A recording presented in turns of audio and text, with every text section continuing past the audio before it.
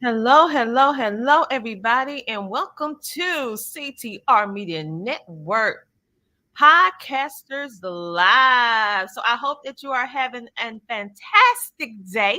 I am your host, Dr. Tina J. Ramsey, and I am so happy to be with you today because you know how we do this. We stream 5 days a week on all major social media platforms. So, for all of our people all over the world, you can watch us on Twitter, YouTube, LinkedIn, Facebook. Yes, Facebook, LinkedIn, YouTube, and Twitter. You can tune in, and while you're over there, make sure to hit that subscribe button, that notification bell, or that follow button so that you can be in the know of what's going on. We also have some amazing news. Shout out to Facebook. For what? Because they have given CTR Media Network podcasters the distinct pleasure of you being able to support our platform by sending us stars. Yes, and it's very inexpensive. So if you're absolutely loving the content that you are receiving every single day, on our website, which is ctrmedianetwork.com, and also enjoying our social media live streaming, then simply hit that button or hit that note and send us some stars. And guess what? When we see your stars contribution populate, we're going to give you a shout out. So this is a time for you to shine just along with us because all of us are stars. As you already know, we have many different opportunities available for business owners and podcasters that want their provide maximum visibility for their businesses and their podcast. We have our Learn How to Start a Podcast and Monetize a class, which you have a couple more spots left. So if you want to go ahead and buy it now so that you can lock in your lifetime membership, go ahead and purchase it while it's on sale and you can use it whenever you want. Yes, you buy it now and use it whenever you want because what? You have a lifetime membership. For those of you who need help with homeschooling, just hop on over to Amazon.com. That's Amazon.com and put in the Homeschooling Interactive Magazine. Connect with our resources, our experts to help you de-stress the homeschooling experience. We also have inspirational notebooks. This is not our full line of inspirational notebooks. So go over to Amazon again and click in CTR Media Network or simply type in Dr. Tina J. Ramsay. That's Ramsay. So this is my message of the day. Let me give you guys, well, usually I do a topic of the day. So this is the word that I want to give you guys on today. I actually share inspiration every single day with a quote or a statement. And the one that I shared on today, which many people is writing in about, I want you to forget it enough to get over it and remember it enough so it doesn't happen again. So, what exactly does that mean? In life, we go through different challenges. We may experience different things with different people or situations. I want you to forget about that bad situation just enough for you to get over it. But I want you to also keep it in the back of your mind to remember it so that you will not repeat the same bad habits. Let me give you an example so you'll know what I'm talking about. So, say for example, you're in a relationship that is not pouring into you, right? Whether it is a platonic relationship or a romantic relationship. And you end up going back to that situation that you knew that did not work for you and you repeat the same behavior. So the same feelings, the same things that happened to you before, you're repeating that same behavior. What I want you to do, I want you to remember enough so and forget it enough so that you can move on. But I don't want you to repeat the same behavior. So it can be a warning statement like, okay, if I see this in another person or another situation, I know what to do to pivot so I can avoid that situation. Okay. So that is the topic or the word of the day. What we're going to do, we're going to take a commercial break and we are going to then let you listen and watch in on our amazing podcasters. So I want you guys to also tune in today. We have our amazing guest coming in, Robin Clark. Yes, Robin Clark in South Carolina. I absolutely love when I'm able to interview people right here in the Midlands who are doing some amazing things. She is the CEO of Why Not Believe LLC. She is a pillar within the community, and she is a staple of making a difference within the community. So make sure to tune in today to the Tina Ramsey Show and podcast today for this special episode of our show at 7:30 p.m. EST. So I'm excited about that. And also make sure to like, follow, and subscribe to all of our social media platforms. Right now, I want to share with you our CTR Media Network. Yes, our CTR Media Network podcasters. Let me tell you something. We have some of the most amazing podcasters on the planet. They are really some stand-up amazing men and women coming together on this movement that we are creating here with CTR Media Network. Of positivity, positive media, something that is impactful, motivate you, and also provide you with resources and knowledge. So if you want to change your life, you will have what you need to change your life, okay? And also seeing and listening to their amazing guests that actually comes on their shows. And some shows are solo, so you'll be able to pull some inspiration from all of those places. So what I'm going to do, I'm going to introduce CTR Media Network podcasters to you. We have some more coming on as soon as they graduate from our Learn How to Start a Podcast and Monetize a class, but we're going to share the ones that are currently on our platform right now. Make sure to check them out. Make sure to book them. Make sure to get their advertisement slots because we have opportunities for all of you. All of our shows are simply amazing. So make sure to connect with all of them. So I got to give you a little bit of music. Yes, let's see what I'm going to do for you. Oh, wait. I think I need to speed it up just a little bit. Let's see. Let me give you something a little bit faster. Nah. We need some more of a beat. DJ, give me a beat.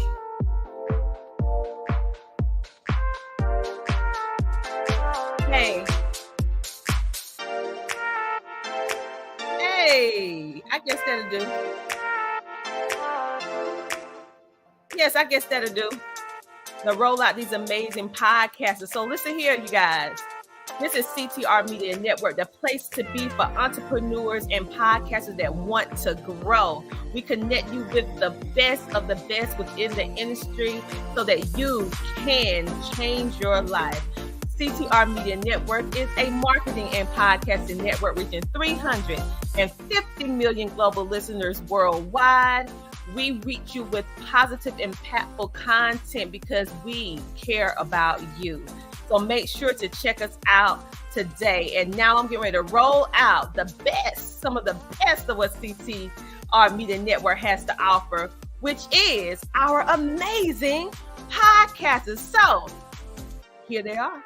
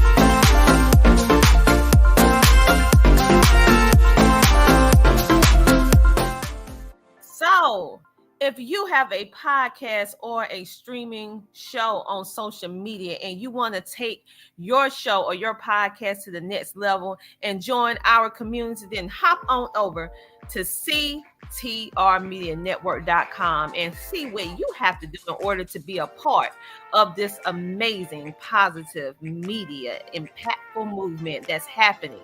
This is history making, people. We're doing our thing and we want you to be a part of it. So shout out to our virtual audience, our virtual studio audience. Shout out to Laura Taylor. Thank you so much for tuning in on today. Shout out to She Trucking. Shout out to all the amazing people that's watching us all over the world, and a special shout out to all of our international supporters and followers who have been coming through on the IG, letting us know that you're loving what we're doing. So thank you, and all of our American followers as well, because listen, this is for all of you. With all that being said, we're going to wrap this up and take one more commercial break before we actually start the rest of the show. Actually, we have our lawyer on deck that's doing her show right now. So after that, we're going to do this small video so that you'll understand what's going on with CTR Media. CTR Media Network was created for today's podcasters. We provide a safe haven for content creators that are everyday people doing extraordinary things. We have a system of positioning, monetization training, coaching, and support for our podcasters' success. CTR Media Network simply bridges that gap with a level playing field for your dreams to come true cost effectively. Our team provides a premium service and experience for our podcasters to grow. CTR Media Network provides access, support, resources, coaching, and community for our podcasters to win, if you put in the work. We believe that we are living in a unique time which requires you to share your message of hope with millions of people around the world. Remember that the world is never too saturated for you, your voice and message. A platform for positive, impactful media where the content creators are in the driver's seat. Visit our website today by going to www.ctrmedianetwork.com. All right, and just like that, we are back. So let's go ahead and let you hear from Dr. Liddy Louis, the good lawyer and good business coach who is pouring into you right now. She also has a show on CTR Media Network called The Secret Legal Codes Revealed. I work around the world focuses primarily on what I've shared with you. I use law to bring value to people. I use the law to bring vision to people because they don't know what they don't know. They can't see what they don't see. I use law to bring visibility. I argue cases in court. I do arbitrations. I also set up businesses and I help people to sell them and fund them. I do all that fun stuff for me, but I know that I do these things because I saw my father do these things for others. So we are all part of a lineage. There's a history that comes with us, whether we know it or not. It comes with us, and it is imbued in our very cell structure to make us who we are today. Good or bad, it is who we are. And valor. So much of what is happening or what happens to us is without valor. No one courageously steps up on our behalf. You have to be the person that steps up on your behalf and behalf of others that you care about and causes that you care about.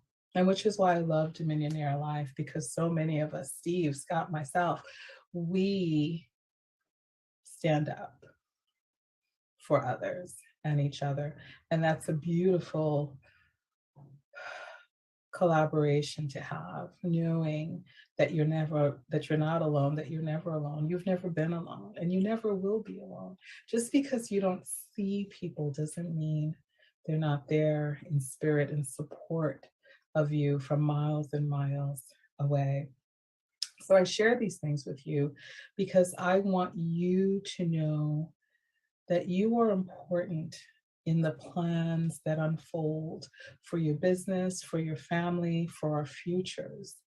And I want you to know that Dominionaire Life was created for people just like you that wanted a different way of life, that didn't want to worry about money because you're working on your business and that's bringing you the money, because there's training for you to learn and excel, because there's good people that have come together to say, let's band together to make a difference in this world for other people. And if you can hear me, then you know that what I am saying is true. You know that there's a vibration when people are doing good things, right? Some people get hot, some people get trembles. I get happy. I love it when people do good things. And it hurts me when I can't help everyone. And I know that. So I choose, right? When things come in my path, will I help? And if I can, I do. And sometimes I simply can't, not because I don't want to, but because I don't know how. And I think that's a lot of us, right? We don't know how to help sometimes. So I want to share two thoughts. One is the Mayans have an ancient saying that says, if it is to be, then it is up to me. If it is to be, then it is up to me. And I've adopted that as my own personal philosophy. I'll go first in many situations, not knowing sometimes what the end will be or not knowing exactly what to do, but to know that my presence is important. And I'm so sorry that I can't be with you today. If it was anything other than a medical situation in my family, I would be on the ground with you, as I like to say, boots and stilettos on the ground. But I will be there next time. And I am here now. I'm not far away. I'm a phone call, I'm a text message. Oh, by the way, text message, I meant to share with you. I promised that I would give a gift to you. So on your cell phone, if you send a text to 26786, 26786, and if you type in the word law, LAW, I have a gift for you. It's an infographic of a copyright, meaning it's a picture of what the copyright process looks like. I am adamant about all of us copywriting our original creative ideas because they're good ideas that are worthy of protection and monetization. But the monetization part is for another discussion with you. So I want to say that I believe in you. I believe that there's a pathway for all of us that leads to goodness. And that means locking arms with each other at times and stepping out on our faith and strongly declaring that we are people of faith, we are people of God, and we believe in good business for everyone. I am Dr. Liddy, the good lawyer, and may you always remain as blessed as you are now. Until we meet again, please stay safe, please stay inspired, and please. Network was created for today's podcasters. We provide a safe haven for content creators that are everyday people doing extraordinary things. We have a system of positioning, monetization training, coaching, and support for our podcasters' success. CTR Media Network simply bridges that gap with a level playing field for your dreams to come true cost effectively.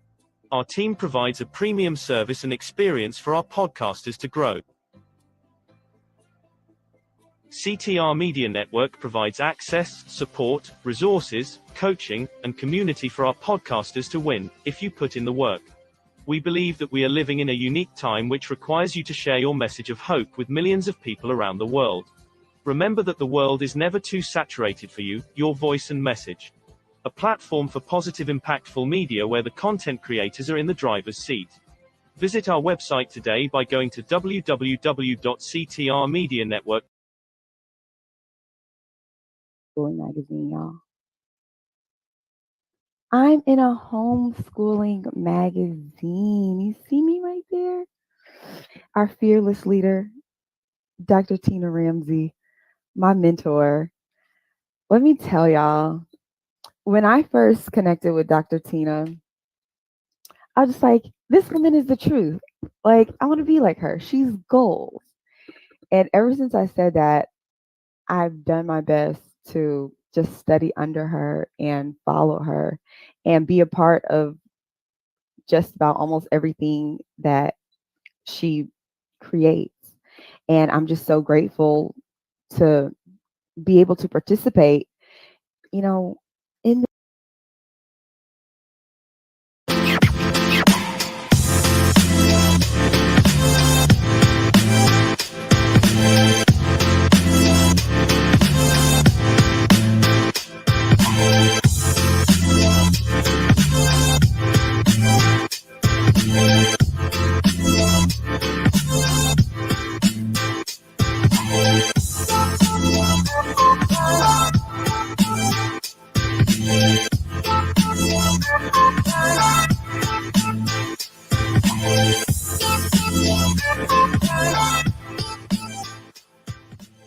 Hello and welcome to Reinvent and Rise.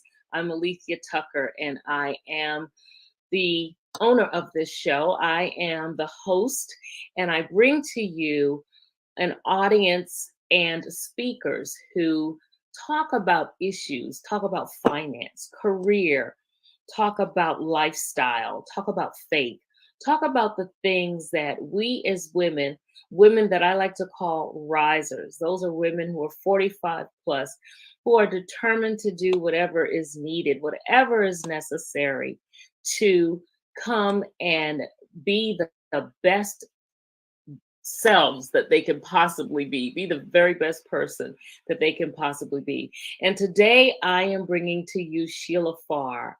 I'm going to let her tell you all about herself, but I will tell you that today's topic is gratefulness. As we come up to the holidays, I think it is a topic that is so appropriate, not just for Thanksgiving, but for Christmas always. Thankfulness and gratefulness is always in season. So today I'm talking to Sheila Farr again. She is someone who knows this topic intimately, and Sheila has just done so many awesome things around gratefulness and some other things too that we'll talk about. So help me welcome Sheila to Reinvent and Rise. Hello, Sheila. Thank you so much for being here. No, Alethea, thank you so much for having me today. I'm excited to be here and especially excited to talk about this topic, something near and dear to my heart. Yes, yes. Oh my goodness. Absolutely. You know, we met some years ago and wow, I think it's been some time ago that I interviewed you on the podcast and I distinctly remember having this discussion and the feedback that I received from the audience was just phenomenal. It is something that, you know, people can just relate to. So before we get into that, why don't you tell us a little bit about yourself? Sure. Well, let's see where to start. I think the first thing that I love to start with is that I am actually an eternal optimist. I am always looking for the bright side of the situation or the lesson in the struggle. But aside from that, I'm a business owner. I have a training business here on the Mississippi Gulf Coast where we do professional and personal development classes, health and wellness classes.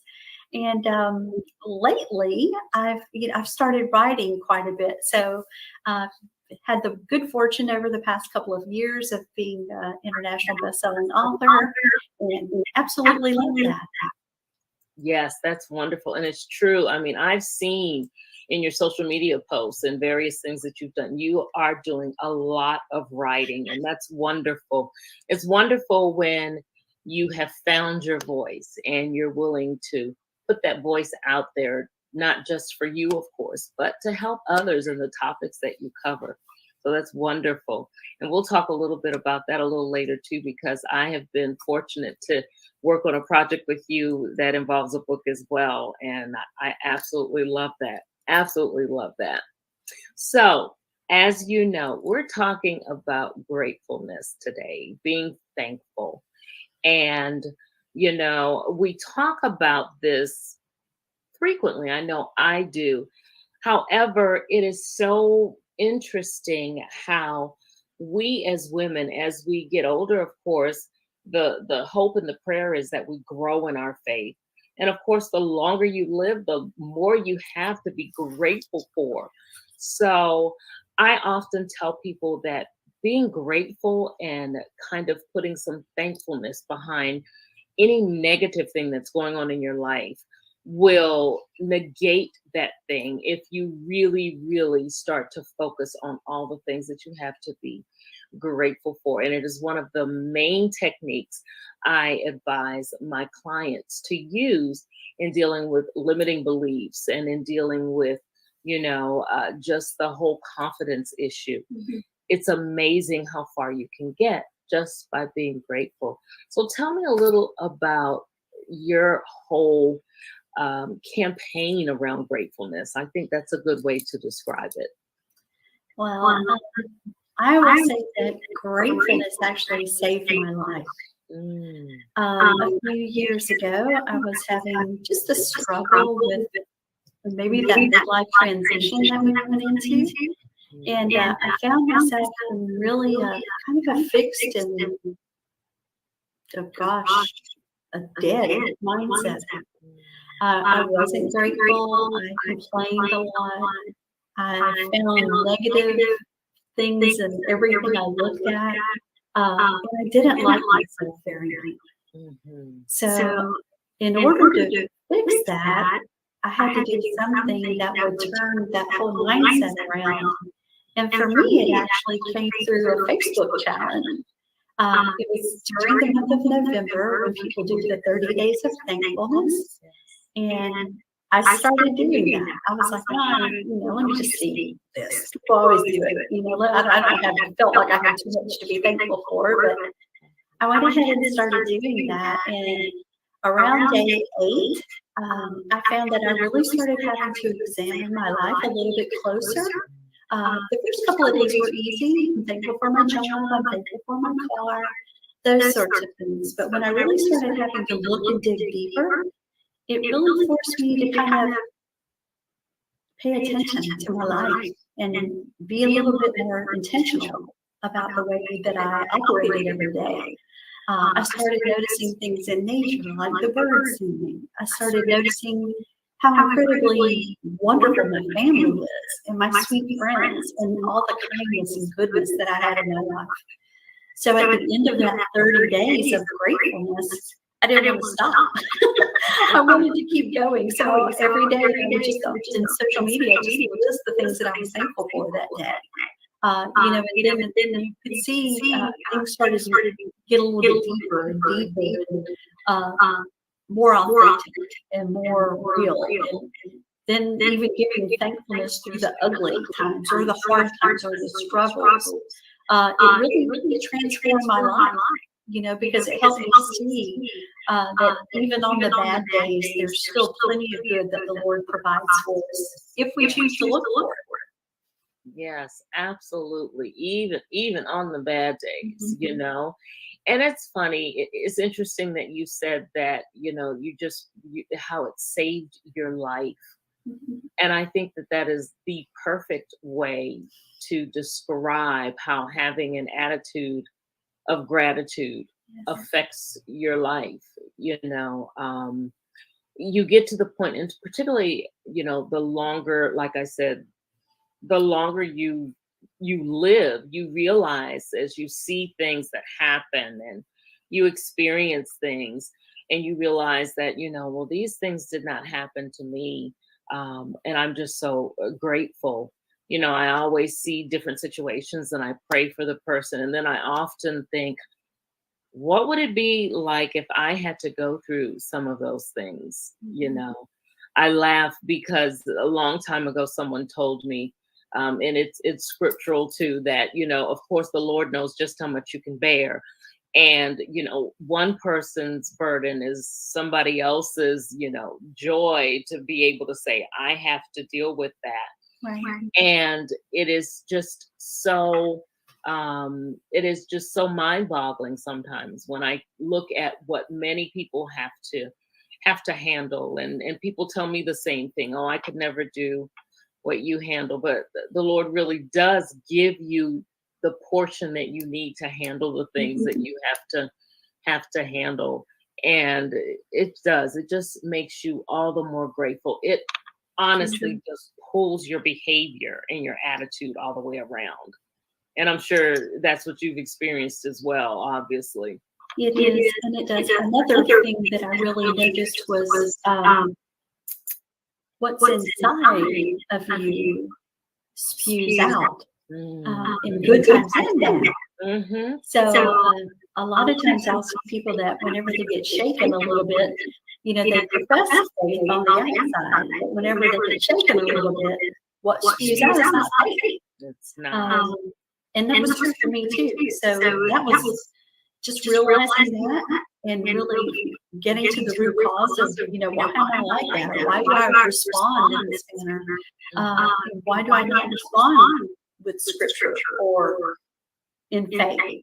A lot of times it took me a minute to kind of examine that and turn things around. But honestly, once my perception of life coming at it from a place of gratitude and thankfulness changed, all the inside things changed as well too. So it's really the Lord did some major work inside me. Yes. Oh, surgery, so to speak.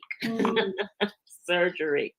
So tell me some more. So you said that, once you got started and you started seeing these changes, the more you talked about your gratefulness. So then what did that prompt you to do after you finished the 30 days and you continue? What else have you done? I can tell you, it's a miracle. It truly was. And I love the way God works because he does that for you. It's just incredible. So after I started listing the thankful things, if I would miss a day, I noticed that people would message me or call me and say, wait a minute, we missed your list. Where is it today? We look forward to seeing that. So that kind of sparked in my mind, maybe I would like to do this on a larger scale. So I started a blog called Thankful and Blessed 365 because I wanted to be living gratefully and thankfully every single day. So I started the blog back in 2017 and have been doing that since then. But earlier this year, it actually led to a book by the same name. So Thankful and Blessed 365 was out this year. Had a really huge response to that. So we followed that up by another book called A Joyful Heart, which is kind of similar. But really it was, Thankful and Blessed was people looking at their lives and things that they overcome after they applied that spirit of thankfulness and gratitude to situations. A Joyful Heart was really kind of a look at how people live through difficult situations because they have been transformed. So it's really a neat project. Oh, wow. Oh, that sounds awesome. So 2 books have been birthed out of this whole thankfulness movement that you have. And you do posts on Facebook as well. Right. Yeah. So, and you have a Facebook group. Is it for? We do. So we have Thankful and Blessed. We have a couple of groups now. Thankful and Blessed 365 are the folks who follow the blog and want to interact as well on Facebook. And then for anybody who follows the books, we have an authors group for 365. So it's a little different. So it's a lot of fun. Oh, that sounds really nice. That sounds really nice. So that people can, that's a way to keep people engaged. People who may just be getting to the point where they realize how important it is to be grateful and may need some support in that arena. Then you have groups who can do that for them. I mean, sometimes it just helps to see other people write down, what it is that they're grateful for. And that often prompts you. I know it does with me sometimes. People will say, oh, I'm grateful for my family. I'm grateful that my kids came home. And I think about, because I have one who's in college. The other one just came back over the summer. She finished grad school. But I often think about, how happy I am when I see them first come through the door. For example, my son surprised me the other day. We're trying to figure out when we're going to go get him.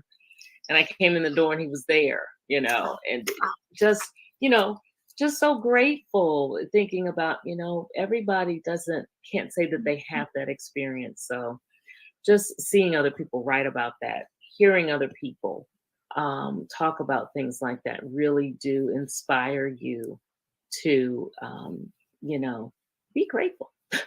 Just be grateful. So I know that you've written books. What do you think? And I know you say that this has truly, truly changed your life. Do you have anyone? What has the feedback been around what you've been doing? What do you have stories that people have told you, experiences that they've had that you can share with us? Honestly, everything has been a little bit overwhelming because with the first book, Thankful and Blessed, I saw so many people writing into my authors, to the authors. There's an anthology, so to the people who were contributing to that book, we would get such good feedback, and it was beautiful to see those authors connect with a larger audience. And a lot of them were first-time authors, so this is a brand new experience to them. So now stepping back and seeing them step out and do their own anthologies of different sorts, begin businesses based on being thankful and blessed, and joyful even. So it's been a really neat thing to see that. And with a joyful heart, we had, this was something that was just mind-boggling to me. We had a few hospice organizations and various organizations purchase large quantities of those books to kind of pass out to the people they serve. So being part of something like that was just a huge honor, but also was evidence of the way that the Lord will work in your life and pray for big things to happen, because He will do it for you. Absolutely. Absolutely. Oh, and the fact that people are using that as a resource has got to just make you feel so good, knowing that, what made a big difference in your life is now making a difference in the lives of others as well. Certainly. Absolutely. Can you tell me, of course, without telling about the book, so that people make sure to get the book, or books, either two. Can you tell me some of the stories that you've heard or that are in the book? Yes. Some of my favorites are just of people going through difficult situations, and having other people so into them through that situation, and them being so caught up in the negative they couldn't see the positive for a while. So I think of one person who was going through an illness with a family member, and she was really in her mind focused on the finances of that situation. And she couldn't understand how she would maintain that family member once they were discharged from the hospital. She didn't know what next steps she should take. She was just caught up in the worry of the situation. Not knowing in the background that the doctors and nurses that were working with them were actually going in front of them to prepare care and to make sure that they had the supplies that they need and the services that they needed. So this one particular story is the title is called Angels Watching. So, and she talks about how the medical staff were actually guardian angels watching out over her, and she was so focused on trying to find a way, and they were providing all the way through, and even after they're at home, and continue to this day, which is some years later. That people are still providing, and the Lord is still meeting needs. And she was so focused on looking for a solution herself that she couldn't see that the solution was already presented. That was one that touches me. Another one is one called Good Medicine. So it talks about how the Lord's word is good medicine to us, and that how we often look at the struggle more than we look at the blessing. And how whenever we're able to shift and change our mindset, how we see that God's word is truly the lifeblood and this water to our souls that we're thirsting for. So just so many stories, so many good stories. One more I'll share because it struck my heart so much. But it was a person talking about how joy and gratefulness was like snapshots of their life. And as they sit now, and I think she's 60 years old, she looks back at these periods as though they were snapshots of their life. And how she had so many blessings and so many things to be grateful for, and just her writing in celebration of those moments. And that was so joyful to me just to read that. Yes. Oh my goodness, yes. I mean, they sound like absolutely beautiful stories, and you can see they're life changing for many people. I think back to things, and I will just share one of my gratefulness stories. Back when I was younger, I was 16. I was in a really bad accident where I was hit while walking by a bus. Yeah, I was 16 years old and really, really suffered some horrible, horrible damage to my foot. And to the point where the doctors weren't sure that they were going to be able to save my foot. They weren't sure that I was going to walk. It went from one thing to the other. And at 16, I believed in God and I was saved at that point. However, of course, my faith has grown since then. But at 16, I just didn't see a whole lot to be grateful for with this awful looking foot that, I just figured it had just really affected the way I looked, the way I walked. And it did. It looked bad. But it wasn't until I got older that I was so grateful, because I realized that, I still have my life that could have gone another way. I could have been damaged, badly hurt. And even, a more in depth and more hurt, something else could have been broken. And true, it was my foot, and it was in really bad shape. I had 5 or 6 different operations. I was in the hospital most of the summer. But I look back on that now, and when I talk to people, I talk about that, and I give it as an example of, perseverance and rising above, and how God still had favor on my life, and, the blessing of being alive. So it's just amazing how you view things. That is just one of my stories of being grateful.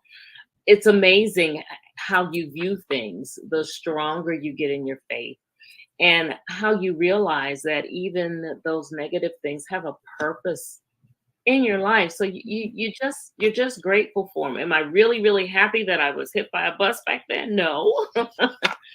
But I'm grateful for the lessons that resulted, because of that horrible, traumatic accident. And I don't know if you have a grateful story that you want to share as well. Honestly, I think just coming through divorce, and coming to the other side of that, which is where I was when I was in that stinking thinking, just attitude thing, but just feeling unloved, unworthy, not good enough, just feeling all those things that were 100% not true, but just looking more at the world and what the world said about me as opposed to what the Lord said about me, and the opportunity that I really had, because I didn't feel good about me. I felt rejected. But the beautiful thing about being rejected is that when you're rejected from one thing, you're actually redirected to something new. So it was just me taking the time to see that redirection. So even though I felt like a failure in one regard, at the same time, it led me to a more beautiful life that was filled with more blessings than I ever could have imagined. Yes. So yes. And divorce is an incredibly, incredibly difficult one to come out of, feeling as though you're better for it. It is very, very hard. And And it is also amazing as you come out of it and you see the things that God still has in store for you. People often, like you said, think, Right. I failed and this is terrible. I failed me, I failed God, I failed my family. And, it's amazing just to see how God has purpose in that. Even in Yes. that, He's got purpose in there. So that's beautiful. That is beautiful. So as we start to wrap things up, if I were a person who really needed to institute more gratefulness in my life, what are some of the things that you would recommend that I begin to do so that I could be more cognizant of those things that I need to be thankful for? I would say start small and just start looking every day for one thing that went well that day. Yes. One thing that you're thankful for. It could be anything. But we all have something. We often forget that because we're so focused on the negative. But if you could just start working to change that perspective and look for those good things that happen. That's starting small. That's what I did. Changed my life. Yes, absolutely. And then, maybe like Sheila, you'll get to the point where you just get so enthused about what you're doing and you see the blessings in that, you will just want to continue and go on and on. And you're right, start small. Just write one thing in a journal. I am the worst person with journaling, I have to admit. But I don't even beat myself up about it anymore. But the one thing that I tried to do in the journal every day or every week sometimes when I get to it is I put down something that I'm grateful for. If nothing else goes in there, I put that in there. If I don't talk about my day, if I don't do anything else, I just write down, I'm grateful for this. And then go back and refer to that is what I also tell people. Go back and look at that. Look at what you're grateful for this year, next year at this time. Right. That's a big One one. of the things that you're writing about. So, but it's wonderful. It's wonderful. Sheila, I am so happy that you came with us today on Reinvent and Rise, and you talked to my risers about the importance of keeping gratefulness at the forefront of their minds. Tell us what you're doing now. Is there anything that you want people to connect with you on? How can we get in touch with you and stay abreast of all that you're doing around gratefulness and everything else? Well, I would invite everybody to my website, www.gulfcoasttraining.org. Had to stop and think about that. So that was www.gulfcoasttraining.org. Everything that I'm doing is there. There are also some free items that your audience might want to download that have to do with mindfulness and thankfulness to help get them started on their journey. So please visit me there. And what's next for me is actually, I have a new book coming out in January. It's an anthology, a little bit different. It's called Cage Fight. And it talks about the struggle with overthinking, worry, feeling rejected or not good enough that we have in our minds. Not in real life, just the negative things that we tell ourselves that sometimes keep us off track or get us off track from where the Lord has us pointed and focused. So. Oh, wow. Oh, yeah, that is different. That's a good one. Oh, I look forward to reading that. I do. It's powerful. Yes. Now, is this an anthology or is it one that, wow, it is. So there'll be a number of stories. That is going to be awesome, Sheila. Now, make sure I have this right. Golfcoursetraining.org. GULF. So I'm going to make sure that I put that up there, Gulf Coast. All right. Make sure that we get that right. And of course, I hit save and it's just taking forever to save right now. That's it. There we go. Thank you for that. Technology is still frequently not my friend, but we try. We try. So again, Sheila, thanks so much for being with us today on Reinvent and Rise. And we will definitely have you back.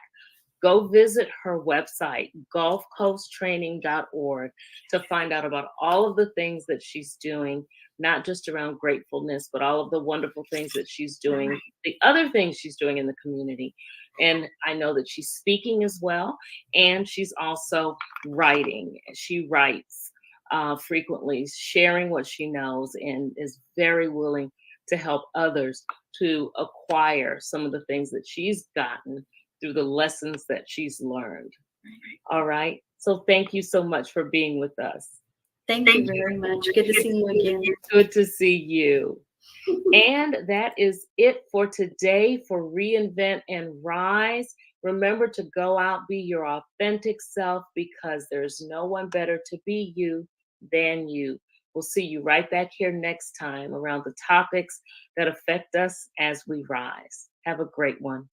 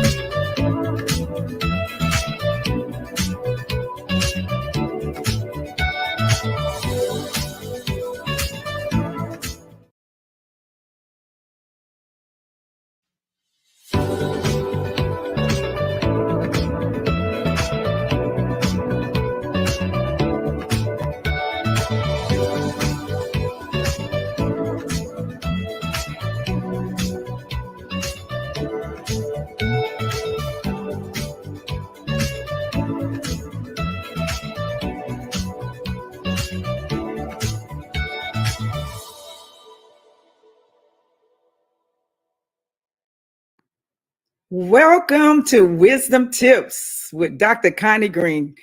Welcome, everyone. I'm your host, Dr. Connie Green. I'm so excited to be here today. Thank you so much for joining us today. I want to talk about a wonderful topic today that we all need to be practicing and doing. Sometimes we don't do it, we just let it go. But I want us to deal with what we're going through. So today's topic and episode that we're going to be talking about is how to master unresolved issues. How to master unresolved issues. We're going to really just dive right on in and talk about it a little bit. I'm here to drop pearls of true wisdom so you can live your best life. Someone asked you a question. Have you ever in your life had something that would just shook you to your core and you were so upset you didn't know how you was going to deal with it? Well, unresolved issues will cause you to be distracted. It will cause you to lose your purpose and your destiny. And we don't want that to happen, do we? No.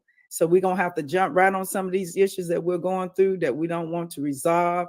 Sometimes we just put it in the back of our mind and we just pretend like it's not even there, and it continues to bother us over and over, and sometimes years. So I want us to stop a moment, think about something that you've been dealing with for a long time. Maybe it's been years ago. It could have been even as long as 20 years or more ago. And you still haven't dealt with that unresolved issues. We've got some of us still won't even speak to some of our family members. Some people don't speak to their parents. Some people haven't seen their parents in years, or haven't seen their brothers and sisters, or a best friend, or somebody that hurt them, or somebody that was very close to them that they really trusted that did something to them. And so you just hold on to those type of things, and you don't realize that those type of things can cause anxiety, can cause depression, stress, and it can affect other relationships. It can affect other relationships. I remember when I first got married, I was very young, and with my father killing my mom and everything, I didn't trust men. I literally didn't trust him. I tried to do the best I could to have a good, wholesome relationship with my husband, but constantly I was always at odds about something he said to me, how he said it, how he spoke to me, how he tried to tell me things that I should or should not do. It would always make me feel like he was my father. In a way, I could think back on my father, how he would tell my mother to do different things, and how he would communicate with her. And I didn't like the way he did it with my mom. So when I got married, my husband could just say something really simple, and I would just fly off the handle for no reason, because I had that unresolved issue. But my dad had killed my mom, so I didn't trust men. So if he even looked like he was going to raise his voice, I would just go crazy. I would just go crazy on him. And so because why? Because I never dealt with that unresolved issue. So that's why we're going to talk about that tonight. So you can learn how you can be master over your unresolved issues by just doing a few things that we're going to talk about tonight. So if you're really excited about this topic tonight, and you know somebody else that needs to hear it, please tell them about this broadcast simply by sharing this broadcast so others can see it.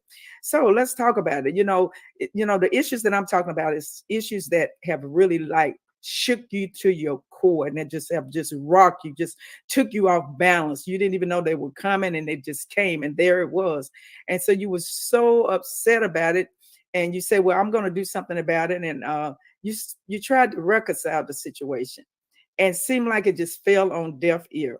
So what am I saying? Sometimes the unresolved issues are things that we have done to somebody to hurt someone, and that person is upset with us. So then we go and we ask the person to forgive us, and we try to discuss the situation and talk to the person. And many times they don't want to hear it. And so you just let it go. And so that's what I don't want you to do. Just let it go. Now, I'm not saying you got to constantly go back to people and beg them to forgive you, or beg them to keep telling them that you're sorry that you offended them or whatever. I'm not telling you to do that, but what I am telling you to do is that you got to forgive them, and you got to move on. Once you've done all you know to do about the unresolved situation, don't just put it in the back of your head and say, well, I just don't care. They didn't forgive me. They didn't want to hear everything I had to say, so I'm done with them. No, you don't have to just be done with them, but you can be done with the bitterness and anger that you feel because you press your way out there to do what you were supposed to do. So that's what we're going to talk about today. It's the issues that we have, and they fall on deaf ear, and we just decide I'm not going to do anything about it. So when these major storms come in our life, it is often revealed whether or not we're going to be able to be strong and master those situations, or whether we're just going to let it go, and just not even deal with it. So I want to ask you two questions. I wanted you to even ask yourself those two questions. The first one is, are you strong enough? Are you strong enough to decide that you're going to master these unresolved issues? And number two, are you determined that you're going to resolve these issues? You personally, are you going to do it, or are you going to try to get somebody go out before you and try to talk to the person and say, you need to go talk to Sister Ann, because she's really dealing with what she did, and she wants you to really forgive her, but you're not moving forward in that. No, you don't need anybody else to do your dirty work. I said dirty work because it probably was dirty, because if the person is offended at something you did to hurt them, you got to try to do reconciliation as much as you can. But even when we do reconciliation, sometimes they don't want to move forward. So you don't want to give up. You want to be strong, and you want to be determined, because you want to master this thing, right? Yeah, we want to master it. So what I would say to you is, yes, it's possible, but you got to do the work. So what do you mean by that, Dr. Green? Do the work.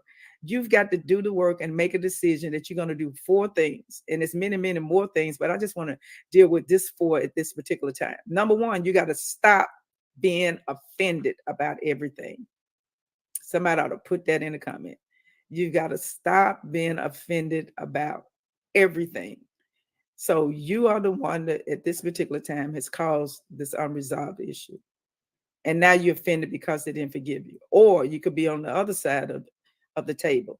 They could be the one that offended you, and you don't want to do anything about it. You're still offended because of what they did. I can't believe they did that to me. I can't believe they said that to me. I can't believe they double crossed me. I can't believe I let them borrow some money and they didn't give me the money back. And then when you go and you ask for the money, then they get offended.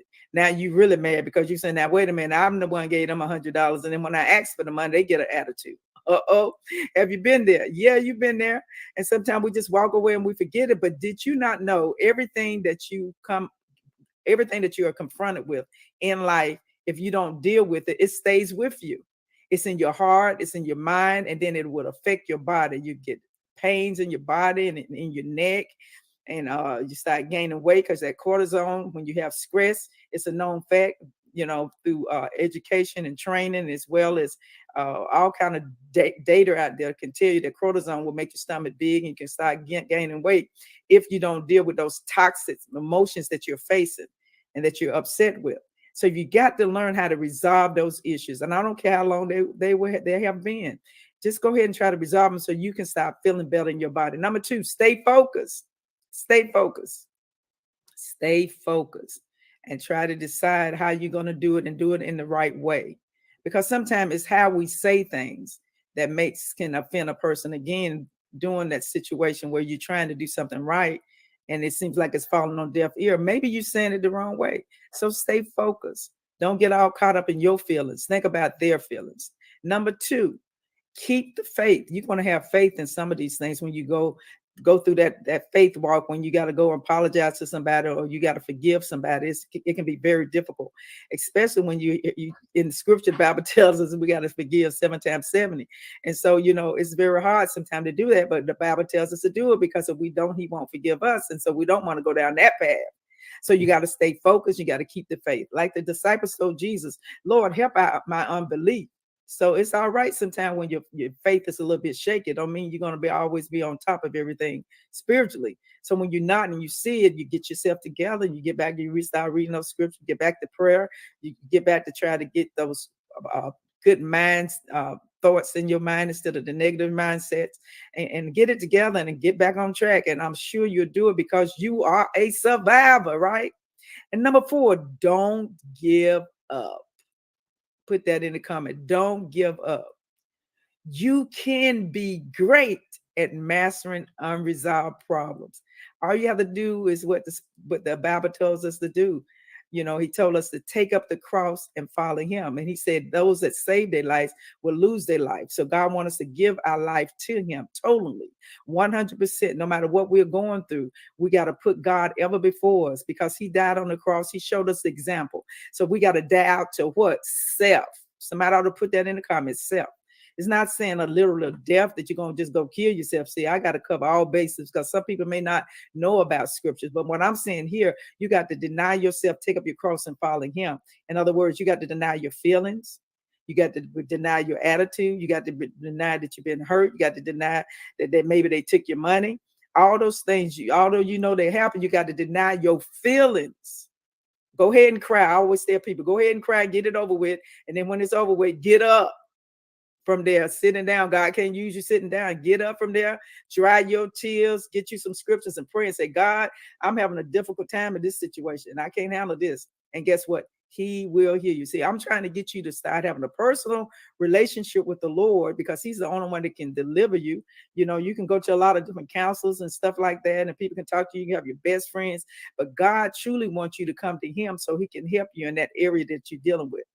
So another way I want you to really look at this is I don't know what number it is, but the next text that I'm going to talk about is identifying the crisis. I want you to identify the crisis, because everything that we go through may not be a crisis. That unresolved problem that I'm asking you to overcome and to master may not be an unresolved problem that needs attention right now. Can I say that again?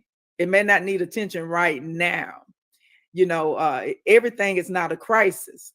So I'm not saying just get off this broadcast tonight and start calling up everybody you can think of that you had an unresolved issue, because it may not be a crisis that you would have to do that at that minute. Sometimes that's why I say focus. Think about what you're doing. In the medical field, they call the term triage. Yeah, but triage, they take you to triage first. Triage determines the degree of the urgency of the wound or the illness of the person. So the nurses come in and they take your temperature, they check and see if you got high blood pressure. They ask you some questions and all of that, and then they determine what patients they're going to take first. They're going to take the people that's in order, those that are hurting first, those that have true medical crisis, and then they will handle the major, not the major, but the minor medical crisis next. I'm going to tell you about a quick little story that happened to us just a few weeks ago. A family member of mine had to go to the emergency room. So we went to the emergency room and we waited. We told them what was going on and everything. They took a few tests. They took the vitals. They put the triage and all that stuff. And we had to wait in the emergency room for 8 hours. I mean, it got so bad, they started feeding us sandwiches. And I ate me about two ham sandwiches. I was so hungry after that time. And then we decided that, well, you know what, this is not working. The family member was in pain, and I kept going back to the nurses, letting them know what was going on. And they kept saying, we'll get to you when we can, but other people are ahead of you. Ambulance are coming in. People with heart attacks are coming in. So you're just going to have to wait. So we would try to be patient as we could. But finally, we decided to go to another emergency room that was a little bit closer to our home. So we went to that emergency room and we waited 3 hours. So if you do the math, we actually waited 12 hours in an emergency room. And at the time, I was getting frustrated. I was getting angry. I had to focus. I had to focus. I had to realize, okay, now this is not number one crisis. They did triage, but the lady kept saying people coming in the ambulance, somebody got shot, somebody got a heart attack. Then I started thinking about years ago when I took my husband to the hospital years ago. This was like in 2015, and he was having some heart problems. As soon as we walked in the door and we let them know what was going on, they took him right back. And if they hadn't taken him right back, he could have died in the emergency room. So this triage thing is really, really very important. And I want you to get that you need to start doing some triage in your life and stop dropping everything and helping other folk that don't need help. If it's not an emergency, you need to stop saying no. You ought to go back to my YouTube, not my YouTube channel, but my Facebook page, where I did a topic one time on learning how to say no. You can't help everybody. If it's not a crisis, don't jump up and try to run and do some stuff that you know that you didn't have time to do, because it's going to cause you a bunch of headaches and frustration. So the importance of that triage is taking the people that really need it first. And so I want you to be able to handle what is truly a crisis first. Eliminate unnecessary situations. Let me say it again. Eliminate unnecessary situations in your life, and you have more peace and less stress. Somebody ought to put that in the comment. And remember, you are a soldier in the armor of the Lord. The Bible says in Psalms 34:19, many are the afflictions of the righteous, but the Lord delivered them out of them all. Not some of them, out of them all. So when we live a Christian life of a soldier, because we're soldiers if you're a Christian. If you're not, we would love for you to be one. All you have to do is just ask God to come in your life and save you and set you free and get you in a good church that teaches of baptism in the Holy Ghost, and God will truly help you. But and those of us that are saved and believers, we know that the life that we live is often painful. We suffer. We often have situations and circumstances. We have hard times. We have hardships. And we have a lot of things like that will cause us to want to give up. But, even people will cause us, that we're very close to make our life miserable. But we have to keep on going and then just accept and learn the purpose and the calling of our life, what we were called for. Why did God call us? We all got something to do. So we got to make it through everything that we're going through so God will know without a shadow of doubt if we are worthy to be called to do what he has called us to do. But before we can help anybody else, before we can go and help somebody else and ask them to forgive us on those unresolved issues, we got to first help ourselves. You must deal with your own issues first. Because see, what happens is, if you haven't dealt with the issue you've got and you go and you ask somebody to forgive you on the issue that you have assaulted them with, then you're not going to be able to heal them. You're going to end up hurting them. So in order for you to help somebody else, you got to help your own self. So what am I saying? Am I saying that God can't use me if I have unresolved issues? No, that's not what I'm saying. Why? Because people that have hurt and pain in their life, they often sometimes feel crushed. They often learn through being broken how to become masters of mending themselves. So truly God wants to use you. That's the reason why sometimes we go through what we go through. So we'll know how to bless somebody else and learn how to heal them and mend them. But if you're hurting and you haven't got yourself together, it's best that you heal first before you go and approach that person that you need to reconcile with. The Apostle Paul said in Galatians chapter 6:17, and this was in what's the Amplified Bible. Yeah, I always like to quote what verses it's in. Verse 17, he said, "For now I will let no man trouble me by making it necessary for me to justify my authority as an apostle and absolute truth of the gospel." In other words, he said, "I bear in my body the branding marks of Jesus." In other words, he was saying, I bear in my body the wounds, the scars, and the other outward evidence of persecution. And these testify to him that I am ownership with God. So I want to talk to somebody about that tonight. If you're the type of person been wounded, you have scars, you have had persecution, you have been branded. God know who you are. And if you still standing, somebody ought to put that in the comment. I'm still standing. You've been through hell and the high water. You have the authority to tell the enemy, I know who I am. God knows who I am, because I have won the battle so many times of all the tests and situations that I have been through, that I am literally mocked. And I have the authority to know who I am. And God will bless and take care of every situation that I got going on in my life.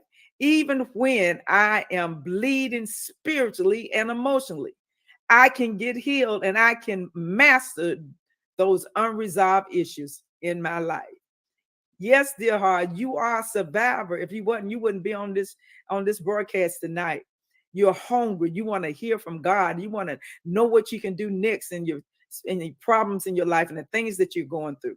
And I am so glad that you joined us. And so before we close, we're going to go to the break. And we want you to come back, because I'm going to give you some tips. But I want you to remember, it is not wrong to have a broken heart. But you must first let God make you whole so he can use you. He specializes in healing the brokenhearted and binding up the wounds. So you don't have to be worried tonight if you're wounded and if you're crying and you're wondering where God is. He's here. He's here right now. And I'm glad about it. And I'm glad for you. Well, it's time for break. Stay tuned and please come right back. And don't forget to tell someone to share this broadcast by subscribing to this broadcast and touching the notification button so people will see what we're doing and what we're talking about. We're talking about how you can master, how you can master unresolved issues. We'll be right back after the break. God bless you.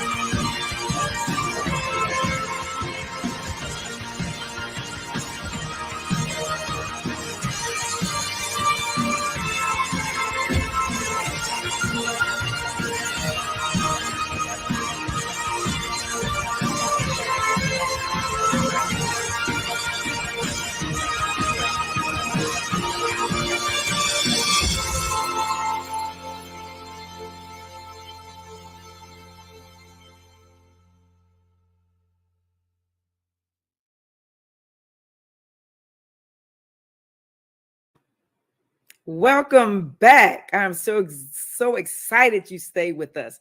And if you're just joining us, please share this episode. We are discussing how to master unresolved issues. And I'm getting ready to share with you wisdom tips today on how to help you master unresolved issues. Tip number 1, do not serve from an unhealed place. Let me say that again. Do not serve from an unhealed place. In other words, you can't heal nobody when you're hurting yourself. We just got through talking about that. So we don't want you to do that. Did you not know that in the Old Testament, you could not serve as a priest if you had a scab on you? Just a scab, which is an unhealed wound. So when you have an unhealed wound, you cannot help someone else because spiritually you're not fit. So that's what's going on even in the church. We're healing people, trying to heal people and praying for people and everything. And we're going through stuff ourselves. And you wonder why they're not getting healed and they're not getting delivered. You've got to make sure that you're healed before you can heal somebody else. Number 2, don't cover up your wound. Sometimes you try to cover up. Somebody say, how you doing? Oh, I'm blessed and highly favored. Oh, are you really? No, some of us are not. So don't cover it up because others may bump into your bad day and knock your protective cover off your scab. Let me say that again. Hallelujah. Somebody may bump into you and take off your protective covering, which is your scab. So what does that mean? You got to make sure you're here because somebody can fly. You can fly off the handle at any moment. Let me tell you what happened to me just this week. I had taken my husband to a doctor's appointment and we was on our way back, stopped and got some lunch. And then we left. We was getting ready to go home. And he said, I left my keys at the restaurant. You got to turn back around.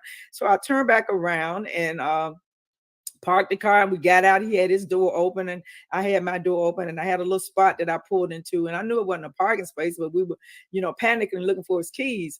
And this little lady walks by, and rolls her eyes at me because I was on the other side of town. And see, black folks ain't supposed to be on that other side of town. Oh yeah, I'm just gonna say it.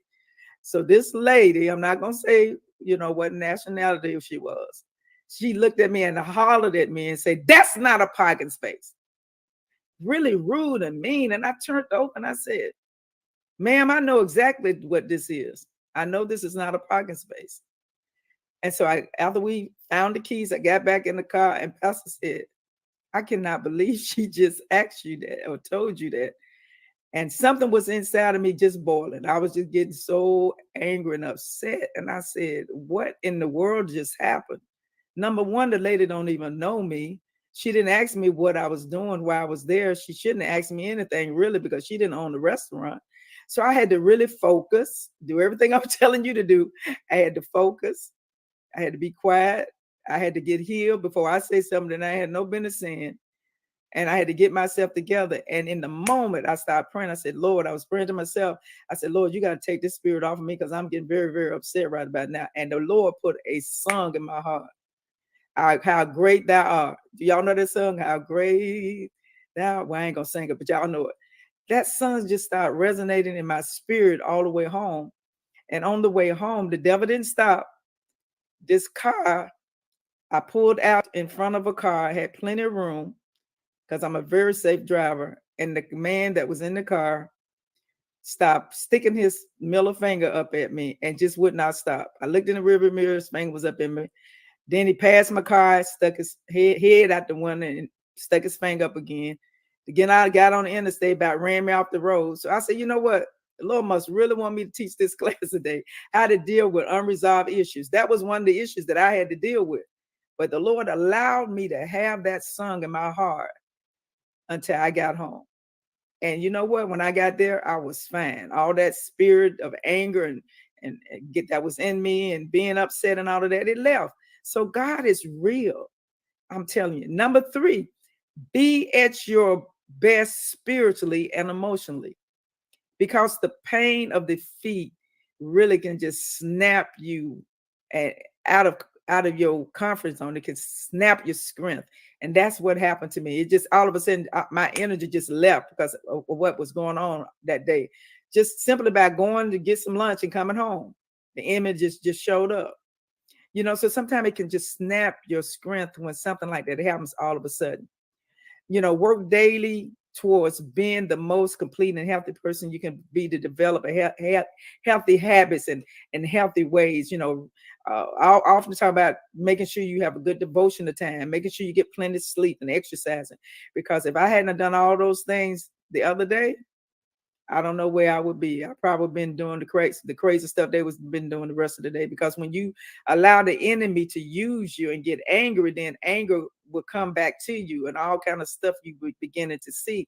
So what I seen with that incident was when I got angry with the lady and got in the car, then the Lord, I'm not the Lord, but the enemy had one of his wimps come out to try to act crazy towards me, just to make the situation worse. So I had to have sense enough to know what was going on, instead of me putting my finger up at the person and acting like a foolish idiot on the highway and get killed. I chose to be calm, not look at the person, keep moving and moving forward. And that's what I did. And so I had to pass a test on this week. So you can too.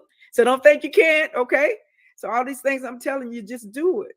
If your body is the temple of the Holy Ghost, then act like it's the temple of the Holy Ghost. Okay. Number 4, don't be afraid to talk about your scabs. That's why I'm talking about my scabs today. That's happened to me this week. It was a scab. I was very upset with that little old lady. I was just thinking and saying all kind of stuff. And the Lord said, no, just calm down, leave it alone. So that's what I did.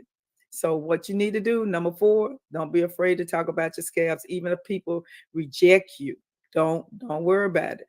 Understand that healing is a process, and it will often leave scars and bruises.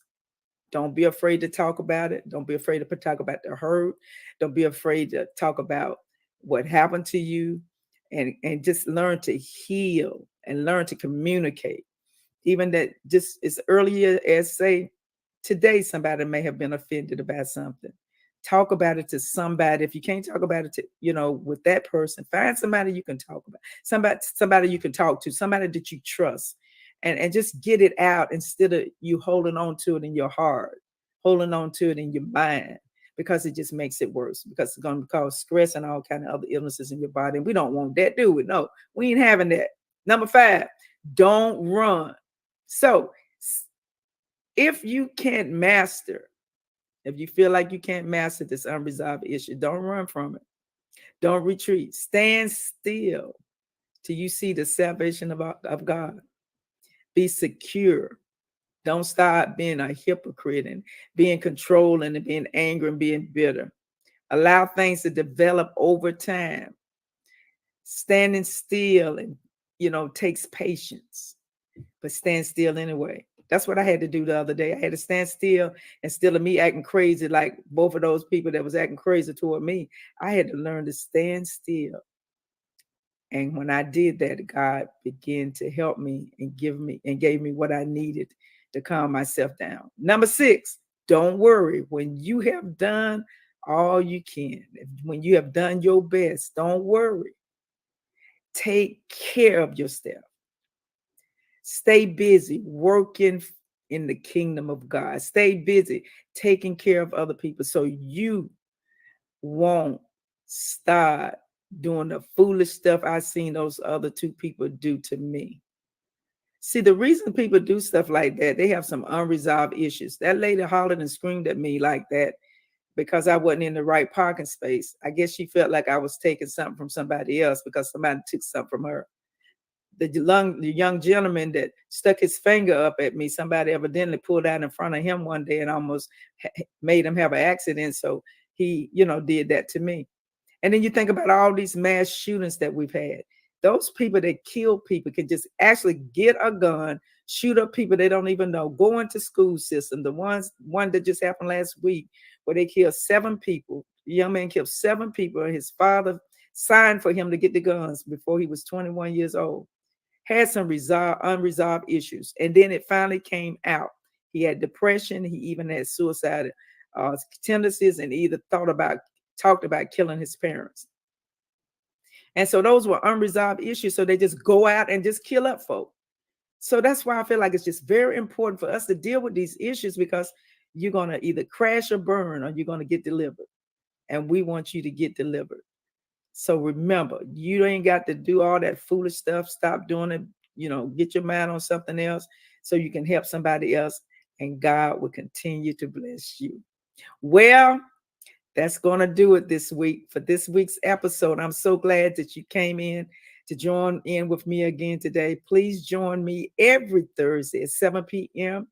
Eastern Standard Time. I would love to see you in the place.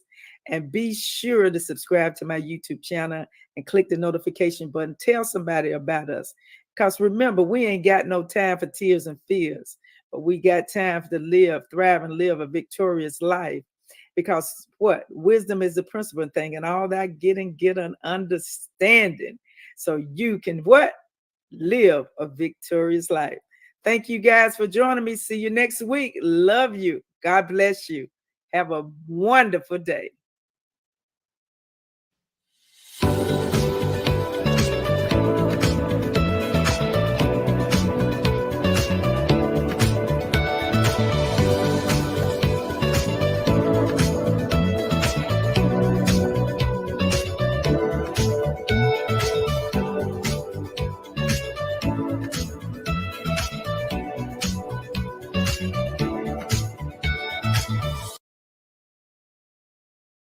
Network was created for today's podcasters. We provide a safe haven for content creators that are everyday people doing extraordinary things. We have a system of positioning, monetization training, coaching, and support for our podcasters' success.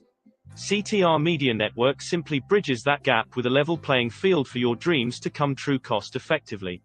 Our team provides a premium service and experience for our podcasters to grow. CTR Media Network provides access, support, resources, coaching, and community for our podcasters to win, if you put in the work. We believe that we are living in a unique time which requires you to share your message of hope with millions of people around the world. Remember that the world is never too saturated for you, your voice and message. A platform for positive, impactful media where the content creators are in the driver's seat. Visit our website today by going to www.ctrmedianetwork.com.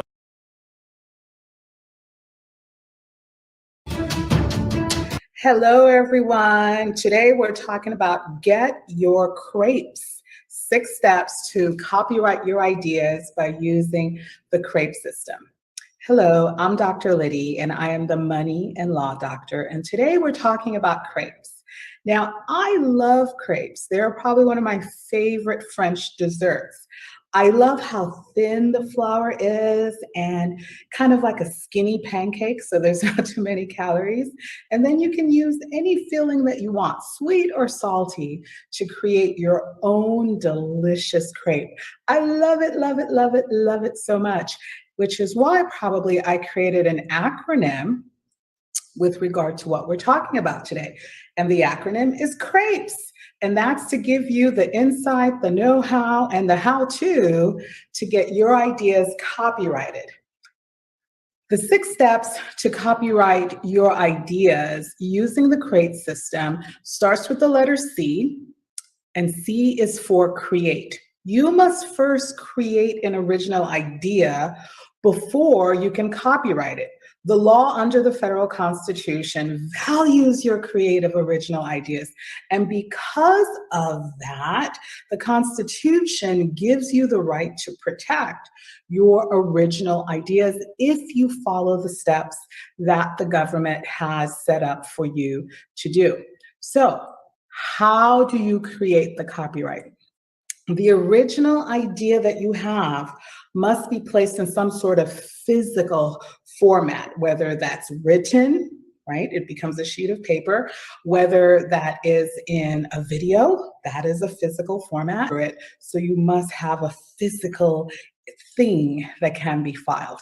And a PDF, by the way, is a physical thing. The R in CRAPE stands for register. You must register the original idea that you want to have copyrighted with the US Copyright Office. You actually have to do some work here. Letter E of our CRAPE. E is for everyone. What do I mean by everyone? You must let everyone know that the material that you've created is copyrighted. The responsibility is on you, not the government, to let people know that the material that they're seeing, that you're putting out there in the world, is copyrighted material with the federal government. You are the one responsible to do that. Step 4 is the letter P. And the letter P for me is profitable. And this is where I perhaps differ with other lawyers. I believe that every asset that you create should provide you with an income stream, either now or later or both. So here, your copyrighted ideas are assets. They are assets. Whether that's your book, whether that's your poem, whether you're a speaker and it's your speech, whether you're a consultant and it's your system, it's your program, whatever it is that you've copyrighted, you should create an income stream that brings you money for the wonderful idea that you got to create this idea or thought or song or speech or book. So how do you do that? You can give people permission to use your copyright. That is often referred to as a license. So now people have a license that you've granted them, you've given to them for them to use your copyright. And you charge them a small fee for that. Why? Because now you're monetizing that idea. Now that copyrighted idea becomes an income producing asset for you. So step 5 is the letter E, and this letter E is for enforce. You must enforce your right to party. Remember back in the day, that was one of the cool songs that, it's the lyrical Jesse James, and he took the information and turned it into a rap to get us going. But it's the same here. The concept is you have to take the action. You have to do the enforcement. The government's not going to do that for you. You have to do it and then take it to the government and say, hey, help me out. I've done my part. And now please help me because I'm registered my copyrighted material with you. Please help me in terms of enforcing my right against those that are using your information without your permission. So why is that? Well, because you've copyrighted the material, you have exclusive access to the material. Only you can use it. Only you can give a license to others to use it. And unless they obtain that license, that permission from you, they are not permitted to use it. Step 6 is letter S. And S, I love S. S for me stands for succeeding.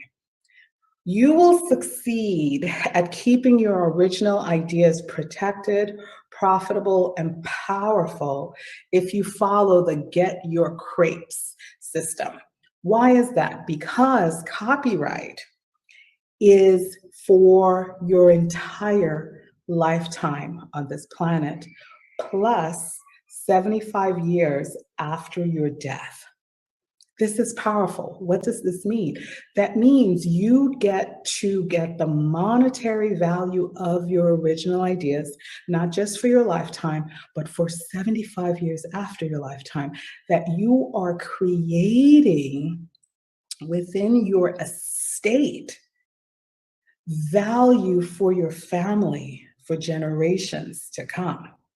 So your copyright is part of the estate, and whoever you decide to leave this asset to, they get the benefit of the income stream and the ability to use that copyright after your lifetime for 75 years. Isn't that absolutely amazing? And oftentimes we don't realize how powerful the law is in terms of maintaining our assets. So I hope you have enjoyed the 6 steps to copywriting your material using the Get Your Crepes system. And if you want to take a deeper dive into how to actually do this in terms of what specific materials can be copyrighted and which cannot be copyrighted, and if you want me to show you the step-by-step of how I copyright material for myself and for others, I've created what I call a super mini course, and you're going to love this. And I've made it extremely affordable because I want us all to copyright our things. And I want you to win. And I don't want you not knowing the law. This is one of these areas where you can do it yourself with guidance to prevent you from not getting your material copyrighted. So if you want to obtain the mini course, go to the enrollment page where you can enroll into the course, and you'll get the information on a step-by-step, not just the insight, but also the know-how and also the how-to, because I'm going to walk you through the Copyright Office of filing your own material. And if you have a legal or financial question about your business that you would like for me to answer, go ahead and send me an email. Send me an email at powerup@drliddy.com, powerup@drliddy.com, and I am happy to provide you with the insight, the know-how, and the how-to on any legal or financial question that could be of service to in your business. Until next time, this is Dr. Liddy, the Money and Law Doctor.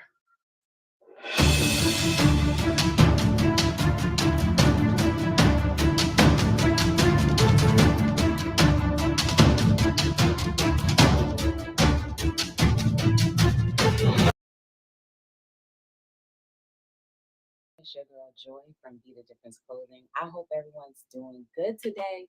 So today I wanted to share 2 businesses that I actually met, and we had a great time working together. And also, I believe in their business, and I want you also to check them out when you get a chance. Um, they are candle makers. They're equally amazing. And the cool thing about it is, though, even though they're candle makers, you still can do something different with your product. And that goes back to saying what a lot of people usually say, that you can be in the same industry, think you have the same niche, but totally different meaning and use. Okay. Well, you can definitely burn candles, each one of them, but they are symbolic in their own different ways. So the first one I'm going to open, let me see, I'm gonna go I already know the thickness of the bag, so it doesn't matter. But I'll go with who I met first. So I met Naniva and Co. So Naniva Co, I met her about a year ago, I guess, and she has beautiful packaging. Her bags are beautiful. She actually gifted me this candle, and I really appreciate her. I love the bag. Look at that handle. This is definitely saying reuse me. And that's beautiful about the packaging. You can reuse this. It's a nice, thick, nice, recycled, heavy bag. So definitely like that. Let's go inside. Again, nice packaging.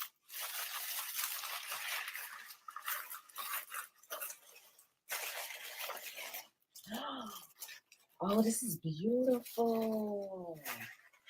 I never opened it. I have never opened this. But this is a eucalyptus scent. This is the eucalyptus scent. I love the way it was packaged.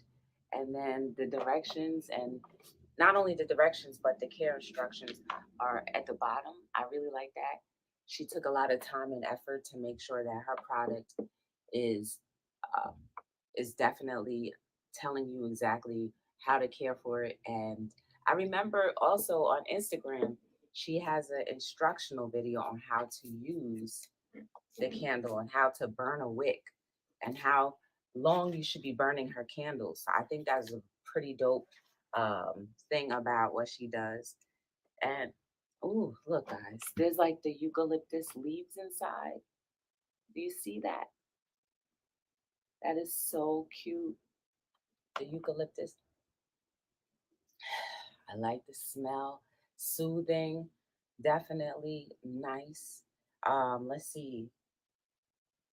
Let's see. Says burn, keep away from anything that can catch fire. Very cool.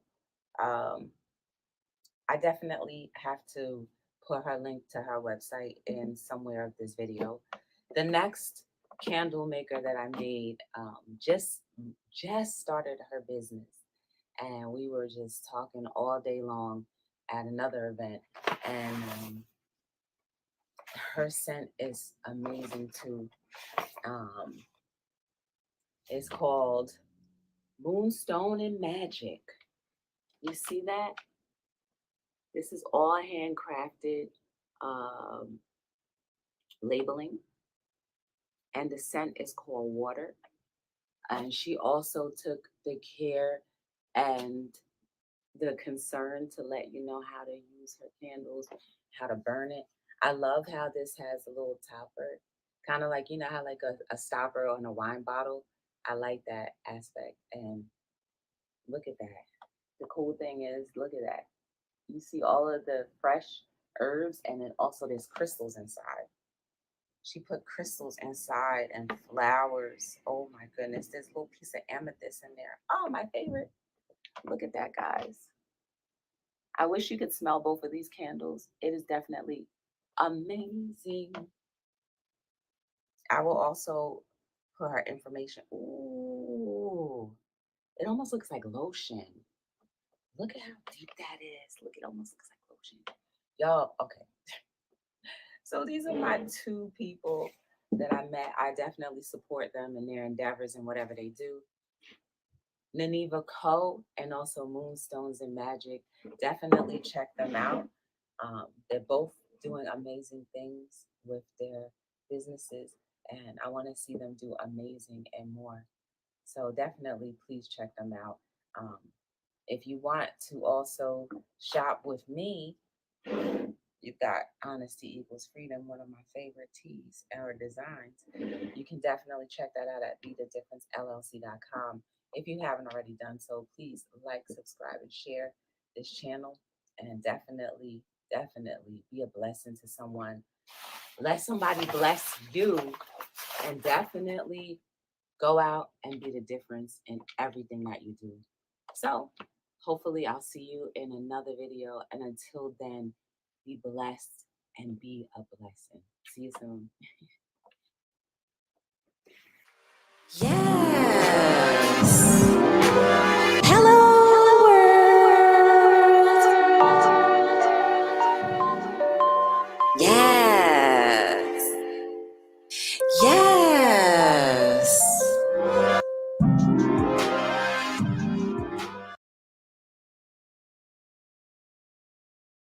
Well, here we are once again, Dr. G. No, I'm G. It's been one of those days, Dr. Z. I know I'm Ginge. Okay, thank you. And I'm Dr. Z. And it's great to be here. Yes, it is. After what's been taking place, you know, in society, and what we are going to make one of our subject matters on this particular session, and that's the information age. Absolutely. You know, for the past 30 years, we have been bombarded with information. Do you know it's estimated that the rate of information doubles every year? It used to be 100 years ago, it would take 100 years for information to double. And now it's coming at us like that. So what does that mean for parents? Some of this information is really important, okay, just to navigate life, okay? You got to be up on certain things, right?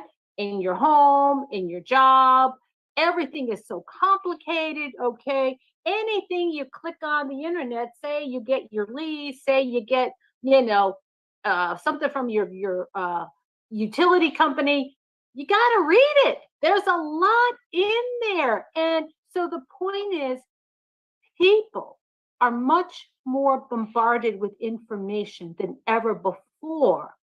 So as a result, we're trying to form this framework, this fun foundation where parents can really put the spotlight on their children, and it enriches and cultivates their relationship, and it doesn't take much time.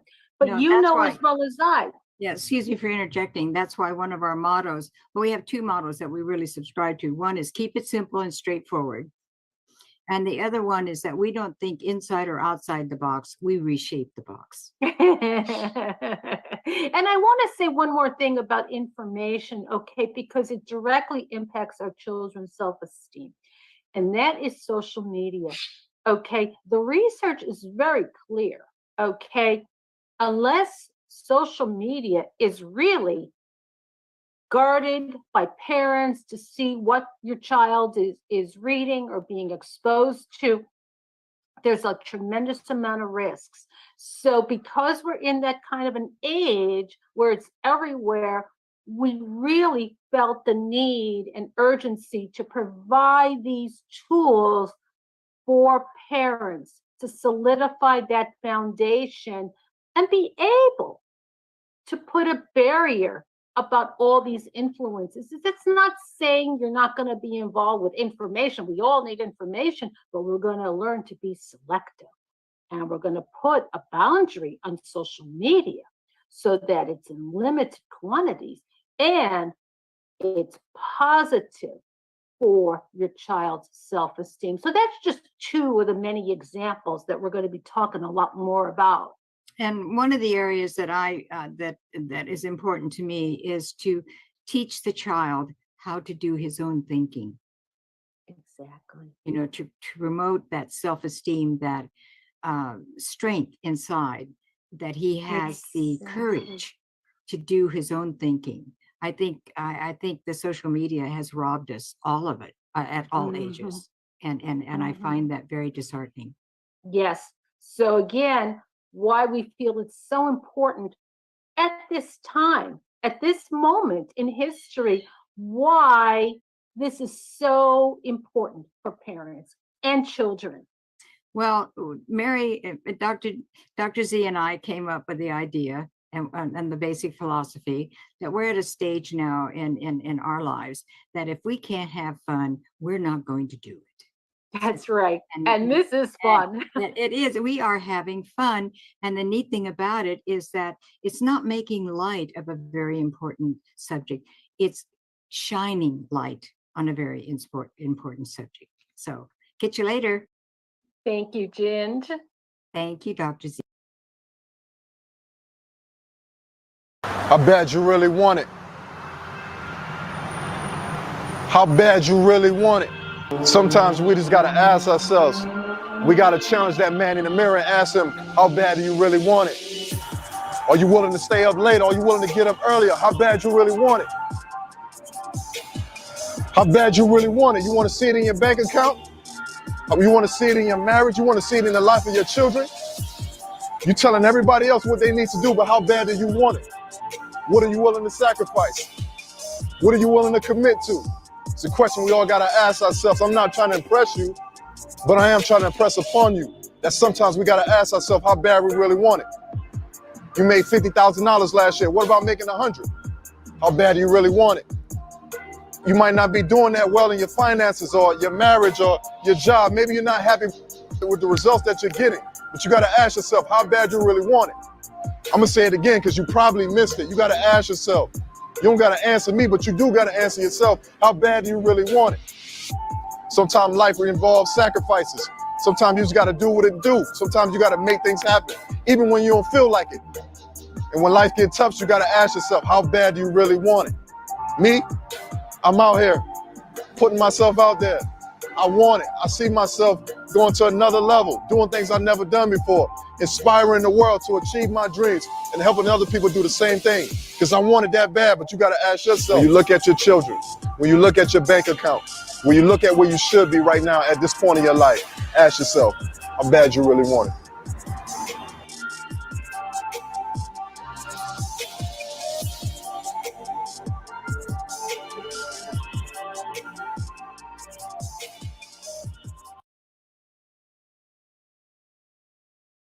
For today's podcasters. We provide a safe haven for content creators that are everyday people doing extraordinary things. We have a system of positioning, monetization training, coaching, and support for our podcasters' success. CTR Media Network simply bridges that gap with a level playing field for your dreams to come true cost effectively. Our team provides a premium service and experience for our podcasters to grow. CTR Media Network provides access, support, resources, coaching, and community for our podcasters to win, if you put in the work. We believe that we are living in a unique time which requires you to share your message of hope with millions of people around the world. Remember that the world is never too saturated for you, your voice and message. A platform for positive impactful media where the content creators are in the driver's seat. Visit our website today by going to www.ctrmedianetwork.com. Homeschooling Magazine, a magazine that embraces and celebrates the entire homeschooling experience. Our magazine is different from all the rest because we provide beneficial information and assistance in homeschooling, business, wellness, mental health, resources, and life. We encourage you to pick up a copy of our magazine today by going to issues.com for digital and printed form on amazon.com. The Homeschooling Magazine is all about impacting the world through home-based learning, helping to de-stress the homeschooling experience. Get your copy today. Know that this was slowly bringing me to a point that would ultimately cost me my life.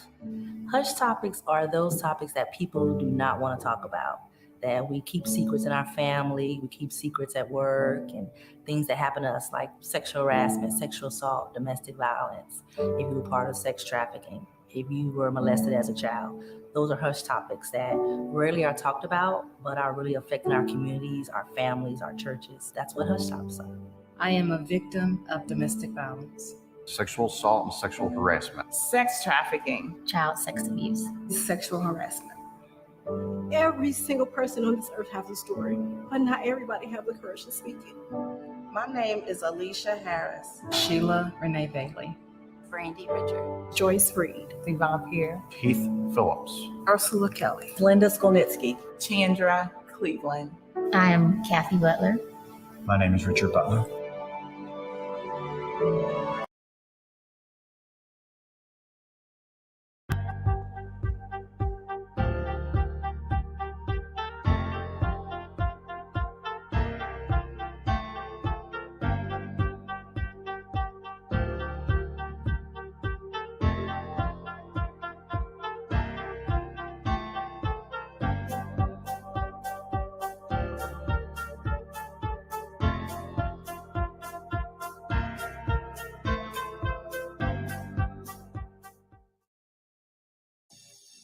The Vera Talent Show.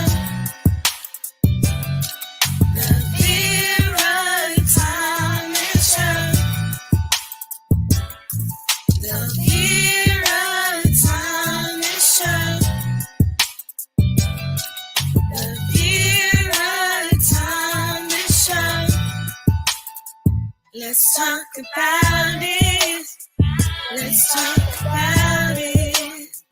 Let's talk about it. Let's talk about it. Let's talk about it. Let's talk about it. On the field. Hello, hello, hello. I am so excited to be here today. And I know I say this every week, but I am really excited about my guests today. I have the authors of an upcoming book called The Power of Wisdom. And I am just so excited. There's another name with it as well. But in the meantime, let me pull them up and let's get started. I'm going to first pull up the visionary. How are you, Linda? Thank you, Vera. I'm doing fantastic. Well, I am so glad you're here. I am going to share a little bit about you, and then we're going to pull up the other guests. Thank you for having me. Oh, well, just thank you for your willingness to be here. Linda Burns. Burns. Am I pronouncing that right? It's Linda Bruns, but that's okay. Bruns. Okay, just thank call you. me for dinner and I'll be there. I should have asked you that before we started the show. Okay, Linda Bruns is founder and chief inspirer of Women Have Needs Too, a company designed to inspire and empower women to live their fullest lives. You can watch her on her current online telecast, Women Have Needs Too, at womenhaveneeds2.com, WHNTTV. I'm going to put that in the link so that you guys will see that, where she showcases dynamic women who also inspire and empower women in the areas of health, wealth, and mindset. You can also find Linda on the sidelines coaching women in the Mission Accelerator, her one-on-one coaching program designed to help women focus on their mission by growing past their fears, gaining clarity, and learning the art of communication with themselves and others. Linda's new book, Wisdom Before Me, is available now for pre-purchase. The official book launches on October 27th. Well, I am so glad you're here before the launch. I am just excited that you're here. I can tell you, Vera, it's a very exciting time because we have contributing authors and each one is so dynamic, and I can't wait for you to get to meet a few of them tonight. Awesome. Well, we're going to bring them up. We also have audience participation, and so I like to acknowledge those that come on. So I don't know who this Facebook user is, but thank you for being here.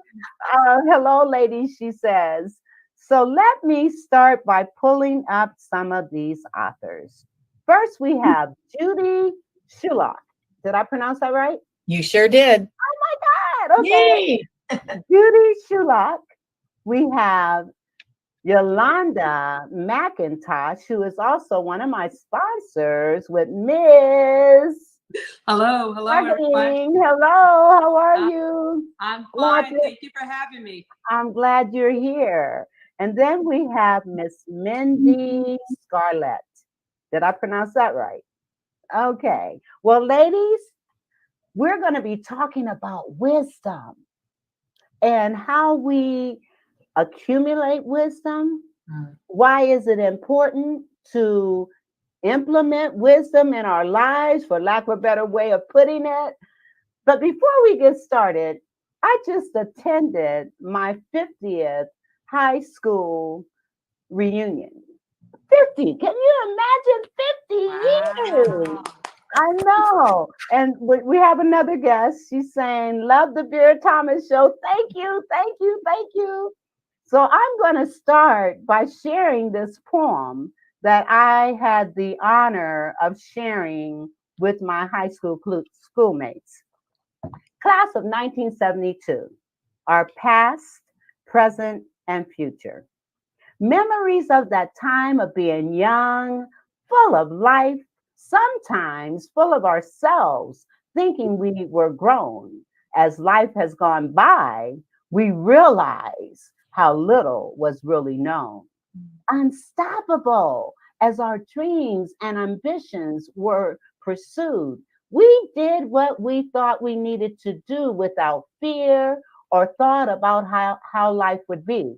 Reflecting on the 50 years, what do we now see? 50 years of success, failures, love, sweat, tears, and some pain. What in these 50 years have we learned? Have we gained? Now, in the autumn of our lives, what legacy do we want others to remember us by? Have we remained green and growing or ripe and rotten?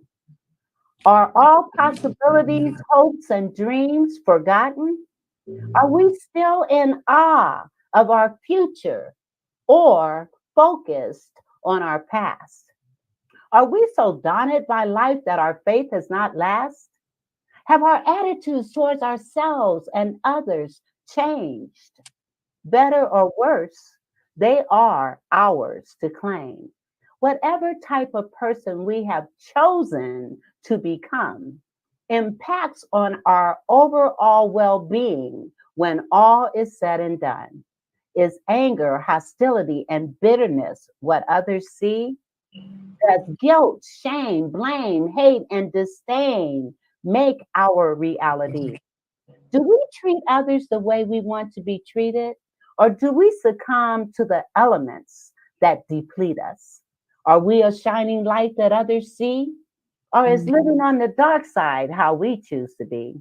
Are we empathetic, loving, and kind with a positive mind? Have our hearts hardened over time? Are we living a life full of regret or excited that life is not finished yet? Our attitudes and our health integrate. How we treat ourselves and others correlate. As we reflect on our 50 years since high school, let us not forget the golden rule. Be kind to others, be kind to ourselves, is the legacy that will serve us well. Now, as we talk about wisdom, as we grow, as we learn, as we mature, then wisdom becomes an innate part of us, don't you think? But there, and you know, there's a scripture that says, if any man lacks wisdom, let him ask of God who giveth liberally and upbraideth not. And I think about Solomon. God asked him, what do you desire? Whatever you desire, I will give to you. And the thing Solomon wanted more than anything else was wisdom.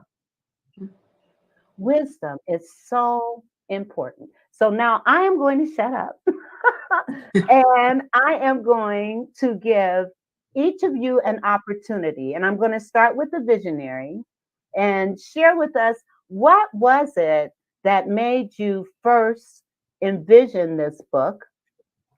And how did you come about finding the authors? And can you just kind of share a little bit about your journey? Absolutely. Thank you, Vera. And that poem was absolutely so pertinent and so thorough with, you know, what this book is all about. And I can tell you, when I was 18 years old, I could not wait to be 30. And I remember thinking this to myself, I can't wait to be 30 because I know I'm going to know so much more when I'm 30. I just can't wait to have all that knowledge, all that wisdom. At that time, I wasn't looking at it as wisdom. I was looking at it as knowledge.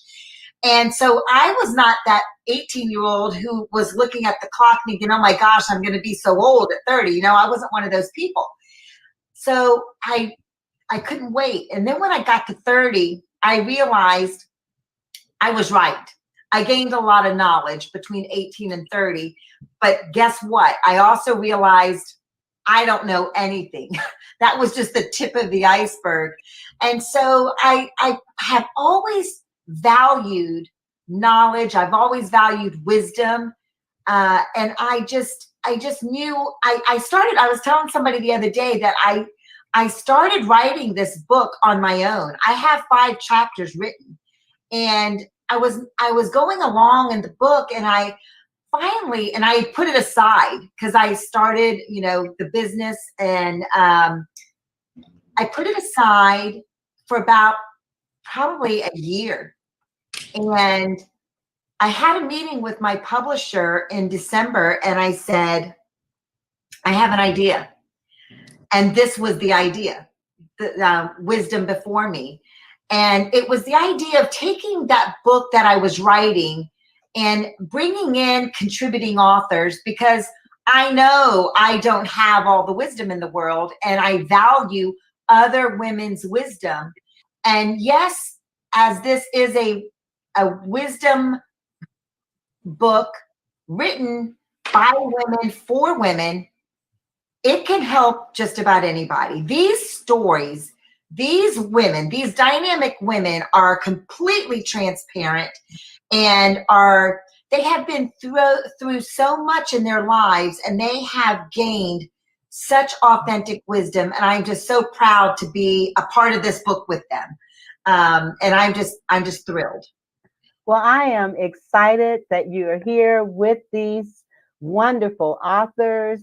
And wisdom, you know, we talk about wisdom, we talk about knowledge, and there is a marked difference between the two. And we're going to kind of talk about that as well. And these days, kids at 18 think they're grown. They think they know everything.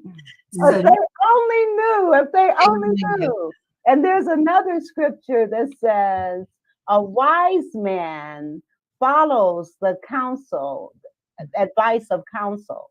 A fool goes their own way.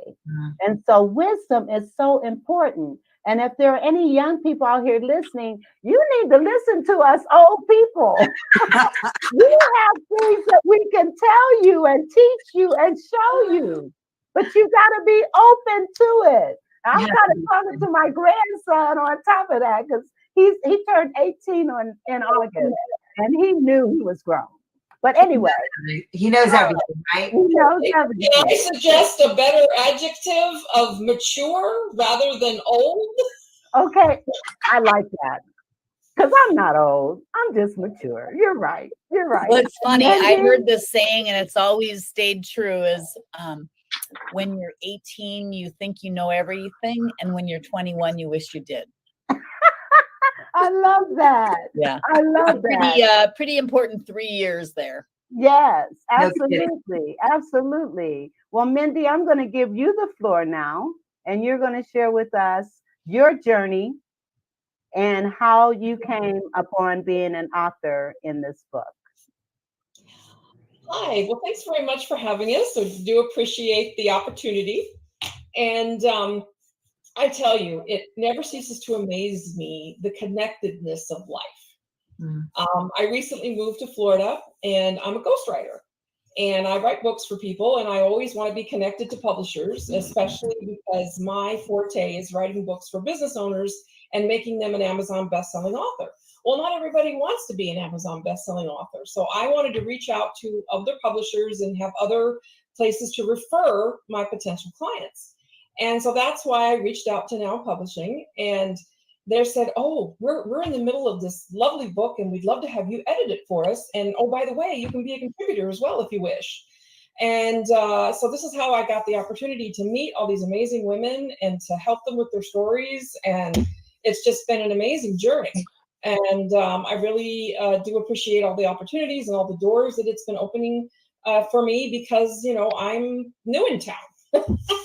And so the networking opportunities and the different events that I've been able to go to has just been amazing. So I really appreciate the opportunity to get to know these women and to, you know, maybe help them in some small way along their journey.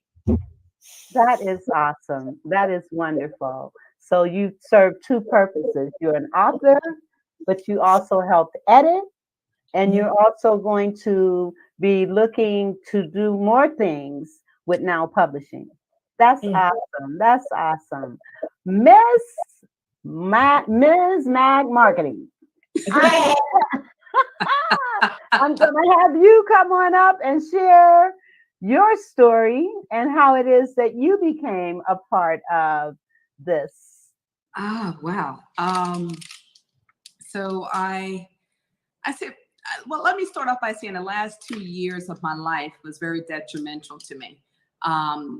I went through a lot of trials and tribulations, and through that trials and tribulations, I kept being told that there was a book that I had to write. And finally, I was at my breaking point with everything that I was experiencing. And then I ran into these wonderful people. There was a gentleman that I ran into that always talked about loving yourself. And so I began to become romantically in love with Yolanda. And then I wound up running into another young lady named Janelle. And with those trials and tribulations, Janelle Harris, by the way, she said, Yolanda, I give you permission to walk away from anything that's making you unhappy.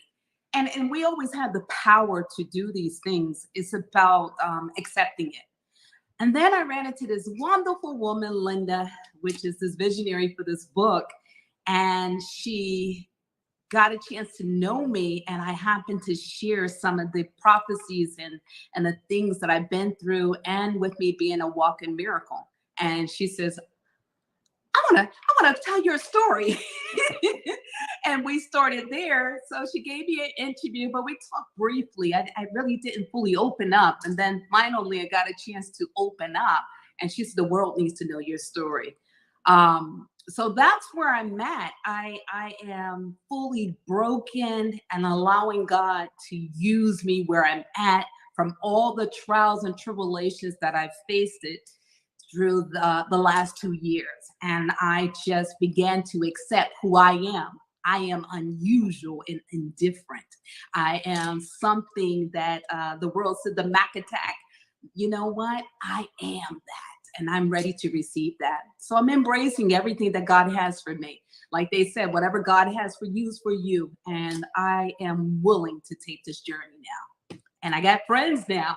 Yes, awesome. And you know, God does not bring you to it unless he takes you through it. And so, and we would not, none of us would be the people that we are if we had not gone through something. Absolutely. You know, I mean, we've all had our share of disappointments, failures, successes, all of that. But we wouldn't be who we are. We wouldn't have the wisdom that we have. Absolutely. And I'm so grateful for my trials and tribulation, because that wisdom, I'm applying it to my life. I wouldn't change anything that happened, because I wouldn't have went on. I guess I would have probably went in a corner and hid from the world. So I'm grateful. Yeah. Well, I thank God for you. I thank God that our paths crossed and we met, and it was like we've known each other for 50 years, you know? Well, you're not even that old, but we've known each other for life. Okay? Absolutely. Absolutely. I'm so grateful to you as well. Well, so thank you. Thank you. Judy, I am going to ask you to come up and share the same thing. Okay, well, the word grateful comes up so often, and it's my word of the year because I am so grateful for so many things in my life, and I always have been.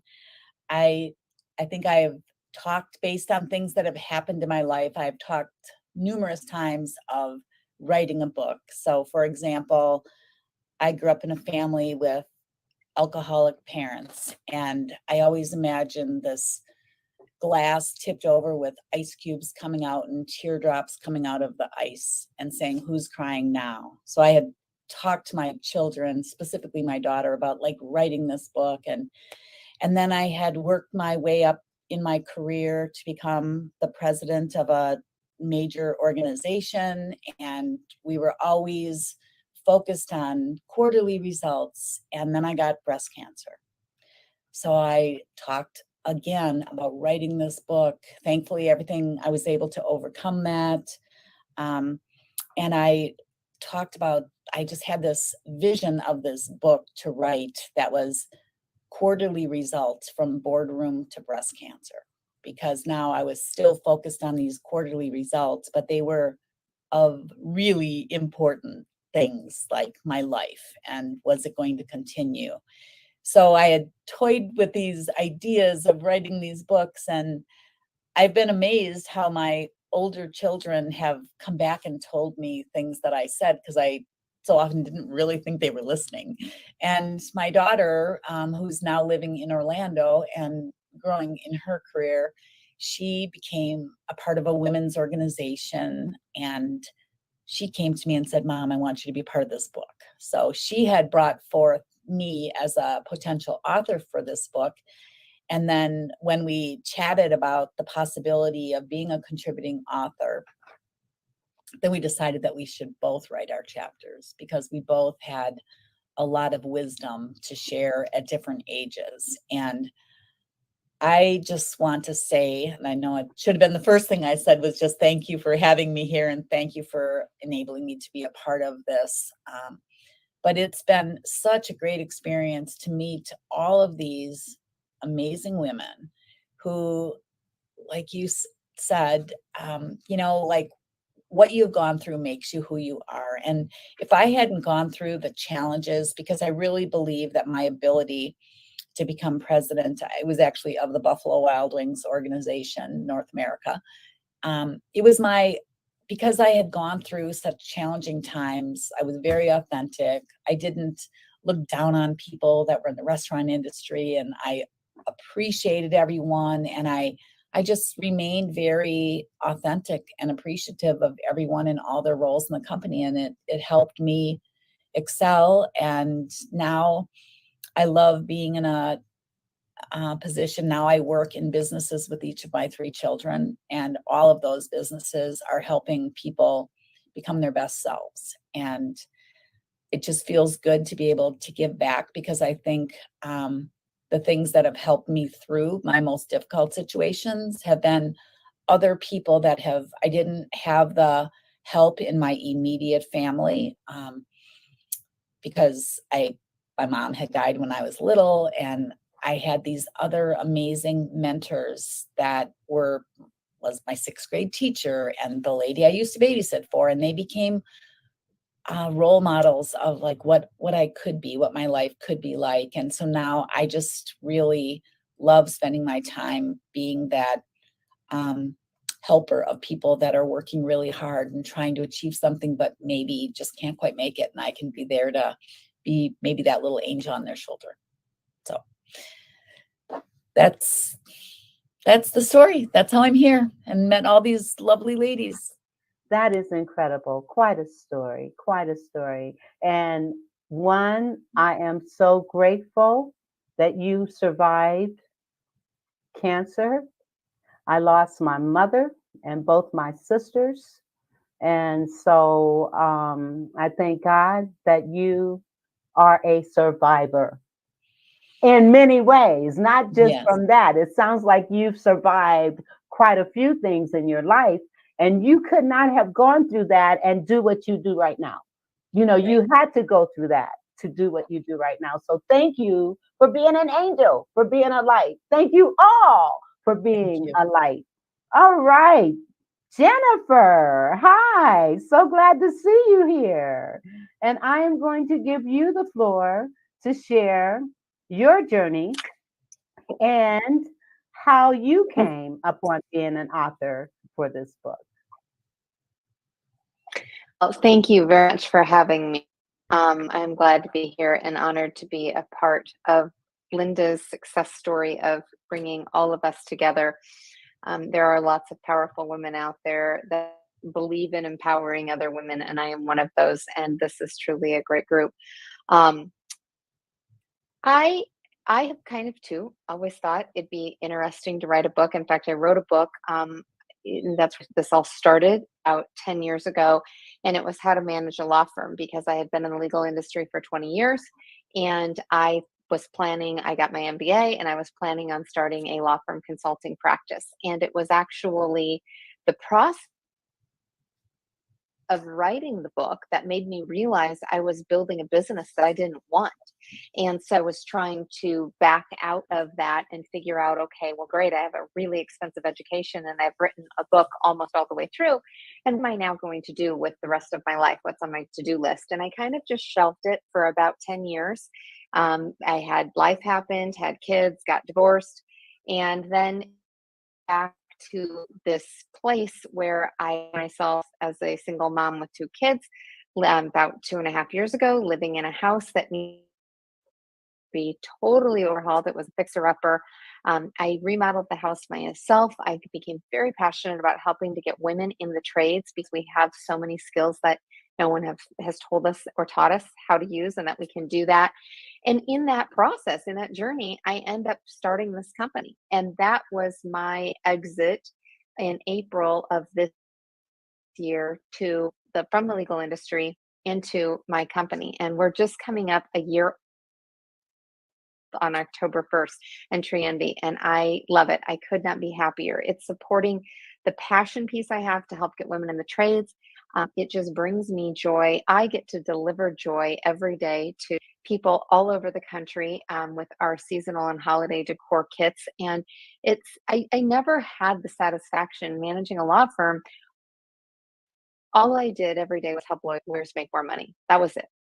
And I wanted that direct and that piece that I could help people in a lot of different ways. So I love what I'm doing. But the book piece, I a few years ago had a friend who had talked about writing a book about a letter to her daughter. And I thought, isn't that interesting? What would I say?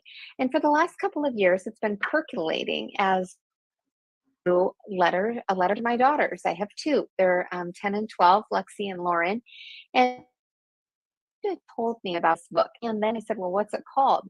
And she said, The Wisdom Before Me. It was like the stars all aligned. I met Linda in this last year. She's amazing. And then this book comes to be. And I just wrote a letter to my daughters of what do I want them to know? What are the three most important things that I think I've learned in my life that have led me to where I am today? And that is what my story is in this piece.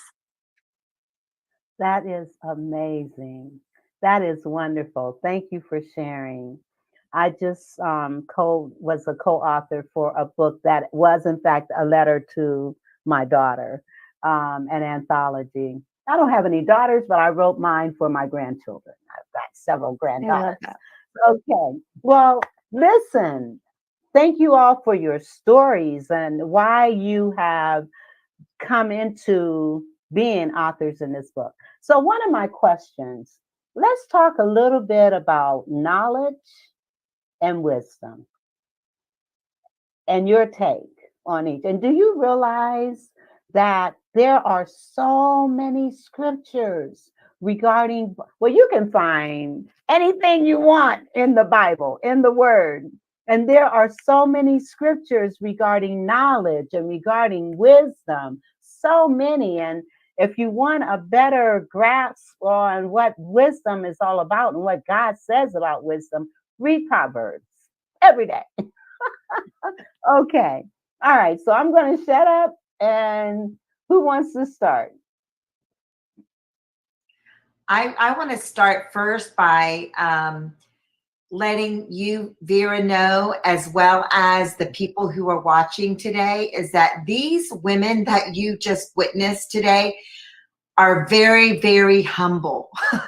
They are not even letting on to you the magnitude of their life and the wisdom that they have and what they've been through. It just blows my mind to know this.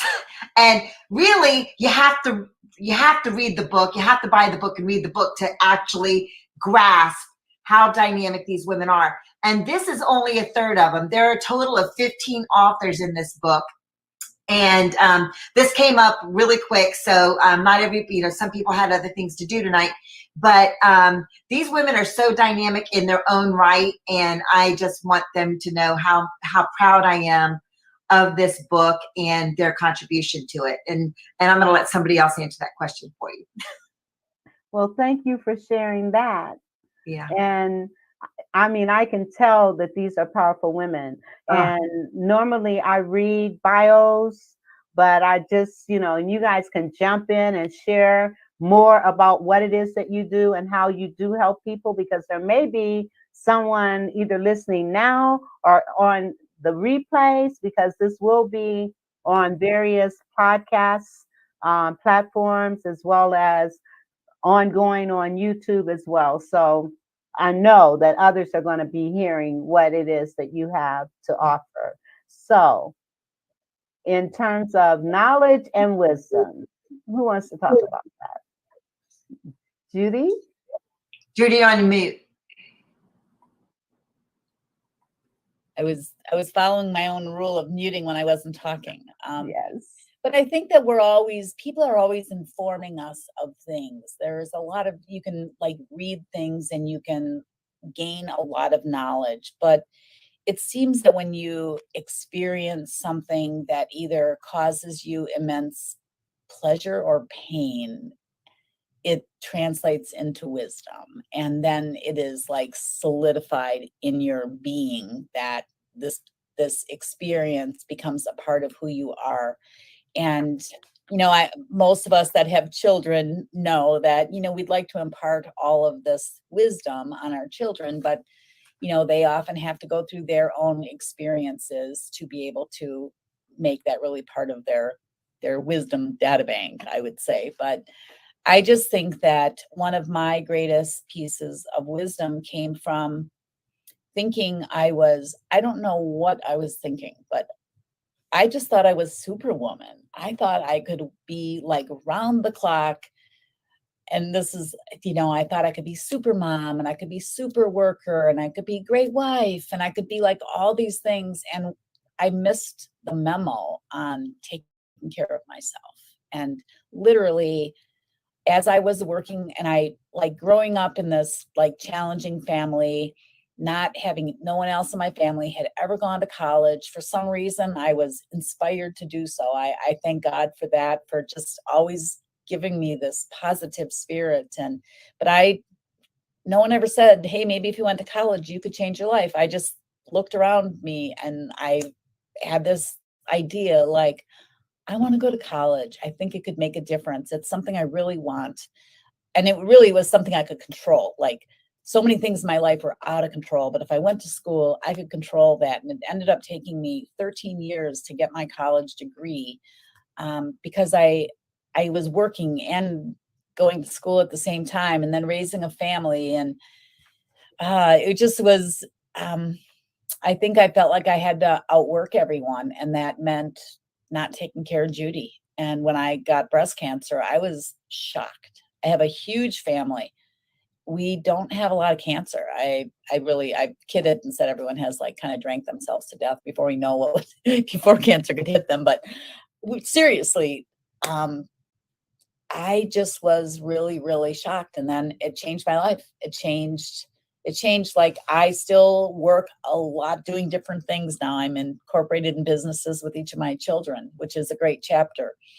But I get 8 hours sleep and I pray every day and I meditate every day and I exercise every day and I do take care of myself. And I'm just grateful every day. Every day I wake up thinking what I'm grateful for that happened yesterday. And I don't think it could have happened without the experiences. And that's the wisdom I want to pass on to other people, that they don't have to experience it. Like, take care of yourself, be grateful, be appreciative. I would like to pick up from where she's at. I want to start off by saying, embrace life by making the right decisions. Wow. So for those that are listening, this is definitely a book you must purchase. Again, I'm going to repeat that statement. Embrace life by making the right decisions. Enjoy the process of how God wants to build you. And if you will allow him to just do the process and stop hesitating to becoming something beautiful and unique, you will be able to move along quicker. Unfortunately, for every moment that you slow up progress, you're going to have to sit there and start again. And I know a lot of people say that I don't want to restart life all over again. It's part of the process. You learn as you go along with whatever happens to you. You embrace it, you dissect it, you figure out the things that you want to do and the things that you do not want to become anymore. And you gradually remove those items, people, places, and toxic things out of your life.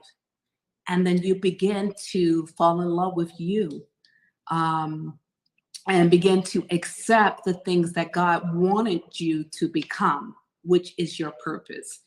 So I feel as though as we travel along in this life, we're all trying to find that main purpose that we were supposed to be once we get back onto the path. And so I want to challenge you all to really, go after this book. I'm vulnerable. Yolanda Mack from Miss Mac Marketing is vulnerable inside of this book. And I'm sharing my past, my problems, my miracles that happened to me in my life. And the stories is, they're all truth. But again, I'm going to take us right back again. Embrace life by making the right decision. Start there. That would be the wisdom that I would like to share with everyone today. And trust the process. You have to, even when it don't make sense.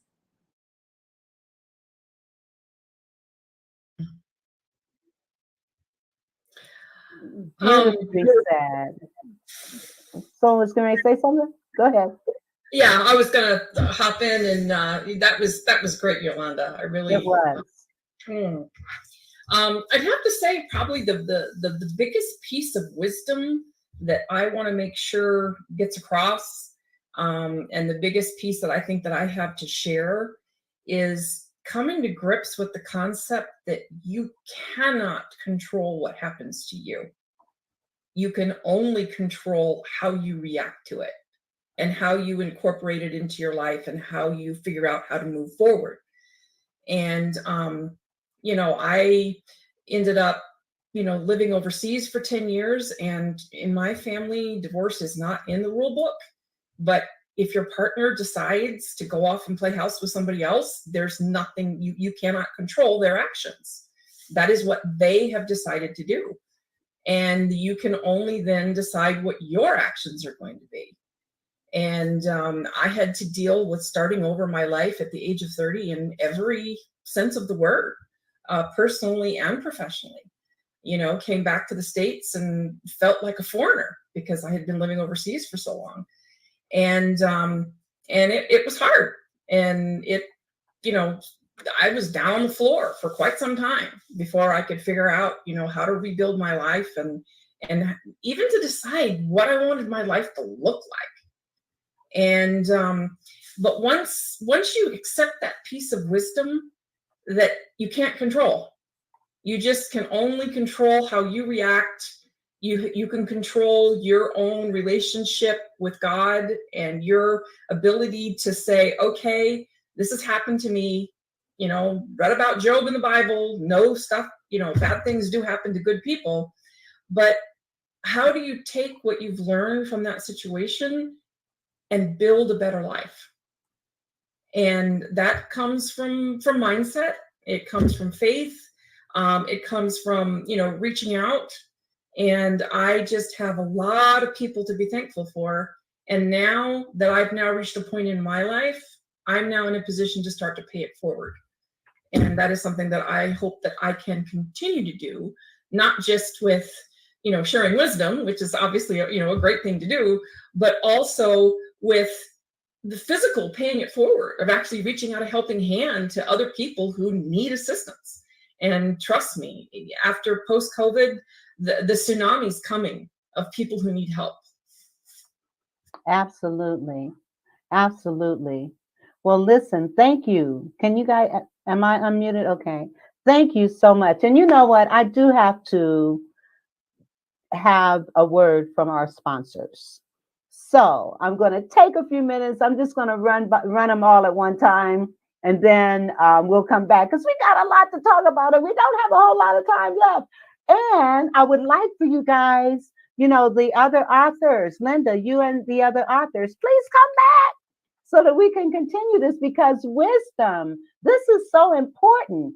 It's such an important topic. Before I do, Darlene, she's my niece. She says, yes, control your reactions to things that disrupt your life.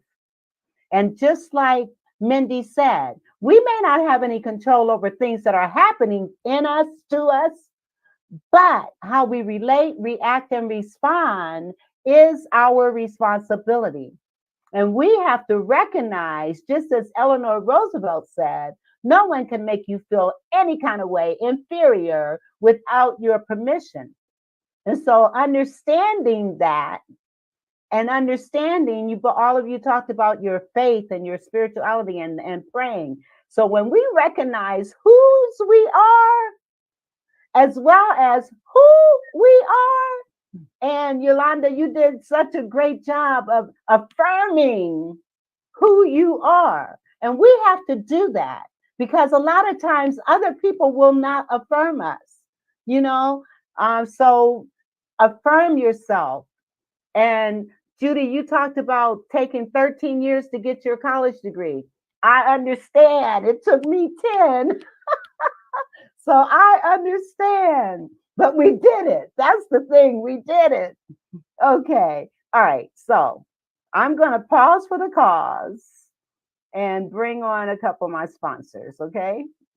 Ms. Mac Marketing as the first one.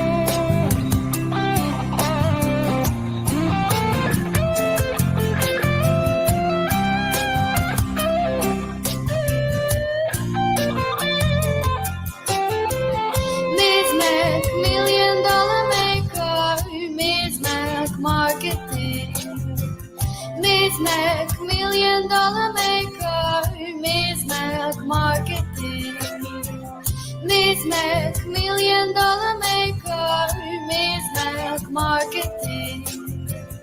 Miss Mac, $1 million maker. Miss Mac Marketing. Miss Mac, $1 million maker. Miss Mac Marketing. Miss Mac, $1 million maker. Miss Mac Marketing. Make your dreams become reality today with Miss Mac Marketing. 848-236-5026.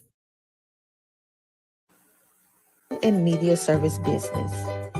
We help entrepreneurs and startup businesses by providing them with beneficial coaching, resources, and visibility techniques to position their businesses online from their own homes. We assist businesses with influence building, podcasting, intentional coaching, training, media, visibility, connections, and monetization online. CTR Enterprises Network has a proven track record by directly impacting over 1,000 entrepreneurs worldwide. We are here to service you, and we can help. Contact us today by going to ctrenterprisesnetwork.com. All right. Ms. Mac Marketing. If you want to have visibility and exposure and a person that knows what they're doing, you want to contact Ms. Mac Marketing. And the number is still scrolling across the screen. And then CTR Podcasts Training. She's awesome. Dr. Tina Ramsey. All right, back to the show. All right. Now, one of the things we are in a dire situation here in this country, and wisdom must prevail. So one of my questions, and I know you guys weren't prepared, I didn't say we would talk about this, but I do want to talk about it because it's important. Yeah. So what can you offer that some feedback, some wisdom, that's what we want, some wisdom on what each of us can do individually and collectively to turn the trajectory of what we see about to happen? How do we turn that around? What do we do? What can we do? And each of you are a light. So that's a start. Being a light, that is a start. So I thank Okay, you I all for have to being a jump light. right in here. I have to jump right in here. And this is something that I have not had the opportunity to share with the other ladies. So this is going to be a surprise to everyone. I think I've mentioned it briefly to Linda, but I have a nonprofit that I am bootstrapping at the moment in my spare time. This is my side gig. But the concept of the nonprofit is I want to pull the proper resources to the table to create what I call a community hub, where if anybody who needs assistance with anything can go to this community hub, and all the nonprofits, all the government agencies, all the businesses who want to help, all the people in the community who want to volunteer are all registered in one place. Because if a family's in trouble, it's a full-time job for them to try to Google everything to figure out who can help them with what. And that's when I made the comment before about there's a tsunami coming post-COVID, and no one seems to be talking about it or acknowledging it. And in 12 months' time, it's going to be even worse than it is now. And when a local nonprofit posted that 1 in 50 families in Central Florida are going to be homeless, yes, those numbers are scary. Those numbers are really scary. And it's going to take everybody in the community is going to have to get involved and going to have to reach out and lift these families up, or we're going to have an entire lost generation. And you know, I better hush up now. You get me on my soapbox and get me down. Hey, Mindy, first of all, to have a national vehicle for such a thing as that, because I know there are pockets where, you know, like you can call a number and get resources and stuff like that. But to have something, and this housing situation, it is, I am winning. I am winning myself. That's insane. You know, it is. My rent has escalated so much. I mean, it's scary. Yeah. You know, and then I'm in the process of working with a school district, and one of the delays with me getting on board is they're addressing the issue of families sleeping in their cars. Families sleeping in their cars. And I mean, I don't want to get, it's definitely too political here, but there's a certain political party persuasion who likes to point at these things and say, oh, that's just, you know, people being lazy and not wanting to work, and they need to pull themselves up by their own bootstraps. Well, I'm sorry, if you don't even own a pair of boots, how can you pull yourself up by your own bootstraps? Absolutely. And Darlene says trying to get help is a challenge in itself. And I mean, and even, I mean, my niece, you know, she's gone through some things with her health, and trying to get help. It is heart-wrenching. It is heartbreaking to know that there are, and oh my God. Yeah. Okay. Can I take 30 seconds here and just tell a very quick story? This is, I really wish I had pegged where this came from. I'm researching it now. Somebody had posted it on Facebook. It's a story. She was a young African-American mother, and she had an 8-year-old son, and she was working a full-time job and a part-time job just to be able to afford a 1-bedroom apartment, because that's all she could afford. And it was written in the lease that if her utilities got turned off for non-payment, it was automatic eviction. Oh no. And in the middle of the winter, last winter, she didn't have enough money to pay the heating bill. Her heat got turned off. She got put out on the footpath. She had to pack whatever she could into her car. They were living out of her car. And then somebody turned her into DYFS, and DYFS came and took her kid. Then where she was working said to her, well, it doesn't look good on us if one of our staff people, their kid's taken by DYFS, so we're firing you. Oh God. And then somebody broke into her car and stole everything out of the car. So what is she to do? Where does she start? And if in case you hadn't figured this out, this is something I'm very passionate about. And you know, and the thing is, it's across the board. It is across the board. So everybody, I mean, Yeah, that sounds like a wonderful organization that you're starting, Mindy. yes, It's about absolutely. it's about identifying and utilizing all the spare capacity within a community, because there's a lot of it. People just don't know how to apply it. Yes, that is awesome that you are doing this work, because it is so needed, so needed. If there's anything I can do to help with this process, because I'm passionate about what's going on across everything. I mean, everything. And we've got to band together. We have got to show love. We have got to be love.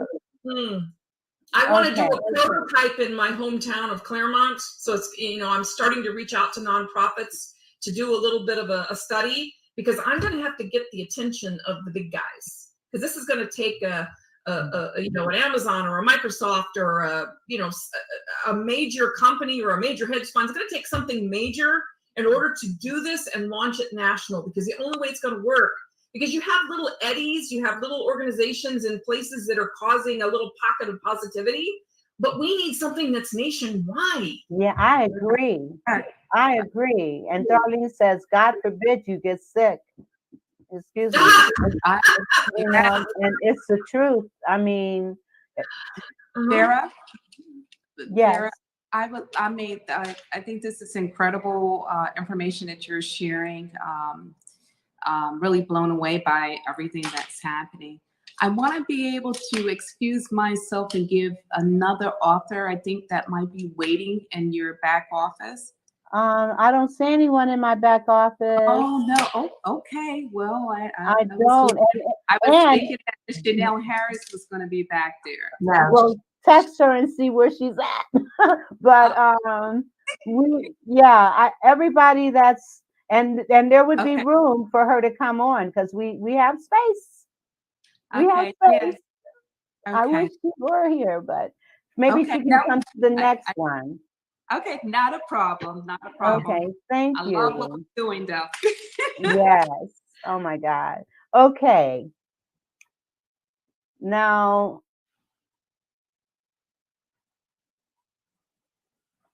Jennifer, I want you to chime in here for a minute and just kind of share your thoughts. I know you have, and tell us a little bit more about your entry envy.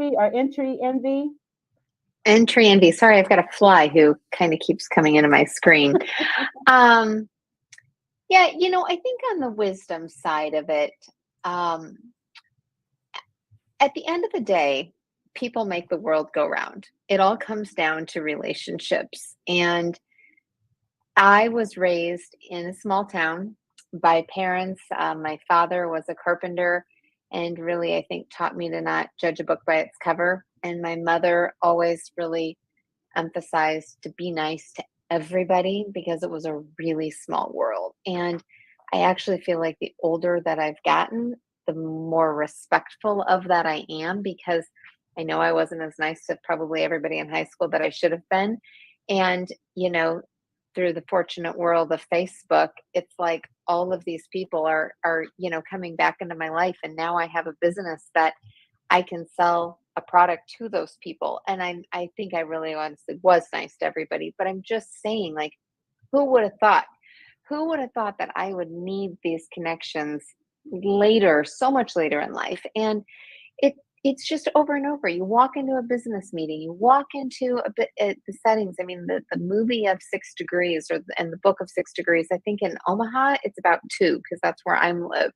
And, but truly, like, it's even any of us, we can go somewhere and we can put together those 6 degrees very quickly. And it's usually 2 or 3. LinkedIn is so evident of that. And so my first point in the book is to my girls is like, I cannot emphasize enough the power of relationships, creating them, maintaining them, respecting them. And I don't care who it is, be nice to them. You just never know. Amen. I love that. Great words of wisdom. Great words of wisdom. And jumping on that, Jennifer, is something that my father always told me. He says, you can never have enough friends. And it's interesting. And one thing I want to point out, Vera, about what I would like for people to go away with this book is that, when we're younger, we have this idea of who is successful and what type of person is successful. And we just have this idea that they were just handed everything on a silver platter and they have the perfect life and the perfect wife and the perfect husband and the perfect parents. And, everything in their life is just perfect, perfect, perfect, perfect, right? And then we gain a bunch of wisdom through our years, and we realize that we're all just trying to live our lives and be happy. All anybody wants is to have love in our life, right? And not everybody is dealt that hand with love in their life. And if we realize that there is no perfect life, none of us are dealt a perfect hand, and that success in our life, and success doesn't mean driving the car of your dreams and having a house with a white picket fence. It may be that, but that's not necessarily what success is. And having a $1 million bank account or multi-million-dollar bank account, that is not what success. I decide what success is for me. You decide what success is for you. And it's different for everyone. And what I want people to realize with this book is that success doesn't come with having perfection handed to you. Success doesn't involve perfection at all. It's making a decision that you want something in your life, and that once you make that decision, once you decide what that is, whether it's a job or whether it's, getting out of an abusive relationship, whatever that dream is that you want tomorrow to be different than today, when you make that decision, we all have that ability to make it happen. It's not about getting handed something on a silver platter, because none of us get handed that. And that's what I want people to know, is that if you want something, you are capable of having it. It just comes down to a decision. We may not be able to take care of it all ourselves. It is okay to ask for help. It's okay for us to ask for help. Amen. I love it. And you know what? We've got less than a minute left. Sorry. But no. That was perfect. You're the visionary. So to have the last word, that was perfect. But I will allow anyone else, if you have something that's just burning in your heart that you just want to say, by all means, I'll give you the floor. Buy the book. Get the book. You gotta get this book. It's going to change your life. It's going to break guilts in your life. And you're going to be able to walk away and say, why did I stay so long? Awesome. Gotta go. It's time to move. It's 2022. Your passion, your dream, everything that you've been waiting for is waiting for you. Buy the book and look at our lives and our stories, how we got over. Stories of triumph. Yeah, that reminds me of a gospel song. My soul looks back and wonders how I got over. We used to sing that in church. Yes. All right. Well, listen, ladies, this has been so awesome. Thank you so much. And I am looking forward to you coming back, hopefully before the launch or right after. But let's schedule something and get you back here. That would be fantastic. Okay, and thank you so much. Thank you so much. And I just want to say to my listening audience, thank you for participating. And please continue to share and subscribe to this show, please. Yeah. And again, I want to thank you all. And with that, Oh, and if you guys could just kind of wait, if you're not pressed to get up out of here, if you would wait a few minutes, I would appreciate it. So with that, goodbye. The Vera Tomlin Show. The Vera Tomlin Show. The Vera Tomlin Show. The Vera Tomlin Show. Let's talk about it. Let's talk about it. Let's talk about it. Let's talk about it. Let's talk about it. Let's talk about it. On the Vera.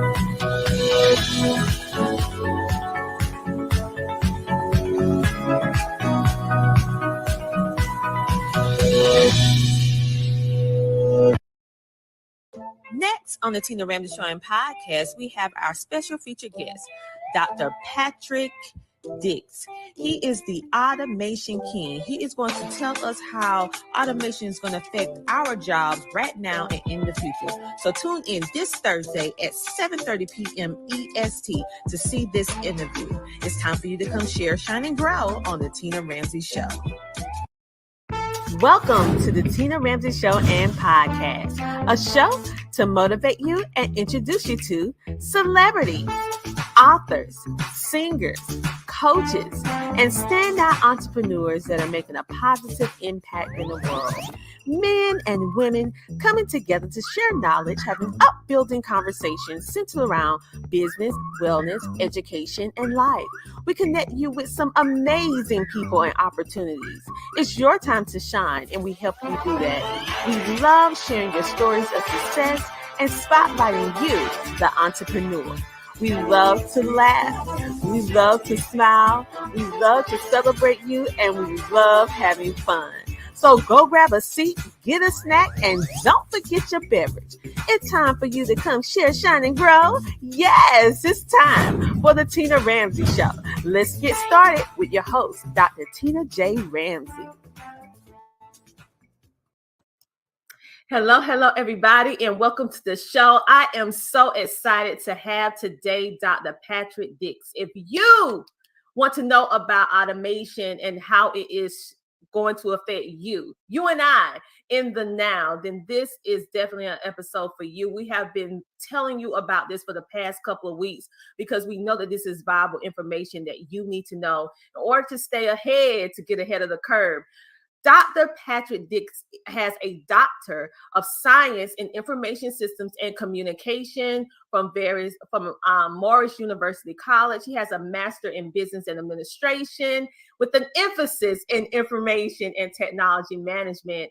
He also has over 25 years of experience in the technology world. So he worked with several government agencies and universities and private companies. So he's definitely an authority in this particular field. He's also an adjunct professor, which have had the privilege of teaching over 20,000 students, whether inside a classroom or remotely. So clearly, this man has the information that we need. And I'm so happy that he decided to stop by the Tina Ramsey Show on today. So let me bring him on. Welcome to the show, Dr. Patrick Dix.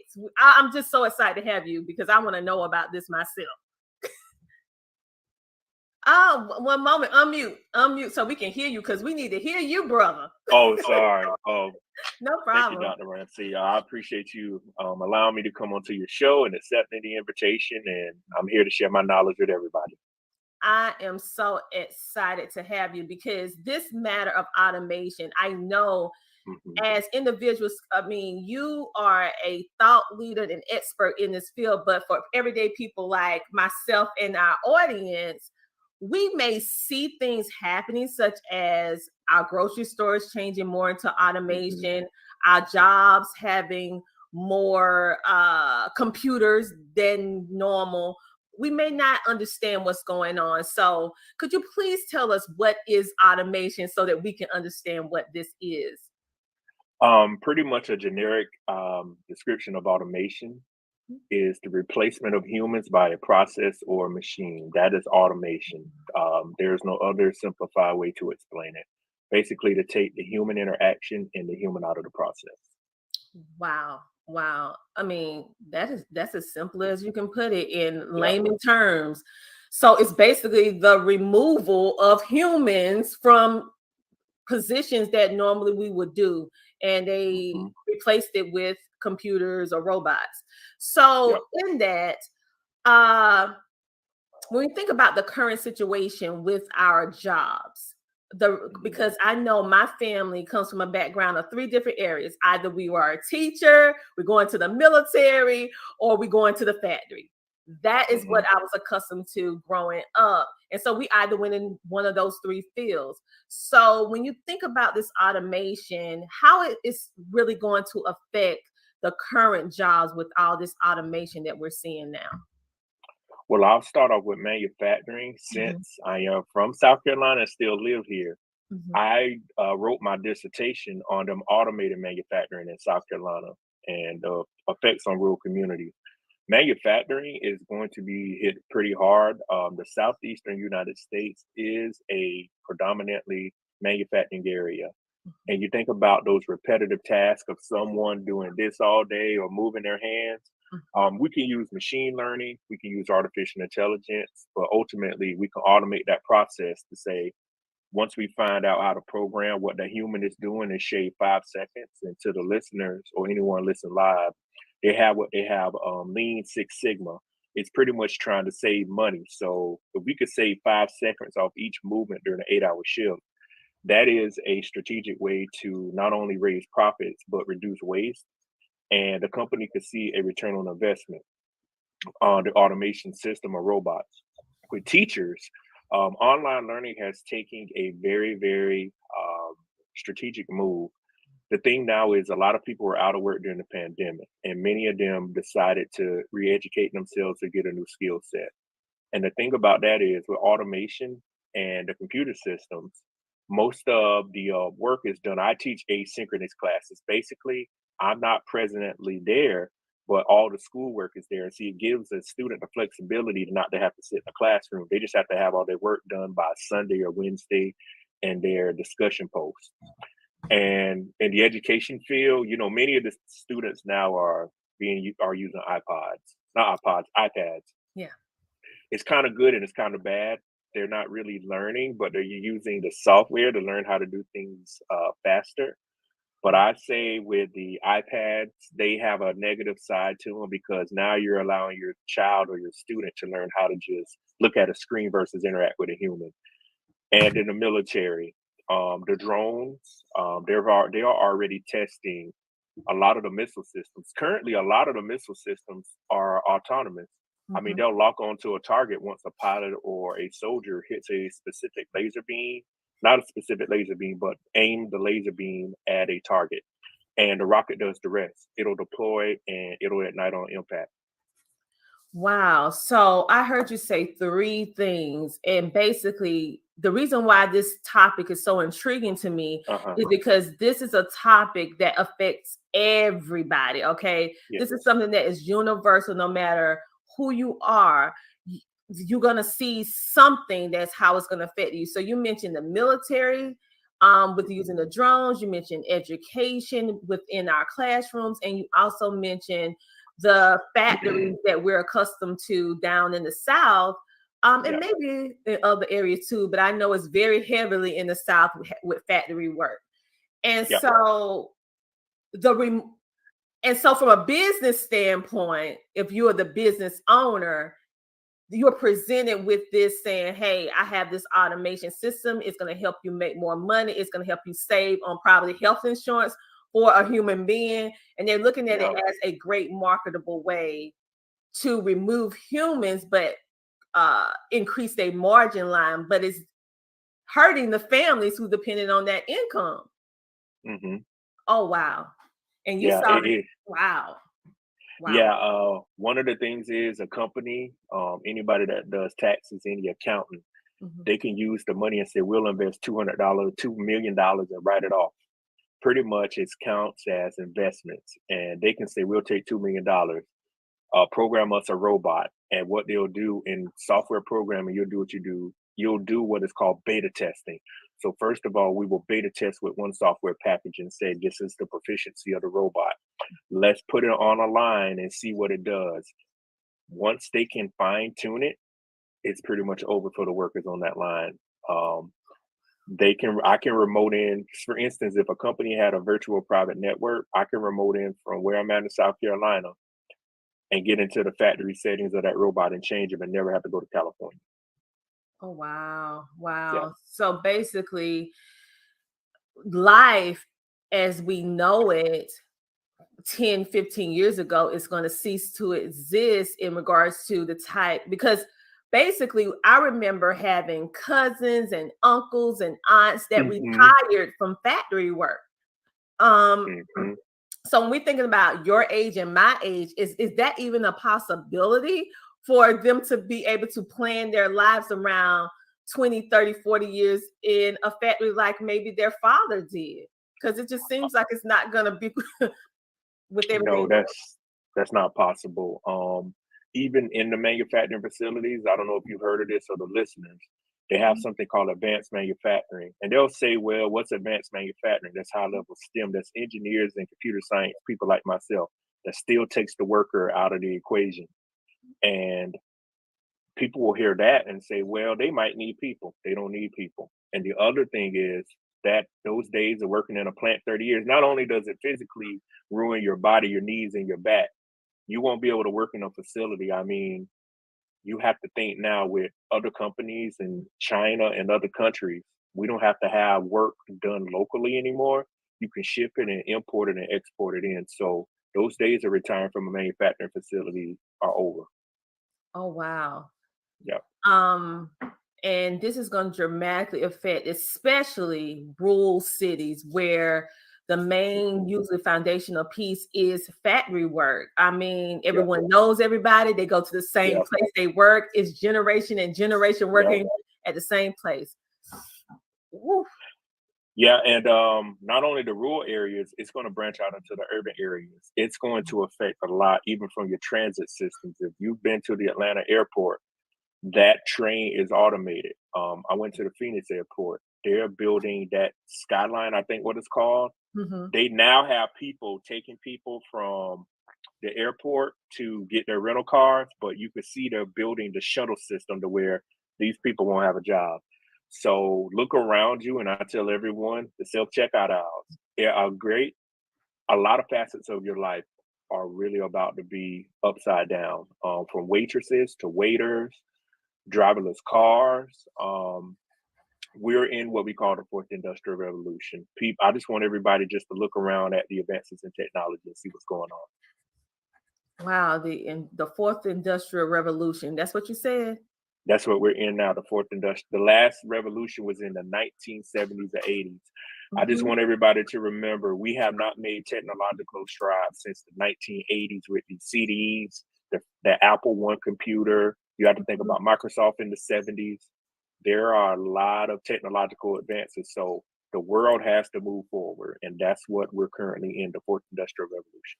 Wow, we have someone from our virtual studio audience that just checked in. Hello, Miss Jerry. How are you today? She said, wow, so true. And I noticed that this is also happening within the transportation industry. You even mentioned about the transportation. And so trucking, we can see how trucks are starting to have automation, a computer driving the truck. So it's something that this is just mind-boggling. They're already testing the self-driverless trucks. They really have to perfect it down because you have hazmat loads on the self-driverless trucks. So it's kind of safe, but the biggest proponent of them switching to automation is with everybody not wanting to work right now. And I expressed it to everybody. The pandemic really, as they say in the old saying, it caught a lot of companies with their pants down. That will never happen again. They will never cease production. They are going to make sure if an epidemic or a pandemic, whichever one you want to call it, happens again, production will go forward. Yes, because literally the whole world went on pause. And so they had to figure it out. So what we're going to do, we're going to take a commercial break, and then we're going to come back and we're going to dive a little bit deeper into this conversation of automation. And I'm so happy that you're here because this is something in the now that we need to hear, but we may not want to hear. But now that we know that this is happening, what we can do about it and how can we change the trajectory of our families and what we need to do. So we're going to go ahead and take a commercial break, and we'll be back in a moment with the Automation King, Dr. Patrick Dix. We'll be back in a moment. Yo, right now I want to give a huge shout out to Tina Ramsey and the Tina Ramsey Show. I was a guest on her show about 3 months ago, and the response was outstanding. And she continued to support my brand, continued to support everything that I do as an actor, as a singer, and as an author. My book sales have skyrocketed since I did her show. So I just wanted to give a shout out and a huge thank you to Tina Ramsey. And remember to hit Amazon and type in "this week" and get the book by Mac Wells that will inspire you, that will encourage you to have the best weeks of your life. Tina Ramsey, you're the truth.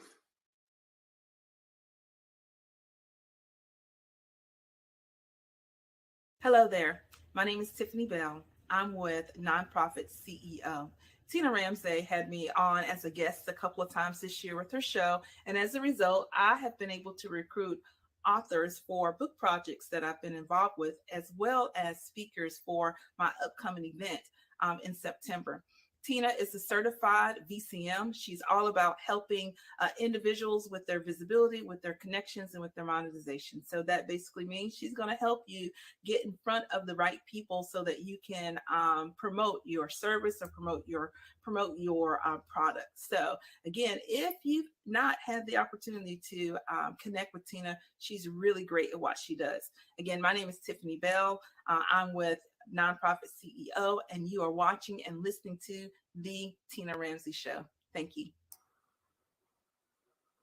And just like that, we are back, and I am back with the Automation King. We are touching on some deep topics on today because one thing we want to do, we want to have fun, but sometimes it's time for us to really get down, like my grandmother said, to the nitty gritty, especially when you see the world is shifting and some of us are not aware of the shift. So we need experts like Dr.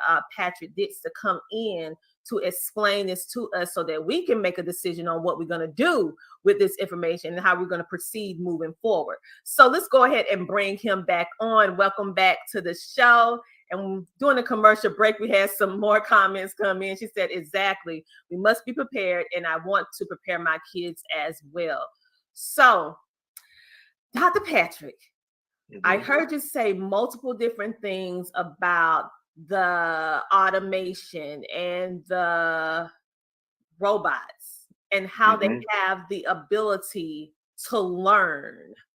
Let's dig a little bit deeper, because literally we used to watch Star Trek or all these different movies, and we see them talking about the robot can learn, and now it has artificial intelligence. It learns as it grows. Like, are we in that era really, really right now? Yes, it's called self-awareness. If you saw I think it was a couple of weeks ago, Google, one of the engineers got fired or leaked that the robot became self-aware. One of the things about artificial intelligence and a robot, once it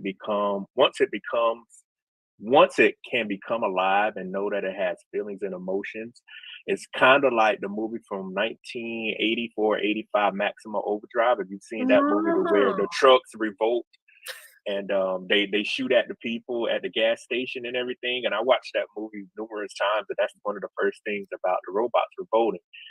And one of the processes that they use is called machine learning. Basically, if anyone has ever watched the video games, or if you watch any of the games they create now, they have a actor with a bunch of sensors. They are using machine learning to mimic and pinpoint and use data points for action. So what we can do in a manufacturing environment or whatever we want to replace, we can pinpoint on a computer screen, create sensors to say the robot is working, or you also will use a collaborative robot to work with somebody to mimic and say, if they're doing this, it's keeping a detail and it stores the file. And all we got to do is get a program, or we use artificial intelligence to generate the code, and it'll go. It might miss once or two till we refine it, and it continues to do it. And if there's 100 people on a line, we can get rid of 80 of them and have 20 of them. That's all we need. And then once we fine tune it again, we might only need 10 people, and 90 people do not have a job. Wow. Oh my goodness. So all of those blockbusters, well, you know, I'm aging myself when I say blockbusters. Let me see, can I say something else? Let me see, can I say something else? Okay. So all the movies that we have been seeing since, I mean, I'm saying Star Trek because I remember seeing Star Trek and before the tablets and our cell phones, and we couldn't even fathom having to be able to communicate with something this small when computers used to be the size of a room. Okay. And so now I'm noticing a lot of these old movies, a lot of these old television shows that seem too futuristic, quote unquote. Now we're seeing this stuff before us, which is mind-boggling. And how you broke it down on the sensors, yes, even down to the games that our children plays, the headsets that they might put on. All of that is actually, oh my goodness, they're learning how to be human. Well, and then too, one of my favorite movies is RoboCop 1, 2, and 3. RoboCop is a reality. Basically, I've stated this to people. I've done other podcasts and say we can help out with law enforcement. We can have a car drive around. I don't know. Have you ever seen the Google car before? The big camera on it. Yes, I have. Okay, that could be a law enforcement vehicle. The camera is gathering data using facial recognition, and this thing goes deeper and deeper to like with facial recognition. So we can have a RoboCop driving these very dangerous neighborhoods, get all the data, get tag numbers, pinpointed and tied to one database.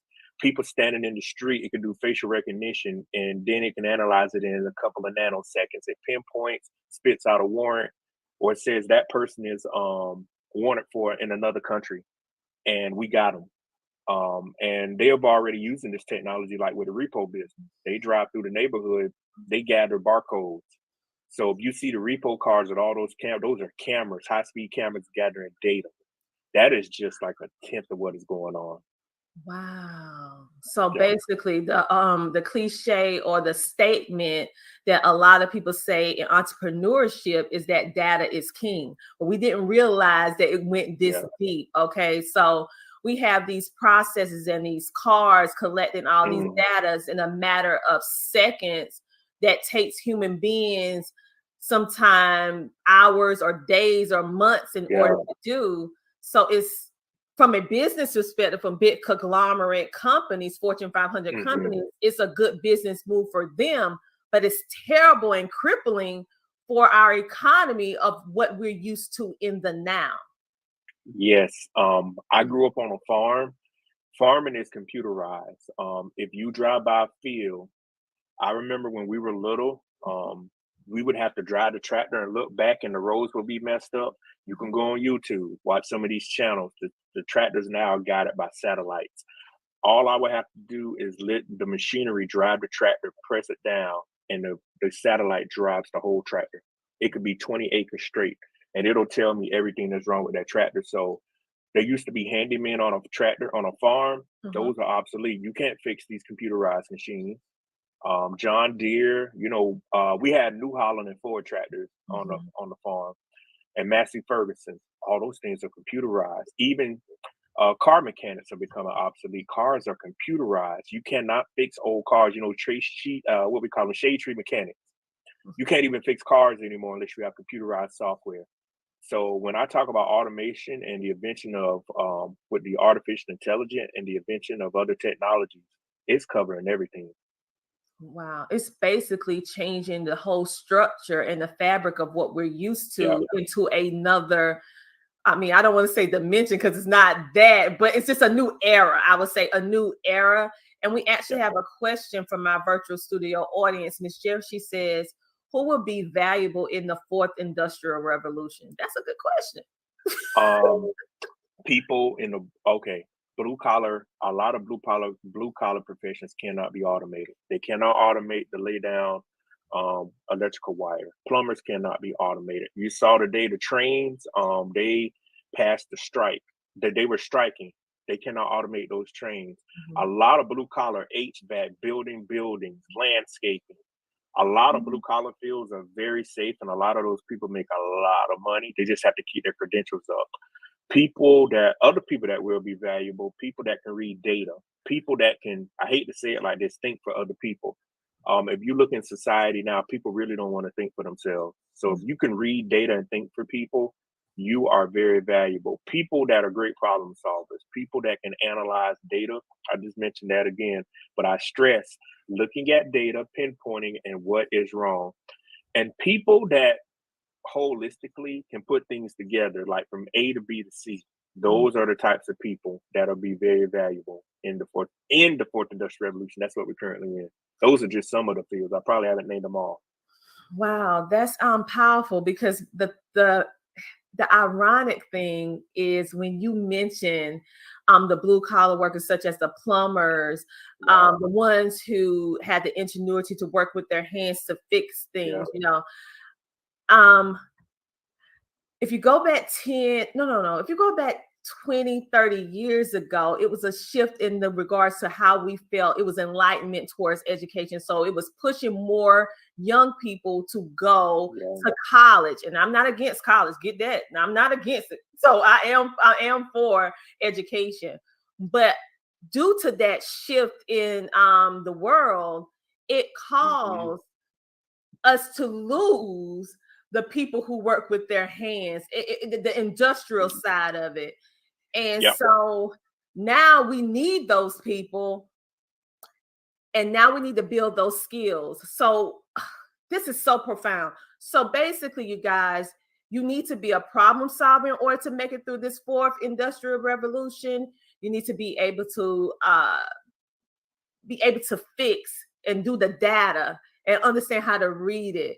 They're going to need people to fix these machines. Okay. And you're going to need people that can be leaders. I don't mean any of that funky, crazy stuff either. You got to really be a leader. Not a how do I say it? Not a partial leader, but a full leader, because you're going to have people that really don't know what to do. It's really about to get real. And I've stressed to people, I said, in less than 60 months, this world is going to look different. And, when I went to high school, and I'll tell folks, I barely graduated high school 20 years ago. And I let people know high school is just high school.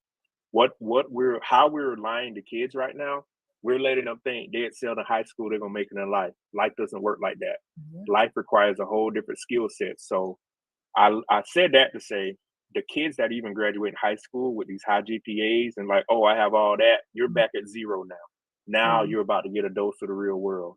You have to have people that really can strategically plan and execute. That's the biggest thing. Coming up with a plan is good, but do you know how to execute? Do you know how to, talk to people? Another great thing, the people that will be very valuable. People that have social skills and people skills. Communication. A lot of people don't even know how to talk to people. And people that are not extroverts, those days of working in an office, not talking to people are over. You have to talk about the political spectrum. You have to talk about the social issues. You got to be able to talk about religion. You can't work anywhere. The old cliche, don't talk about religion. No, you got to talk about that stuff at work.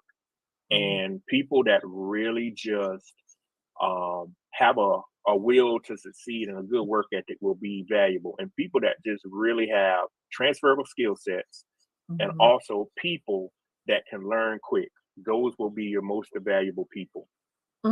That's powerful. We have a comment coming in from YouTube from our virtual studio audience. She said, critical thinking is key.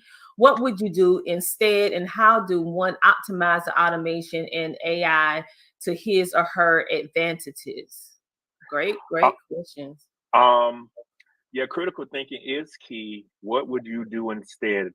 I would really just look at problems and try to break them down. The critical thinker, you also have to be analytical. I would look at problems. One of the things I learned at a young age, you don't have to know everything, but if you can piece together what's going on, take a problem, they call it problem solving skills. Take a problem piece by piece and figure out how it works. Because you're going to be faced with problems in life that I don't know everything. As smart as I am, I don't know how to fix everything. But if I hear something, I can put two and two together and say that doesn't sound right. And the other question about how does one optimize automation? Get ahead right now and learn how everything works. Read all the books. Data analytics. That's one of the things I teach classes in that. I talk about the people about R programming, Tableau. There are some other ones. But there is so much data that is being harbored right now. People don't know what to do with it. And I express to people, if you learn how to use these skill sets, you can make yourself very wealthy by telling people what to do. It's been proven psychologically. People want to be told what to do. And they did a study. Basically, if somebody walks in an office and see a diploma or degree on there, they're going to say, oh, well, they're certified to tell me what to do. I'm going to listen to them. People would not believe it, but people really want to be told what to do. We have a lot of people that do not want to think for themselves.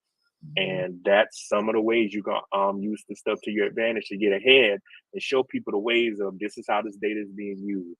This is how you can use it to elevate your life or to make other things better.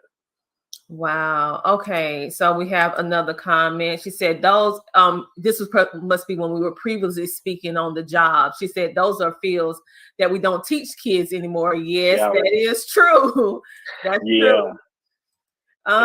So she said, how many months? I think he said 60. I said 5. I said less than 5 years. I would tell folks we have about 60 to 120 months with all this stuff. And this stuff might be full-fledged in 10 years. But we're talking about in 5 months, you're gradually seeing the changes already. They have the robots at the University of Tennessee. On my website, I have a YouTube video to where the robots are going in delivering pizza. Basically, they have it in California already to where the grocery delivery robots are bringing the goods to the people. You scan it and open up and get your stuff. Oh, wow. Yeah. And this is happening right before us, you guys. So what we're going to do, we're going to take a commercial break. I want all of you to let that marinate for a moment, get your bearings. And while we're taking this small commercial break, get your pen and paper, because normally I don't write notes during the interview, but I can't help it because he's saying so many valuable information in regards to we have to stay ahead. And if you do not have these transferable skills, you need to learn how to do it. So this is your wake-up call right now on this episode. Don't never say he didn't tell you, because he told you. Okay, we'll be back in a moment with the amazing, the automation king, Dr. Patrick Ditts. We'll be back in a moment. CTR Media Network was created for today's podcasters. We provide a safe haven for content creators that are everyday people doing extraordinary things. We have a system of positioning, monetization training, coaching, and support for our podcasters' success. CTR Media Network simply bridges that gap with a level playing field for your dreams to come true cost effectively. Our team provides a premium service and experience for our podcasters to grow. CTR Media Network provides access, support, resources, coaching, and community for our podcasters to win, if you put in the work. We believe that we are living in a unique time which requires you to share your message of hope with millions of people around the world. Remember that the world is never too saturated for you, your voice and message. A platform for positive, impactful media where the content creators are in the driver's seat. Visit our website today by going to www.ctrmedianetwork.com. Welcome to the Homeschooling Magazine, a magazine that embraces and celebrates the entire homeschooling experience. Our magazine is different from all the rest because we provide beneficial information and assistance in homeschooling, business, wellness, mental health, resources, and life. We encourage you to pick up a copy of our magazine today by going to issues.com for digital and printed form on amazon.com. The Homeschooling Magazine is all about impacting the world through home-based learning, helping to de-stress the homeschooling experience. Get your copy today. And just like that, we are back, and we are going to get back into these juicy topics, okay? I know this is a little bit more deeper, and I specifically wanted to have him after I had a conversation with him, and I was like, this man is profound at what he's speaking of in the now, okay? And this is some information that all of us, we're universally all connected to what's going on now. So now this is your chance in order to hear this information, be able to set your children up for success and yourself so that you can prepare for what's happening right before our eyes. It's not a game anymore. This is not just television. This is real life. On that note, let's bring our featured guest, Dr. Patrick Ditts. We are back. So with all of this that's going on right now, what does the future of our workforce look like? The future of the workforce, you're going to have your blue collar fields. Mm-hmm. You're going to have people that are able to hybrid or work from home. And that's pretty much what is, from my observation, it's going to be those two work fields, because what happened is, the white collar and the blue collar, my bad. Yeah. And you're going to have it to where if you're not in those two fields, you don't have a job. You're obsolete. And I've expressed this to people. You're going to become obsolete very fast. You're going to become obsolete and not even know it, because your skill set, you don't retrain on it. Mm-hmm. And that is the future. A lot of companies with the pandemic, they gave up their big leases. And so they have everybody working from home. And a lot of employees now really, really have the ball in their court. They can negotiate to say, I need to work 2 days a week or 3 days a week. And with the labor shortage, companies are saying, well, we need to keep labor. We're going to have to do it. And a lot of the companies are really going to have to sit back and realize we need to go to a 4-day work week, and we're going to have work from home, the white collar and blue collar. Those are the only two fields left. If it's not really STEM related or doing something in research or blue collar, you really have to ask yourself, this is the main question I ask people. Are you in a field that is helping move society forward? If you're not in a field that is moving society forward, you are obsolete. All right, you guys, it's time for some tough love and self-evaluation. I need everyone who watch and supports the Tina Ramsey Show. I need you to share this out to everyone on your timeline, everywhere, because people need to know this information, also know how to connect with the expert. Please don't ask me any questions on this, because I don't know. He's the expert on this. Make sure to connect with him on all of this information. He's not a doctor for no reason, because he took his time to study technology, took his time to understand what is going on. And you actually complete your dissertation on this very topic. So what made you decide, out of all the different things that you could speak of, that you just, because a dissertation is a lot of work, people, for those of you who do not know, that is a lot of work. So what made you decide to not only speak about this, but write your dissertation on this? Because this is a life-altering event, and I know people that are personally going to be affected by it. I found a note from 9/13/2017 on why I decided to write this dissertation. I looked at it the other day on my computer, and life is advancing. You know, this is even before the pandemic even happened. I think I was blessed to have one of the God-given talents of vision, and I see things. And this was 3 years before this even happened. I remember telling people this in May or March 2018. I said, they are about to automate everything. We didn't even know what a coronavirus was. And this was 2 years prior. And just deciding to write about that topic, you know, it really touched me. And I wanted to give information to people. And as you stated, doing the research is a lot of work, but it was worth it to share something with people. And the thing I would like to share with everybody, it doesn't matter your race, religion, gender specification, this is coming for you. And the two groups, you know, that this is really going to affect are minorities and women. The reason, I know a lot of people don't want to hear that, but you can Google this. Women are going to be affected because women work a lot of administrative tasks. Minorities are going to be affected due to their lack of education, credentials, and the willingness to encourage themselves or other people to go back to keep their credentials up. So those two groups are going to be completely devastated. Every other group in America is going to feel it, but these two groups are going to feel it the most. Wow. We have someone from the studio audience said, Dr. Dix is the man. Y'all better listen up. And said that you always on Erica's broadcast. Yes. Everyone, all jokes aside, you need to listen up. You heard what he just said, and I'm going to reiterate it because sometimes we have to talk about these tough topics in order for us to move forward.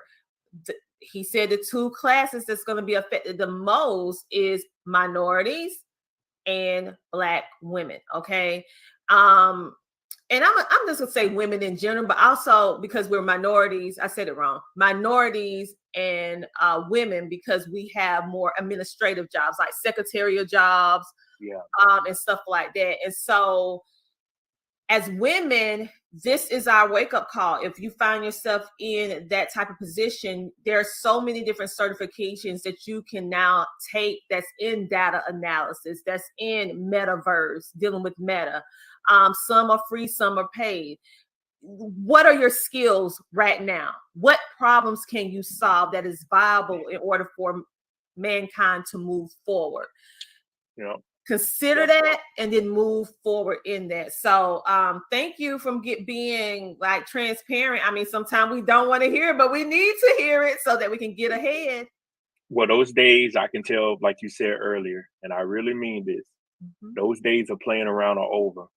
And what's going to happen, a lot of people are going to find themselves sleeping on people's couch or being in a homeless shelter, men and women. I said, this stuff is moving fast because the median rent price is $2,000. And I asked people, how many people you know make about $8,000 to $9,000 a month? How many people clear $108,000 to $120,000? That's not gross, it's clear. And I don't want people to say nobody told me about this once this becomes widespread. But the days of playing around are over. The days of being thotting it up, as we call it, listening to all this crazy music and just taking pictures for the gram and stunting on Snapchat and all these social media platforms are over. You're going to find yourself taking pictures saying, my life is in shambles. And the biggest thing is you got to take responsibility for yourself. So that's the biggest thing I tell everybody. Take responsibility for your life. You still have time to prepare for this stuff. But if you don't take heed to what I'm saying and other people are saying, it's going to be extremely difficult for you to survive in the upcoming years in the future. All right, you guys. This is one of those episodes where we're giving you that tough love.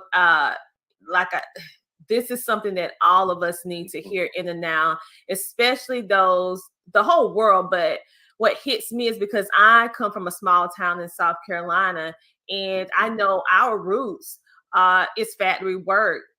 I mean, everybody that you knew worked to a factory, and knowing that is becoming obsolete.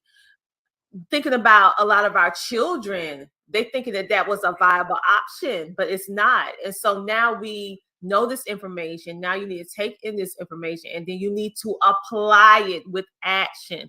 Just don't sit on the sideline listening, thinking you have all this amount of time, because basically the pandemic sped up everything that was already happening. So now it's working expeditiously, because those business owners, like Dr. Dick said, they're not gonna get caught with their pants down no more. They be like, wait, if it happened again, we have everything in line, whether with you or without you.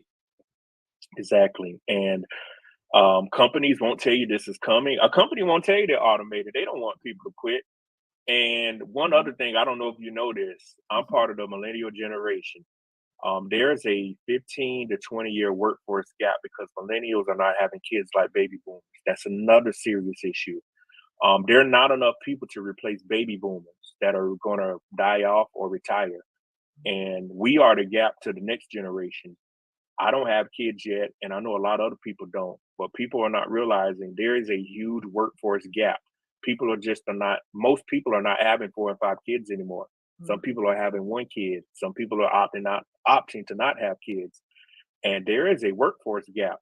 That's automation. They'll say, well, in 10 to 15 years, we'll just automate the whole facility. So those are other examples of how this technology is going to manifest very fast. Well, I can't say this online. I am a millennial, but I'm at the older end of the millennial. I am in the bracket. They consider me a millennial, but I'm the older part of the millennial. Okay. And you're exactly right. You don't have children. I have 2 children.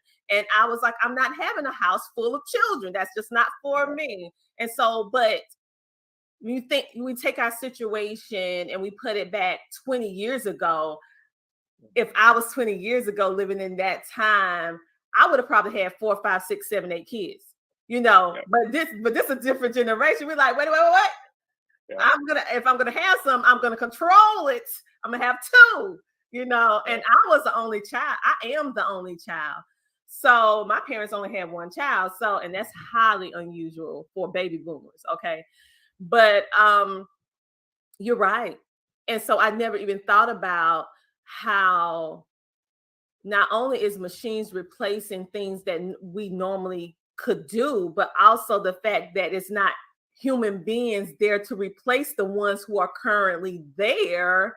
And we are not building the skill set, the problem solving, because everything is so readily available. You can Google your phone, pull it out. You don't have any communication skills. I remember I was sitting down, I was writing, and I was like, I forgot how to spell this word. I said, what? I said, wait a minute. It's the automation. So I said, oh, not again. So I said, okay, I'm going to start writing everything out again and stop relying so much on this touch screen stuff, because it handicaps you, to be truthfully honest. It does. It handicaps you. It makes you. I'm also one of those people, spell check on the phone or the computer will finish the words for me. But we have very serious problems that are rising. I mean, I know the economy, inflation and everything, we have some serious problems, and people really, really got to stop playing around. One of the things I tell folks is to look at your life. I've been on the Erica Williams show a lot, and one of the last things I said to people, you want to know if you're successful, look at the numbers. Go look at your Social Security statement. You can go now and log in. I said, you're going to see what you're taxed at Medicare and what your taxable income is. I looked at it the other day. If that number is not moving up, you don't need to be talking to anyone. You need to be working on yourself, because we live by numbers, and we have too many people out here giving advice to people that are not looking at the numbers. Somebody will argue with me and say the numbers don't dictate what Dr. Dix is saying. Well, when most people in rural areas drop out of school and only have a high school diploma, how are you going to train them to program? Because everybody can't be a programmer. Everybody can't go into cybersecurity. And that's what people are not looking at. There is no quick fix to life, and you cannot cheat the game of life. There's stairs to the top. There is no elevator. Yeah, that is a true statement. Right now, everyone, this is a wake-up call. This is a shake you up to make you think. and not only make you think, but most importantly, this is a episode to steer you to action, because many times we hear information, sometimes it's shocking, and you want to close your ears, close your eyes to it. But even if you decide to do that, it's still going to happen. So you can do that all you want, but right now it's time for you to have action, because right now you're in the driver's seat. 6 months, 12 months from now, that may not be the case. So start now looking for options for not only yourself, but for your children. And also remember, data is king. The numbers, anything that we do is based upon the numbers, whether it's our income, whether it's graduation with GPAs, everything wrapped up in numbers. Our bills is wrapped up in numbers. So look at it. Be honest with yourself. You can change it right now. Exactly.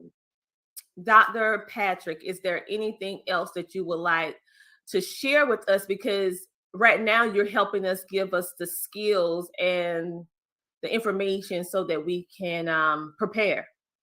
Well, one way the listeners and the people that are going to listen to the rebroadcast, they can find me on not LinkedIn. You can find me on Instagram. Dr. Patrick Dixon, King of Automation is the name. I'm pretty sure once this is posted that they'll be listed, the links. But that's the main way to get in touch with me. We have a TikTok that a person in my staff is working on, but that's the main way to get in contact with me. Because I know people are going to have questions and say, how can this happen? But all the videos are listed there. My YouTube channel has a bunch of videos. Dr. Patrick Dix. My website is automationawareness.com. I have the same videos there posted. We're going to update information. But the biggest thing I could tell folks is take a step back and realize this is serious. This is not a game anymore. I cannot stress that enough. Society now is based off of two parties. Well, not two parties, two types of people. You either going to be rich or you're going to be broke. You got to pick your struggle. And the thing is, you have to remember, things are going to get tougher. The price of living is not going down. It's going to increase, because the United States and whatever country you're in, some countries are just keeping up with the rest of the world. When you have unexpected things, you have to make sure that you're able to provide for yourself. You have to have an income. Just really dig deep and think about, where do I want my life to be at? And get around supportive people. Your family or your friends cannot be supportive. They could not be supportive, but you got to get around the correct people that are trying to win. Otherwise, it's going to be extremely hard for you to climb the ladder of success. And it's not going to be easy. It's going to be hard. I can go ahead and tell you from firsthand experience. Well, you guys, we have someone from my studio audience, Mr. Singleton. He said, better learn how to fix things, plumber, carpenter, electrician. Amen to that. And Mrs. Presley, she said, King of Automation. She is actually referencing his YouTube channel. And she said, give yourself permission to succeed. Yes, you definitely do. Listen, this is the time now. This is my mother would say, sometime God would come tap you on the shoulder, but then sometime he'll come and shake you like, wake up. I'm trying to let you see what is happening, because honestly, it's a select few that can see this happening before it happened. Most people are just mindlessly going vicariously day to day, just doing the same thing over and over, not having they have tunnel vision. They have their blinders on. They don't see what's happening. So it takes individuals like yourself that can see it before it actually comes to fruition to warn us, but it's up to us to listen. So you guys, literally, this is a warning. This is a wake-up call. This is a time for us to take action in regards to getting the skills that we need in order to sustain the level of comfort that you became accustomed to. And keep in mind that some of that may change, because the world has literally changed. Okay, so woo! Thank you for coming on welcome. Today. You're welcome. Thank you for being so honest and transparent. One thing that I appreciate is transparency. And sometimes we have to talk about the tough stuff. That's the only way I know how to be in life. I cannot go around lying to people. This is coming and it's already here. And if I know something, I try my best to share it with everybody. Well, I'm truly thankful that you decided to not only share it, but decided to come on over to the Tina Ramsey Show and share this with our audience here. We have someone in our virtual audience that said this was a great conversation. Yes, I 1000% agree with you. This is a great conversation. I'm gonna go back and reiterate and look at all my skills after this episode, because it's some things that I saw, because I see some things that's shifting, but you actually gave clarification on some of the reservations that I was feeling, some of the things that I was seeing, but I didn't understand it. But now hearing what you're saying, it actually put the other empty puzzle piece together. I was like, I was right, but I didn't have the name on it. I didn't really know how to communicate it so eloquently like you did, because this is what you do. But now I said, okay, I was right. I did see this. I kept telling people, you better leave the brick and mortar and go to click and order. You better start getting yourself digital. You better start getting yourself digital. And I didn't understand the full gamut of why I was saying that, but I just knew I saw the shift with entrepreneurship. I saw the shift of how people and consumers and businesses was accepting information and connecting with you. So someone said, hey, Dr. Dix, I don't have any kids either. Okay, so we got some humor today. All right. All right, so we're going to get that little group together that don't have no children. That's I don't have no kids I know of, but I'm pretty sure I should not. Okay, well, hey. Hey. We had a little bit of laughter today. It was serious, and then we had some laughter at the end. So everybody, listen, Dr. Dix is also a public speaker. So if you have an event, if you have students, a summit, a conference, I would highly recommend that you book him for your next event. All children and adults need to know about this information about automation. We can't sit on this and vicariously feel like if we don't do anything, it's not going to happen, because the truth of the matter is it's already happening. It's just, it's already happening. So it's up to you to decide what you're going to do with this information and how you're going to use it in a way in order to position your future. Yeah. It's only going to be the rich or the poor. The rich or the poor. There's no medium. No middle class, rich or poor. That's where it's going to be. Yes. Oh, wow. And it was like this before, but now it's to a greater level. So everything is shifting back. So you have any books or any current speaking engagements or events that you want to tell our audience about so they can go and support you or listen to you? Tell us about that now, because I want to make sure that everyone can get in contact with you. And if you do consultations, if that is something that you do, let them know, because literally they need to get in contact with you. They need to be calling you, using that digital phone for more than a Snapchat, and get themselves together. We have a couple of things planned up we're working on, but the Calendly, I do consultations. You could contact me, calendly.com/Dr. Dix, and I do consultations. We have a lot working on. We have a lot that we're working on behind the scenes, but I'm open for speaking engagements. I'm open for a lot of things, business, schools, about education, etc. You contact me, and the PR person that I have will reach back out to you, and we will get everything squared away. Oh, wow. And, yeah. Go ahead. I'm sorry. Go ahead. Oh, no. King of Automation is the best way to reach out to me via Instagram, the automationawareness.com. People can find me on LinkedIn too. They can, they could go to the website. You could go directly to the website, and once you put an inquiry in, you could go all the way to the top and says contact me up at the right-hand corner on a mobile device or your desktop computer or laptop. and it'll come directly to my email, and I can respond. Yep, go to contact me. Yep, and All you right, fill in the guys. Here yep, it fill is. in it. Yep, fill in the information and hit submit, and it'll come directly to me. That's the easiest way that you can get in contact with him. So go to automationawareness.com, hit the contact me section.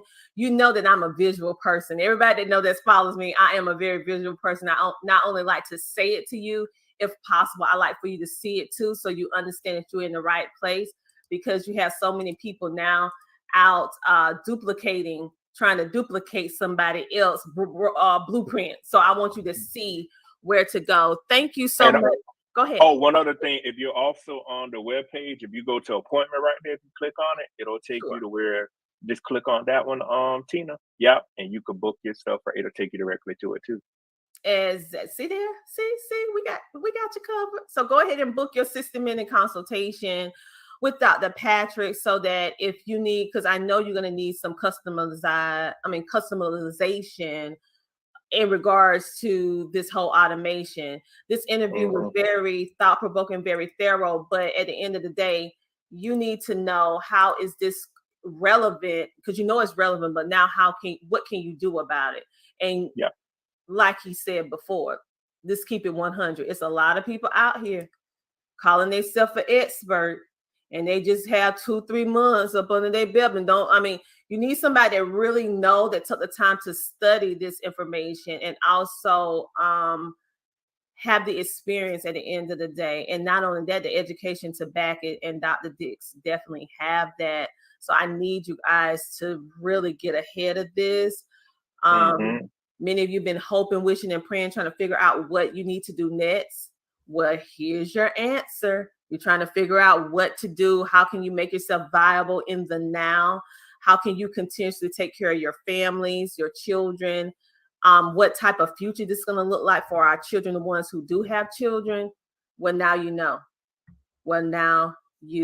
know. It's time for us to take action in a good way for this. Miss Presley said, great interview, Dr. Mans. Well, let me tell you something. A good interview is only as good as the featured guest that you have. Okay, so I couldn't have a conversation like this with myself. So he helped me with this. Well, I appreciate it. Yeah, so someone said, if we have a Facebook user, and then we're going to wrap this up, said, what do you think about trucks being automated? They're already working on driverless trucks. If you go on the YouTube NBC News self-driverless trucks, they did a recent news thing about it. It's already here. Wow.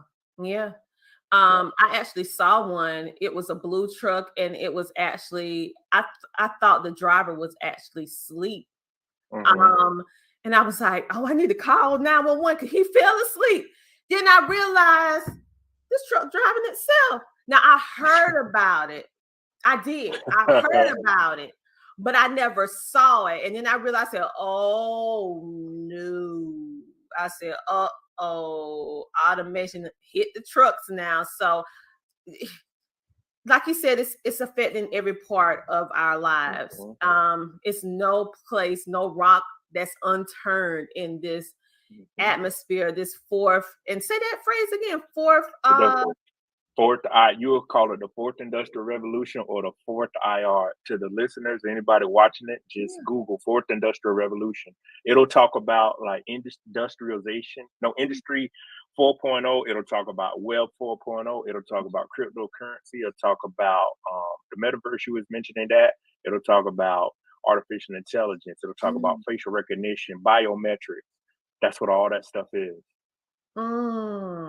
Well, I am going to do this, and I'm going to add this to our homeschool curriculum, because we need to know more about this, because this is in depth. So we're definitely going to be adding that to what we're studying for this year, because I have an 11th grader, young boy, and so he definitely needs to know some more information. So we're going to be adding this on, and he's very good with his hands. So, got to give him something that he can do. So thank you so much. Like I said, again, you're welcome to come back on the show anytime. Keep us in the know of what's going on with you.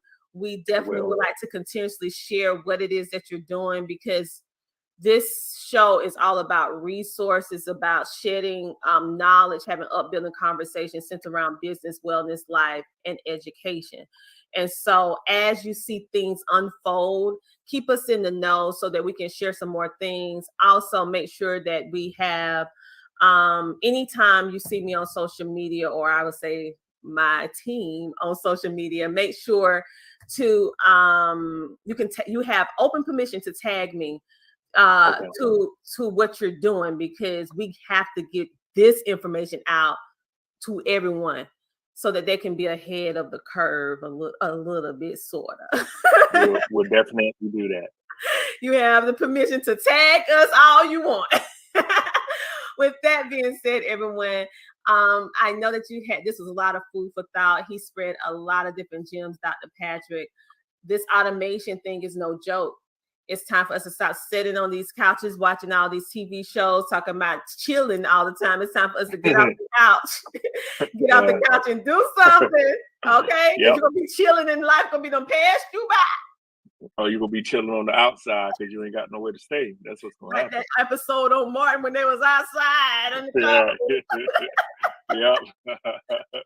So we had to get some humor in here before we go off the air. But listen, you guys, all jokes aside, get ahead. This is your moment. This is what you need to hear in the now. And we're so happy that you decided to stop by. So as we said before, make sure to tune in next week. We're going to have another episode of the Tina Ramsey Show at 7:30 p.m. EST, giving you some food for thought. But this automation, this is something that you need to listen to over and over and over again. And most importantly, please reach out and get a consultation with him or follow him. Hit that subscribe button on Instagram so that you can stay in the know, and also YouTube as well, so that you can stay in the know of what he's doing and how his information can help you. Everyone, have a great, amazing rest of your night. Thank you for everyone who tuned in for my virtual studio audience, and everyone that's going to be listening later on radio as well as TV and all that other stuff. We appreciate you, and remember to like, follow, share, and subscribe. Have a great, great, amazing night. We'll talk to you later. Three Rivers Trucking School presents the Re-Up Atlanta, taking place Sunday, September the 25th from 9 a.m. to 4 p.m., where you will learn how to start a trucking company, how to start a trucking school, intermodal and port activity, dispatch and logistics, box truck contracts with Amazon, and so much more. With your host, I am Larry Coughlin. With the keynote speaker, Boss Man Brewster. First female of freight, Cody OTR. Only Ryan knows best. Maddie Daddy time. Ashley Keep Trucking. Box Truck Shouty. Pick up your tickets today. And if you want to learn how to drive a truck, then join Three Rivers Truck Driving School CDL class now. Sign up by simply calling the number 1-800-315-7022. Again, that number is 1-800-315-7022. It's time for you to get in the driver's seat at Three Rivers Truck Driving School. See you there.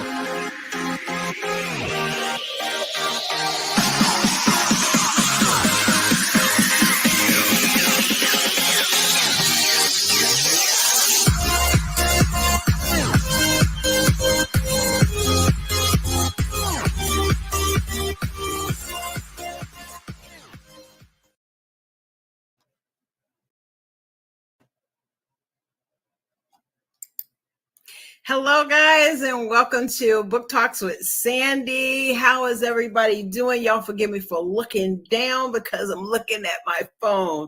Listen, I am Sandy Sanders. I'm so excited to have all of you here with me on tonight.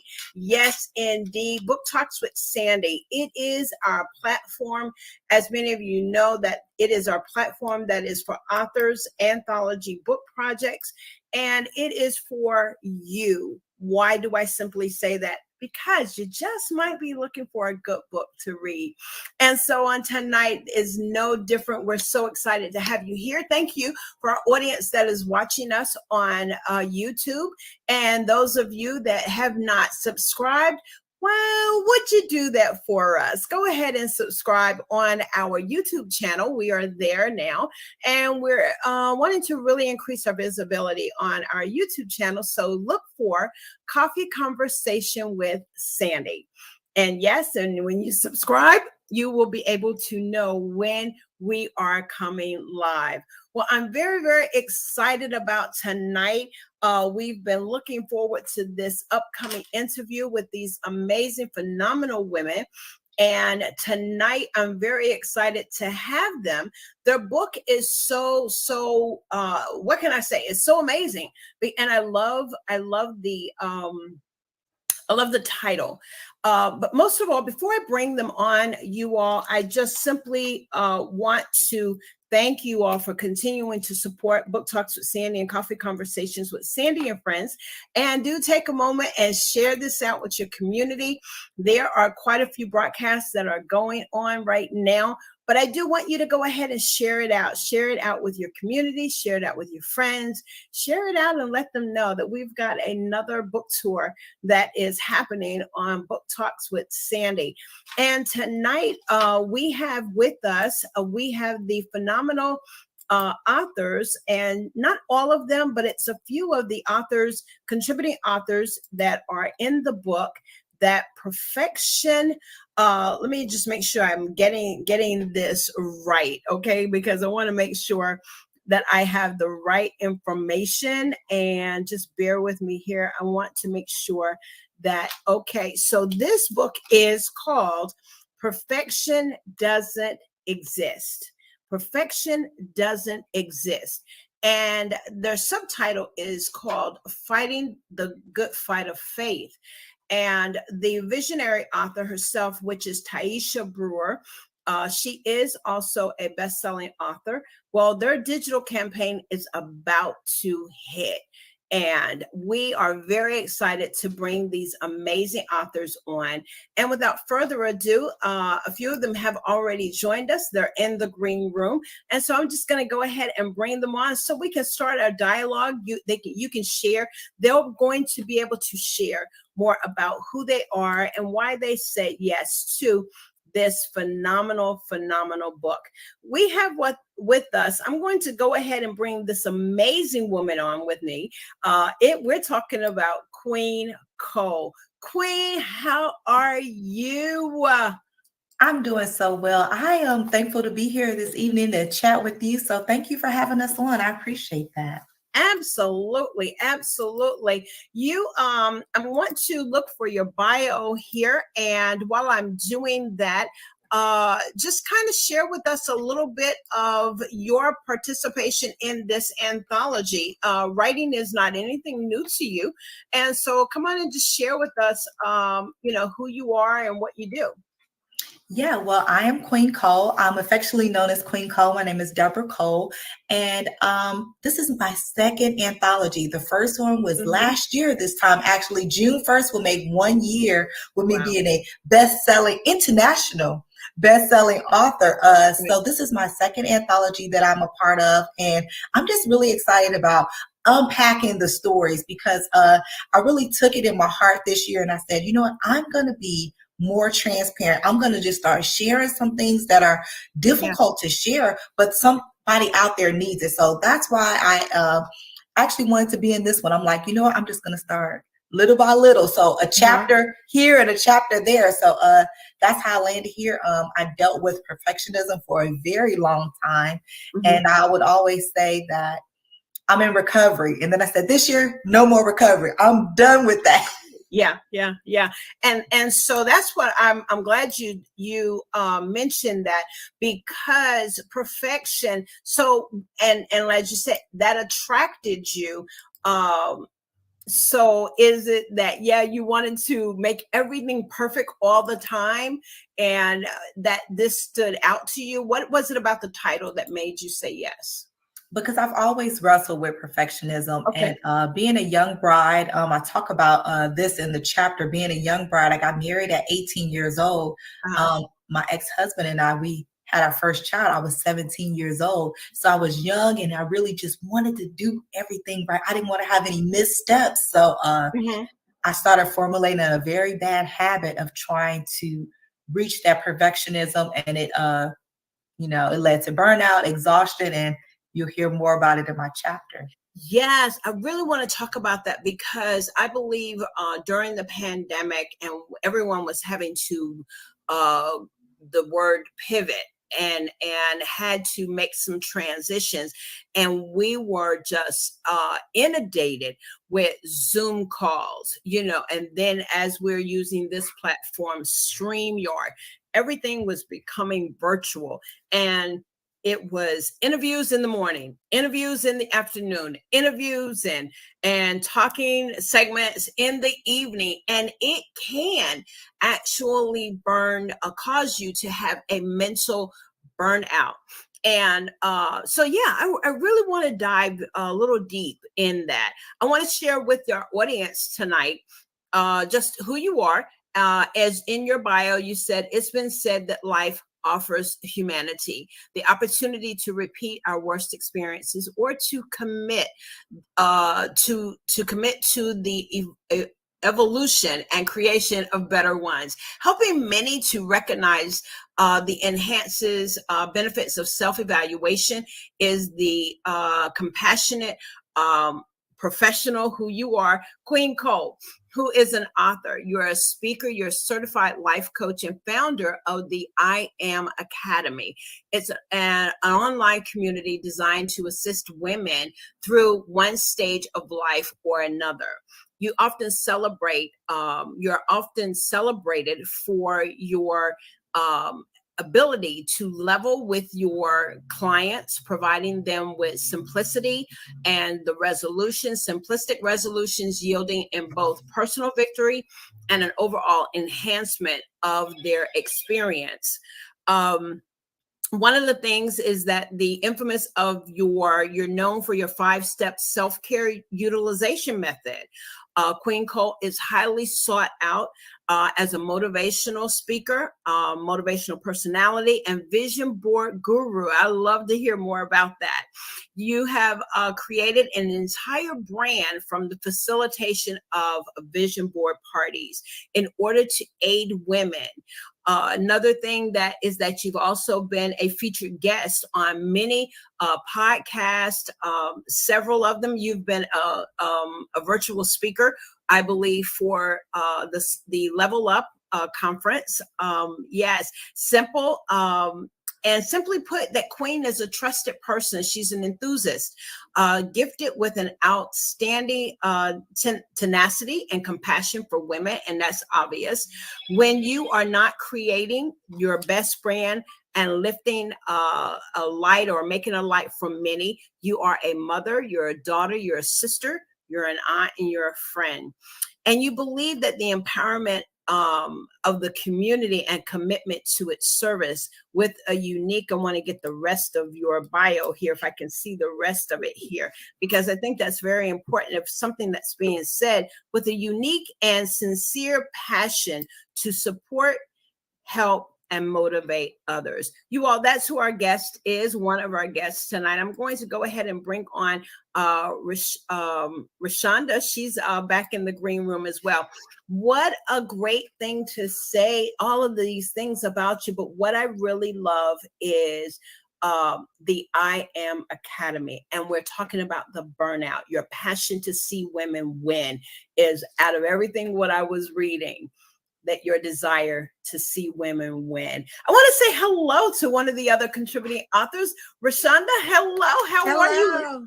Welcome to Book Talks with Sandy. I'm great. How are you? I'm wonderful. Yeah. Well, welcome aboard. We're going to just have a great conversation here. Awesome. Yes. Yes. So you're one of the contributing authors. Go ahead and introduce yourself to us. Well, I'm Rashonda Thornton. I'm also one of the Forged by Fire authors from the anthology. So this is my second anthology that I'll be assisting on with Taisha and also with Queen Cole. So it has been a pleasure working with them. And yeah, well, awesome. I think okay, so that rings a bell. I think I recall your I've interviewed you before then, I think. Yes, ma'am, you did. Yes, our visionary at that time was Keatrice Keys. Yes, so I've interviewed both of you. You're phenomenal. This is amazing. So you're just enhancing this literary world. I'm loving it. I'm loving it. Yes, indeed. And I'm sorry. Go ahead. I was like, I've interviewed these ladies before. Yes, go ahead. And I was just so excited to be a part of this project.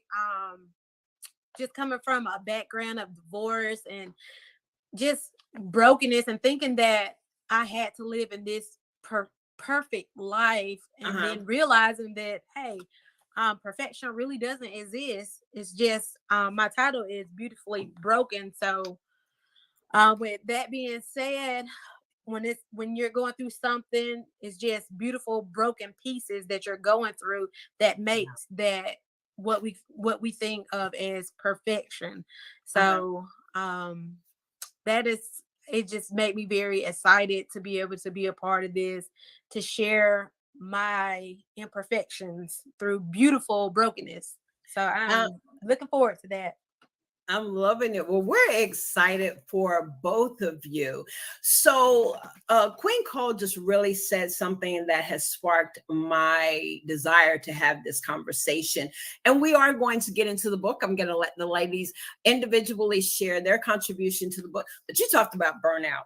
And we're smack dab in the middle at the end. Actually, we're right coming up to the end of what everyone is we're not celebrating, but we're acknowledging that mental health is so important. I do want to say hello to Dr. Eric Holmes, who is watching us in the audience. He says, good evening, ladies. Mr. Quincy Shelton, welcome, sir. Yes, indeed. And Dr. Holmes was saying glory. Y'all must have said something that sparked a hallelujah, glory to God.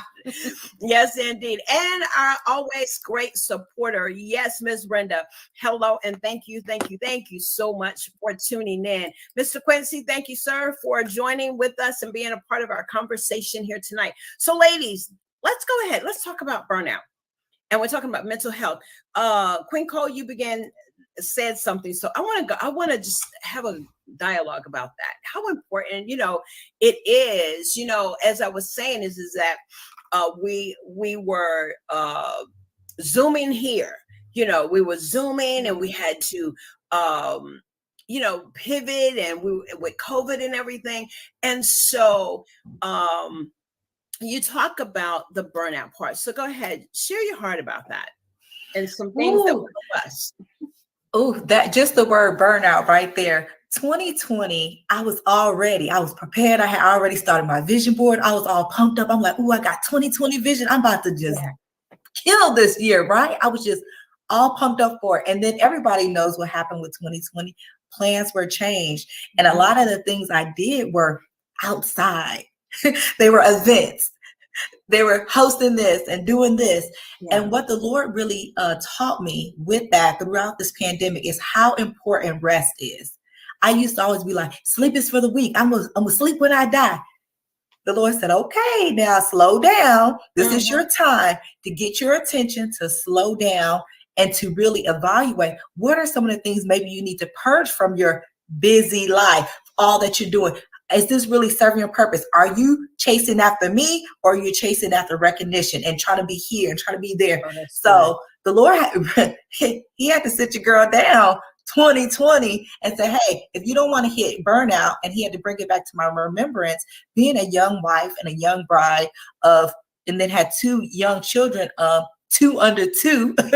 And he said, you remember when? And so he started bringing back things into my remembrance and saying, you need to slow down. You need to get some rest. You need to focus. And so it really just 2020, the onset of 2020 of the pandemic really helped me recalibrate myself so that way I would not reach that burnout. And then I was able to say no to the things that did not align with me. And I was able to avoid burnout. So I wasn't a Zoomie all the time. There were times I just said, no, this is not in alignment with what I'm trying to do. And was able to stand on that. So I had to create boundaries, learn how to say no effectively, and to really mean it and stand on it to protect my, one, mental health, and two, physically not being able to burn myself out. So those were the lessons that I got at the onset of the pandemic in order not for me to get burned out.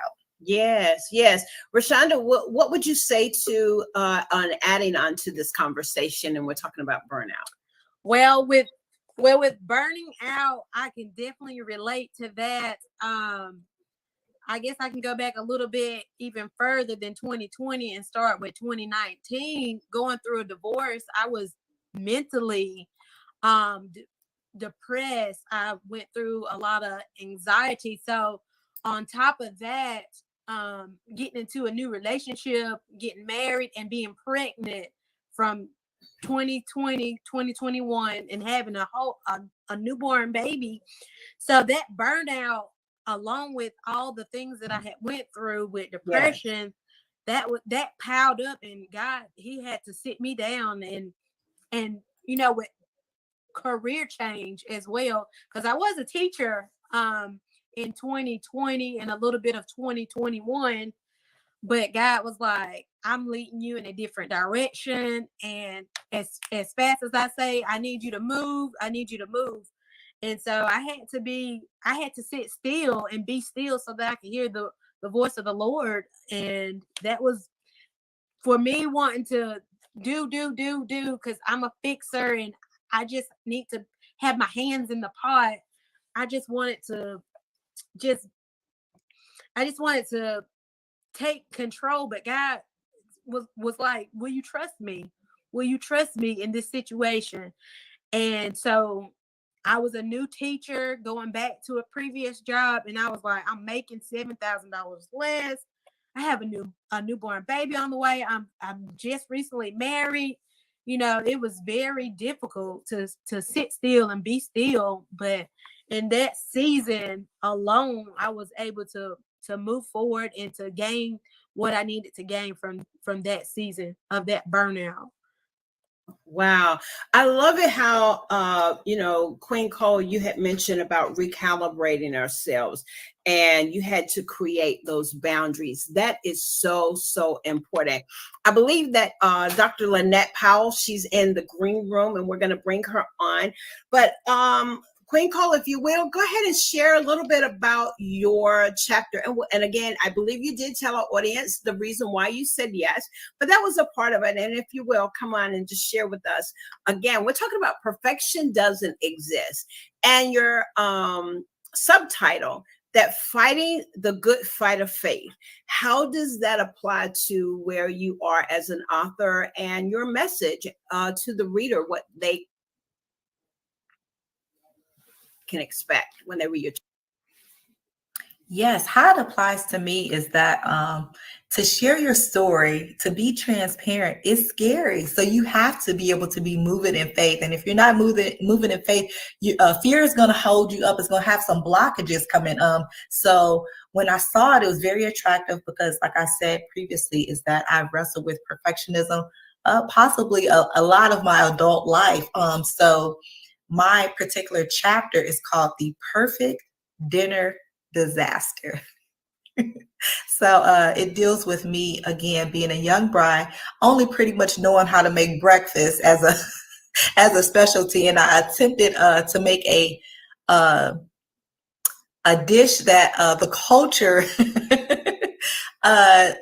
likes it a specific way. And I was not familiar because I was reading books, and this is back before Google and all that. So I was getting recipes from the library, printing them out and things like that. So it's very interesting. My chapter, The Perfect Dinner Disaster.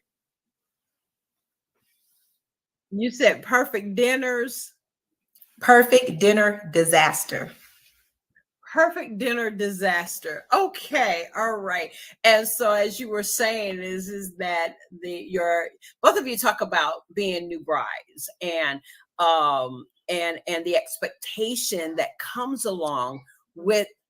It's different when you're dating. It's different when you're cooking his dinner when you're dating and you're the girlfriend or you're the fiance. But boy, when we become the wife, Yeah. my sister shared a post. She shared with us, and she's in her honeymoon stage, but we're older. And so she said, I've never met, because she doesn't eat banana pudding. And she said her husband asked for a banana pudding. And she said, I've never made a, but I said, girl, we, as old as we are, you've never made one. And she said, no, I never made a banana pudding. And I don't even like banana pudding. But she said, because I love my husband. And she did. So I have the things that we do once we say I do. Right. And I'm glad that you said that, because this particular dish that I made, I do not like it. I don't even really like, I mean, I'll eat it, but I don't even really like it. The things we do for our husbands, ladies in conversation, you all that are joining us for the first time or connecting in with us, this is Book Talks with Sandy. I'm in a great conversation. We're just having a warm conversation. These are the authors, contributing authors of the upcoming book that is called Perfection Doesn't Exist. I have with me on tonight contributing author Queen Cole and Rashonda. Rashonda, what is your last name? My last name is Thornton. Thornton, yes. And so these ladies, we're just kind of having a dialogue of their contribution to this amazing book. They're one day, I believe you're one day away from your digital promotion. So yes, we are definitely going to be pushing the book, and we're going to be talking about that in just a moment. Rashonda, go, if you will, come on and let's dive a little bit deeper about what we can expect whenever we hear from you or read your chapter. So the name of my chapter is called Beautifully Broken. I have a little quote by Shannon Alder. It says, there's no perfection, only beautiful versions of brokenness. So many of us, we grew up thinking that we were going to be a princess. We were going to live like royalty. We really thought, hey, it's going to be perfect. Everything is going to just happen. I'm going to grow up. I'm going to marry my Prince Charming. I'm going to have a few little children, and everything's going to be all right. Well, my chapter kind of delves into how that thought of being a beautiful, perfect little princess and growing up with this beautiful prince and my wonderful children, how life happened, how I became broken, and doing those broken pieces in my life. There was like a few events such as I call it being deflowered. Another word for being molested or whatever, and going through teenage pregnancy and the different severed relationships, as well as going through the grief of my father. Talked a little bit about how these beautiful broken pieces molded me into what I would consider a new perfection. Not necessarily the word perfect, but a beautiful version of brokenness instead of perfection. So I talked a little bit about each portion of that and how God allowed each broken moment to form me and to be who he created me to be. And instead of looking at it in a negative way, I was able to turn it into a positive. That is awesome. I'm loving it. I can't wait to read you all's chapter. I want to share with you who this amazing, both of these women are. You all are phenomenal. I want to share because I didn't have a chance to share your bio here. Rashonda Q Thornton. She is a wife and a mother with a diverse background that makes her passionate in her calling to see individuals, relationships, and families restored. I think that's amazing. She received a Bachelor's of Science degree in psychology in 2015 from Emmanuel College in Franklin, and that's Franklin Springs, Georgia. She is employed as a behavioral health counselor where she helps offenders reduce recidivism through individual counseling and assessed cognitive behavior, parental and substance abuse programs. Rashonda is currently obtaining her master's degree in special education from Liberty University, defeating all the odds in her life, as she says, after being told that she would be a dropout in high school. She has held a diverse number of roles to include Sunday school teacher, special education teacher, after school coordinator, and foster care social worker, to name a few. She takes pride and joy in helping others rebuild their lives and be restored to the place that they were destined to be before life's interruptions. And of course, we'll go over you all's how people can reach out to you. Look at you all. I'm telling you, just phenomenal. And I feel so honored to have you ladies back at the table again. And just sharing, we learned that we have so many stories. Karen Crockett Cherry, who's my mentor and my friend, and I'm part of her team. And she says that there's so many stories in us. Y'all heard that? We have layers of stories. We just can't do it all in an anthology book project. We just can't. But yes, by sharing, Queen Cole, you going back to the early part of when you were married, and then Rashonda, you talk about the broken pieces in your life, and those pieces, yet they're beautiful. I love it. I love how you all are sharing. So basically, Maisha, your sister, she's in the green room. I'm trying to see if we can't bring her on. Maisha, you let me know if you're ready to come on, and we'll go ahead and bring you on. But you've got the digital campaign that is starting tomorrow. And Queen Cole, if you will, let's go ahead and make that appeal. And I'm going to bring your information up about the book and the picture and all of that. So if you want to go ahead and make the appeal out. Yes. So everybody, what we need you to do tomorrow, exclusively the highly anticipated, the much anticipated anthology, Perfectionism Doesn't Exist, will be available tomorrow. The digital release is tomorrow. It's only going to be $1.99. Y'all can help us. $1.99. Become best-selling authors. So make sure you tell somebody, and then also get it for somebody else. If you don't want to read it, get it for somebody else. Gift it. I'm a big everybody know when you get a gift from me, you're gonna get a gift, and you might get a little cash. So make sure that you go out tomorrow. We'll have the links live available tomorrow, I believe 10 a.m. Eastern Standard Time. We're gonna post it. All authors are visionary. Everybody will have the link available. We're going to be sending it to your phone. We're going to be sending it to your email. Wherever you get your good stuff at, we will be notifying you tomorrow as early as 10 a.m. to be able to get the digital copy. And then from there, we'll have a little more surprises up our sleeves. So you got to make sure that you follow us and follow everyone that's connected, so that way you can be in the know about what's next after the digital release. Absolutely. Rashonda, you want to go ahead and make your appeal, and I'm going to go ahead and bring on Miss Maisha, and she's joining us. Hello, how are you? Hello. Hi everybody. So Rashonda, if you will, go ahead, and we're going to I'm going to go ahead and share my screen while you're talking. Yes, so just as Queen Cole said, make sure you join us on tomorrow morning at 10 a.m. to purchase your a copy of your book for $1.99. If you would like to follow up with me, my Instagram is rashonda.thornton. My email is also rashonda.thornton@gmail.com. And my Facebook page is also Rashonda Thornton if you would like to follow up with me. Thank you. Absolutely. We've got I think I've gotten every one going on. This one is showing 2 to am I on mute or am I talking? Yeah, I'm not.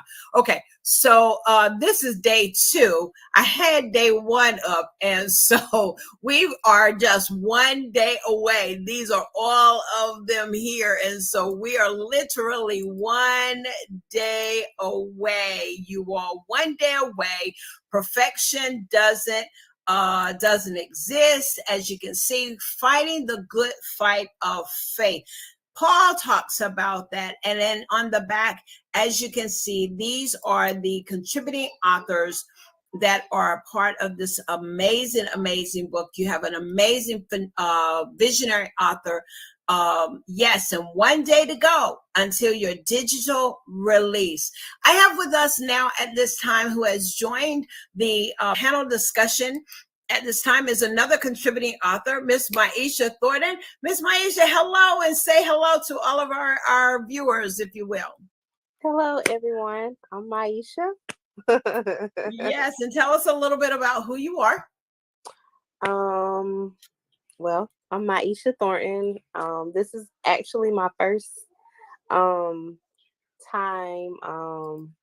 writing. So I'm thankful for the opportunity. And I'm just happy that I'm able to, share my testimony, my journey, and I pray it helps, someone else along the way. And I took for granted that she is your sister because of the last name. So are you all related? Yes, she's married to my cousin, and we're next door neighbors. So yeah. Hey, listen, that's what sisters are, regardless. Okay, Yes. cousin-in-law, in love, Right. and all of that. But we're friends. We was friends first, so yes. Friends first. Yeah. Wow, I love it. I love it. So you're on this journey. And go ahead and share with us. What can we expect to read whenever we grab our book tomorrow or our digital copy? What can we expect to hear from you? You'll get to learn a little about me, my childhood, my journey along the way, and where I'm at today. You'll get to know a lot about me. And like I said, this is my first time, being comfortable with being able to tell my story. And that's why I said, I pray that it is able to, help someone to remember, no matter what you go through, no matter what your journey looks like, perfection doesn't exist, but God. So yeah.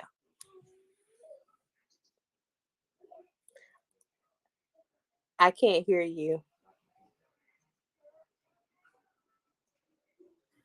I wanted to make sure that y'all didn't hear my grandson. My grandson, Ashton. My audience knows who my grandson is. So grandson, we want to make sure y'all didn't hear Ashton talking about his Hot Wheel cars tonight. but I wanted to pull up and see if I had your bio there. But audience, those of you that are tuning in tonight and you're catching, we've had one of the other authors to join us tonight. And we were talking about burnout. We were talking about burnout earlier, and that, has kind of set the tone of our conversation. And as you were mentioning, and I believe each of us, where we've sit, Queen Cole, and Rashonda, who are part of other anthology book projects. And so we have all sat in that place of, I believe I'm ready to share a portion of who I am. And so we welcome you on this journey, and you're about to become a #1 best-selling author.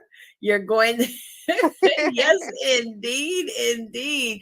And to God be all the glory. I love the fact that, and of course we are a Christian platform of Christian women, and there are men that come on our platform as well. But that's what it's all about, y'all. Wouldn't y'all agree that God gets the glory? He gives us the courage to share our story because I believe it's Dr. Sherwood that says our story is not our story. It's not for us. And so someone needs to hear what Maisha has gone through, author Maisha, and someone needs to know what Rashonda has gone through, what Queen has gone through, and all of the others. And they need to know so that they will know that they're not alone. And so when God gave you the yes, how did you feel as you were writing, Maisha?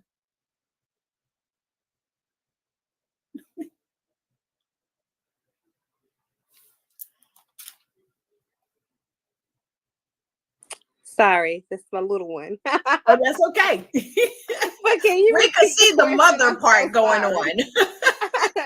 Can you repeat that one more time? I'm so yes. sorry. So how did it make you feel when God, you kind of got the okay that God says, it's okay, it's good. I've got you, daughter, to share your story. It's kind of like when you have peace about it. Well, I'll be honest. I was like, God, you sure? Like, we all like you want me to tell you? Are you sure? And it was just like he was like, it's time. So I was like, okay. And then Taisha, she asked me, and I was just like, because I had been talking about. I'm like, it's time to tell my story. It's time. But if it had been left up to me, I would have never done it. Right. And so when I was presented the opportunity, I was like, and God was like, yeah. I was like, okay. So I was uncomfortable at first, but I was like, like you said earlier, my story is not my story. It's to help somebody else. So that's what it's all about. We talk about mental health, and this being that month of mental health, and we talked about burnout.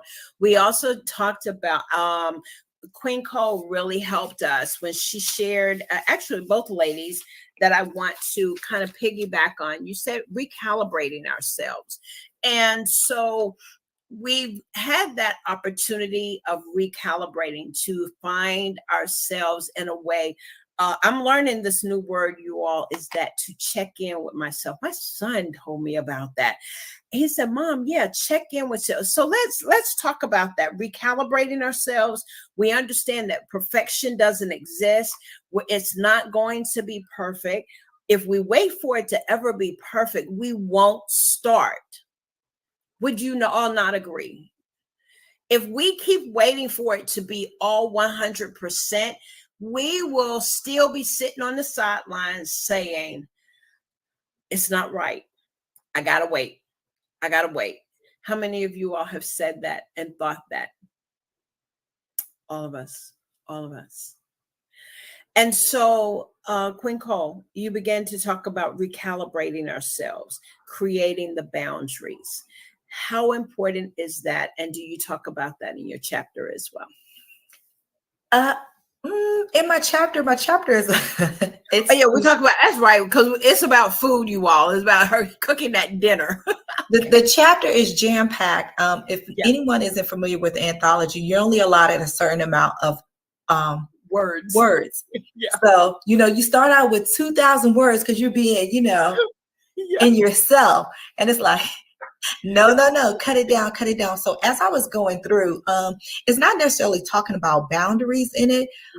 But what is important about boundaries just in everyday life is that, you're protecting your yes to authentic things that align with you. You're not saying no to yourself, and you're showing people how you want to be treated.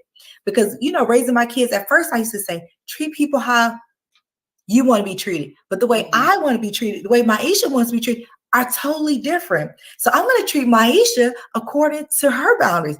Sandy the same, and Rashonda the same. So creating those boundaries, really, they weren't necessarily like barricades, because there are barricades for some people, not just boundaries, because they don't know how to respect boundaries, but that's a whole nother show.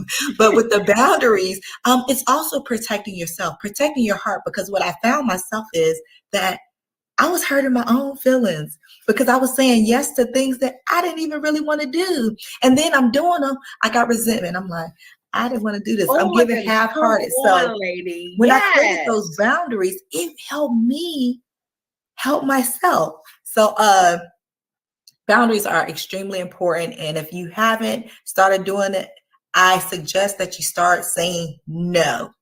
And I had to utilize this first with my children. And I would say no, even when I know my heart is like, I want to do it. But I'm like, no, because I needed practice. You got to practice and you got to utilize that no muscle. Because once you start doing it, you get stronger and stronger. And then you're protecting yourself. You feel better about the things you do. And you don't have to worry about that whole breeding resentment or not doing anything, half-heartedly. So boundaries are extremely important.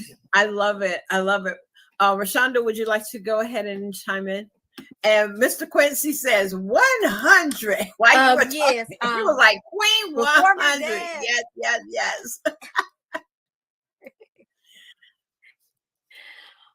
Yes, but Pat passed away. One thing that when it came to boundaries, he said, Rashonda, you're just too trusting. Like you see the good in everyone and you don't have any boundaries. So I'm not surprised that you are hurt. And he said, I want you to start evaluating the company that you keep and start setting some boundaries, saying no, it's okay. You don't have to put your trust in everyone, and it's okay. And he was just saying, you're the CEO of your life. You can hire and fire people. You can demote people. You just put people where in places in where they're supposed to be. Like you might not, everybody might not can be a manager in your life. Everybody might not can be a confidant in your life. So my dad he really preached to me and taught me to set those boundaries and not be so trusting. And I guess that's what my chapter is pretty much about, not having any boundaries and learning to deal with not having those boundaries and how to help somebody else set some of those boundaries. That's good. That's good. Listen, I'm telling you, we are having such a great conversation. But I do have to take a break because we got to share some great, important information. This is the book tour of the contributing authors of the upcoming release of the book called Perfection Does Not Exist, and Fighting the Good Fight of Faith is their subtitle, with the phenomenal Taisha Brewer, who is the visionary author. And I just want to go back and share our screen here. We're going to add it. And as you can see, we are one day away. So tomorrow, we want you to, as I always tell our audience, y'all know how we do, right? If you got to put a Post-it note up on your head, you want to put it on your refrigerator, you want to put it in your calendar, in your phone, as well as I want you. Do you all have a Facebook page that is of the book, or how can those? Okay, so that's my first question. Is there a page for Perfection Doesn't Exist? There's not a page. There's not. No, we don't have a page. Each individual author will be able to post the link on tomorrow. So any 9 of us or the visionary, they'll be able to get it from there. Well, great. They've got a campaign ready. And so if you are familiar with these phenomenal ladies, just look out. You're going to get their post along with the link. And that link is going to direct you right on over to purchasing your digital copy. As Queen has already shared, we're talking $1.99. So what you're going to do is go ahead and sacrifice going to that fast food or picking up even the half a salad. I'm on this health kick, you all. So I'm trying not to eat the burgers and all, even though I fell off the wagon yesterday. But yes, you do. And you want to not just purchase a digital copy for yourself. You want to go ahead and purchase a digital copy for someone else as well.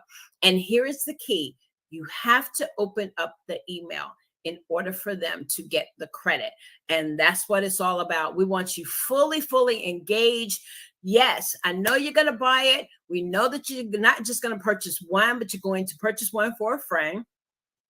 But it's very important that you do go ahead and open up the email so that they will get the credit. And because we're hitting that #1 best-selling category, and definitely category, even reaching numbers in various categories. I want to just share also my screen here. I'm going to remove this one here. And ladies, just if y'all allow me to, a couple of things I need to share with our audience with who our sponsor is. Our sponsor is the Swag Her magazine. I would like to share my screen, and we're going to hear from Miss Fancy, and so she can share with you all exactly what Swag Her is all about. And so we're going to do that, okay? And so if you will just allow me to, let me get back over here, and we're going to hear from this phenomenal woman who is the editor-in-chief of Swag Her magazine. Greetings all, it's Fancy, and I'm the award-winning publisher and editor-in-chief of Swagger Magazine, which is an empowerment and lifestyle publication for the Black community. But did you guys know that we also double as a PR boutique? Yes, we strategically execute brand campaigns for Black women-led businesses, coaches, authors, and girl bosses so that they can receive more visibility and establish themselves as an authority. We do so through a mix of PR, marketing, and branding. If you would like to learn more about our services, schedule a consult with us at swagger.net. Yes, indeed. You want to definitely do that. Swag Her magazine can be found in a digital form. It also can be found in print as well. So do look for Swag Her magazine, and you can find all about them. They have various opportunities for you to be able to share your products, your business, even to even write an article or become a contributing writer in their magazine, or to be featured in their magazine. It's a phenomenal piece of work. I really do enjoy being a part of the Swag Her family. Also, want to let you know, if anyone is looking to be a speaker, there are some speaking opportunities still with the conference that is with Kern Crockett Cherry, the Level Up Conference. I do want you all to know that if you will go to Level Up, you can go to the Level Up and Power Up Summit on Facebook. You can, if you go straight there, you will find links that you will have the opportunity to become a speaker. And the awards nominations are in place now. I want to also share my screen on that as well. If you would like to nominate yourself or nominate someone else, definitely I want to share that with you. I'm telling y'all, I told y'all Ashton's going to show up tonight, and he is. Say hello to everybody. Let me share my screen here, you all. Yes, indeed. One moment. Let's see. Here we go. Nana, I first see. Okay.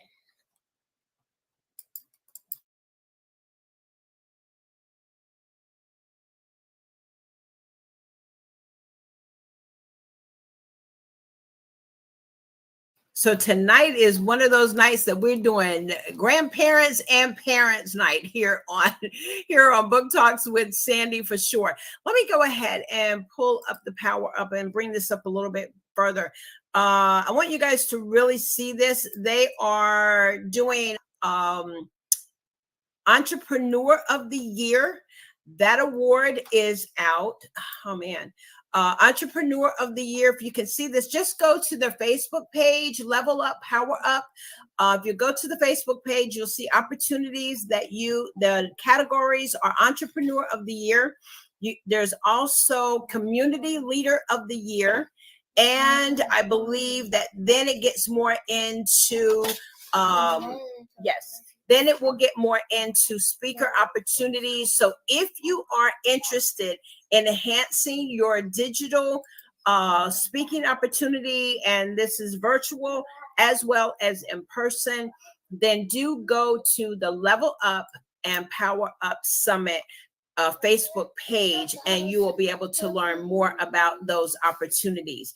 What I am going to do at this time is I normally step back and let these authors have a few words to say individually, and then I will be back, and then we will be ending our broadcast. Okay. All right, Queen Cole, I'm going to start with you and each of the ladies, and as she shares a little bit, and just make her appeal to you here in the audience. All right. Well, first of all, thank you, Sandy, of course, for always being on. I appreciate you. I appreciate you sharing this platform with us and helping us to continue the good work. I mean, this is what the Lord really wants us to be able to share these messages and collectively help each other move forward. But the final thoughts that I have are: you were born to be real, not perfect. You were born for such a time as this. And if you go back to the book of Esther, chapter 4, verse 14, when it says you were born for such a time as this, you were. This is life. Just like grandbaby came in, baby came in, this is real life. This is nothing where it's perfect. Life is imperfect. And I just encourage you to just continue to be real and not to be perfect.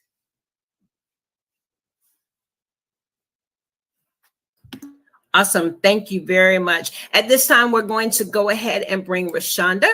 And Rashonda, if you will, come on and share well, with I our want to audience. finish up and by saying thank you, Miss Sandy, and thank you to the other ladies that joined in. One thing that I would like to end with is saying, when it comes to life, it's okay to not be okay when it comes to being perfect. After all, it's the Lord's plans that will prevail. So be okay with when things doesn't go your way, when things that you've planned out, it takes a different turn in life. Be okay with that, and continue to look and listen and get before the Lord so that you can hear the next steps in life. Thank you. You're very welcome. Thank you so much. And now we're going to hear from Miss Maisha, if you will.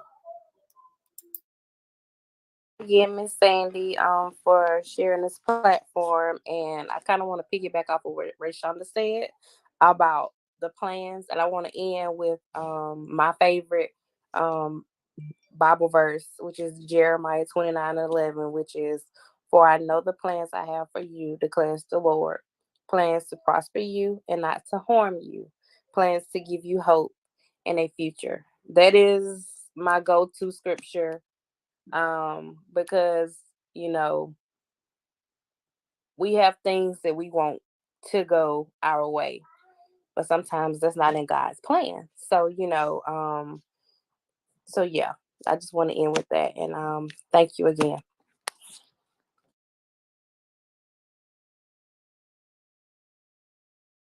We're gonna all come back on. Thank you so much. I think I got do I have everybody? I believe so. Rashonda, you with me? I think I lost you there. Yeah, I think I lost Rashonda, but I think she'll be back. Listen, I want to thank these phenomenal ladies. I want to thank your visionary author. Yes, Miss Taisha. Thank you, thank you, thank you. That may go back and listen to the replay. Thank you so much for trusting our platform, Book Talks with Sandy, tonight, and just interviewing these amazing authors. But it's going down tomorrow. We're excited. Yes, indeed, that tomorrow is going to be the digital campaign. We want you to purchase that book. We want you to purchase it. And yes, indeed, we want you to make sure that not only do you buy one, but go ahead and buy a couple and open up the email so that those numbers can count. We want to hit every category possible, indeed, for this book. And the celebration. Let's celebrate these women, because they're talking about, so many times when I think in a young girl's life, and we're women, we're females, we may even have daughters. I know I do. And society will have this comparison thing going on, even in the body of Christ. The enemy has tried to creep in with comparison, envy, and jealousy, those two right there.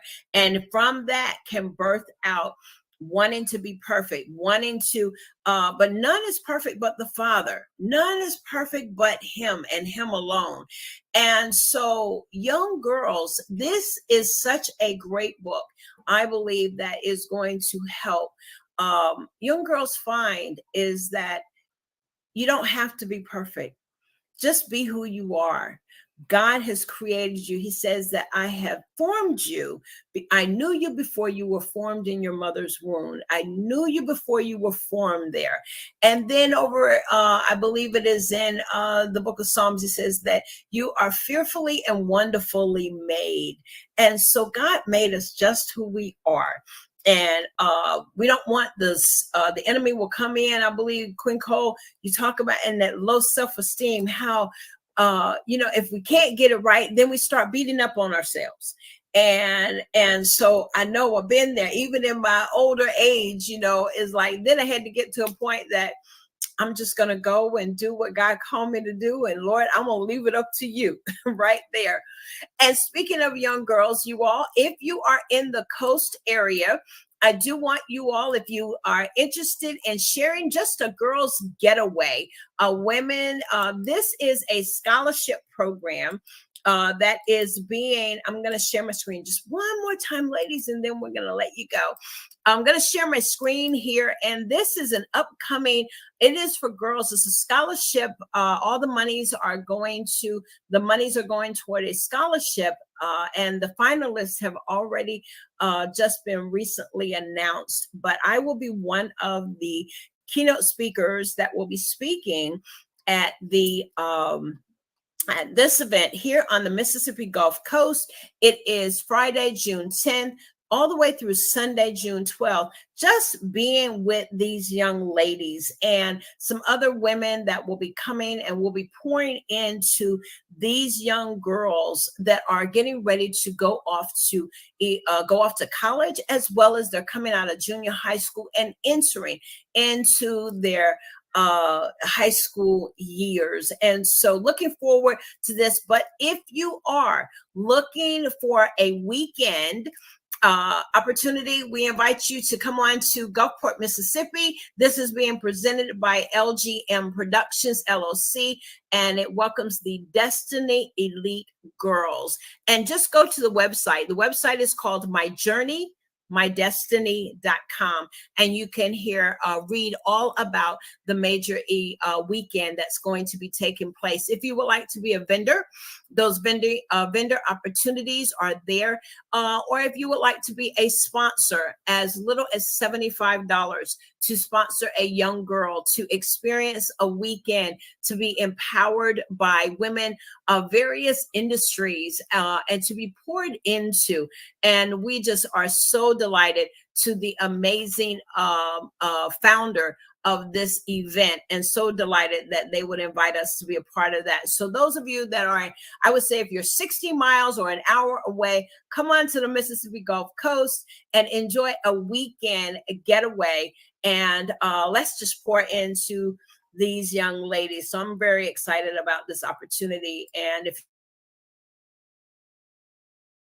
to know more about it, again, that is you can go to myjourneymydestiny.com. myjourneymydestiny.com. Well, tonight we have had an amazing evening of a conversation with the authors of the upcoming new release, which is called Perfection Doesn't Exist, and Fighting the Good Fight of Faith. I have been pleasured with the presence of Queen Cole, Maisha Thornton, and Rashonda Thornton, and the visionary author, Ms. Taisha Brewer, and all of the other contributing authors. As always, thank you all for being a part of Book Talks with Sandy. Ladies, do you have anything else? Any last words? Thank everybody. Okay.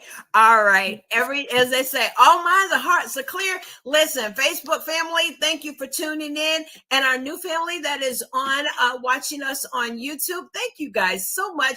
Do go over if you have not subscribed to our channel, which is Coffee Conversation with Sandy. Go ahead and subscribe to our channel. And each time that we come on, either with Coffee Conversations or Book Talks with Sandy, you'll get the notification, and we would love for you to be a part of our audience. And most of all, you guys know that I love you. And listen, take care, and you all have a pleasant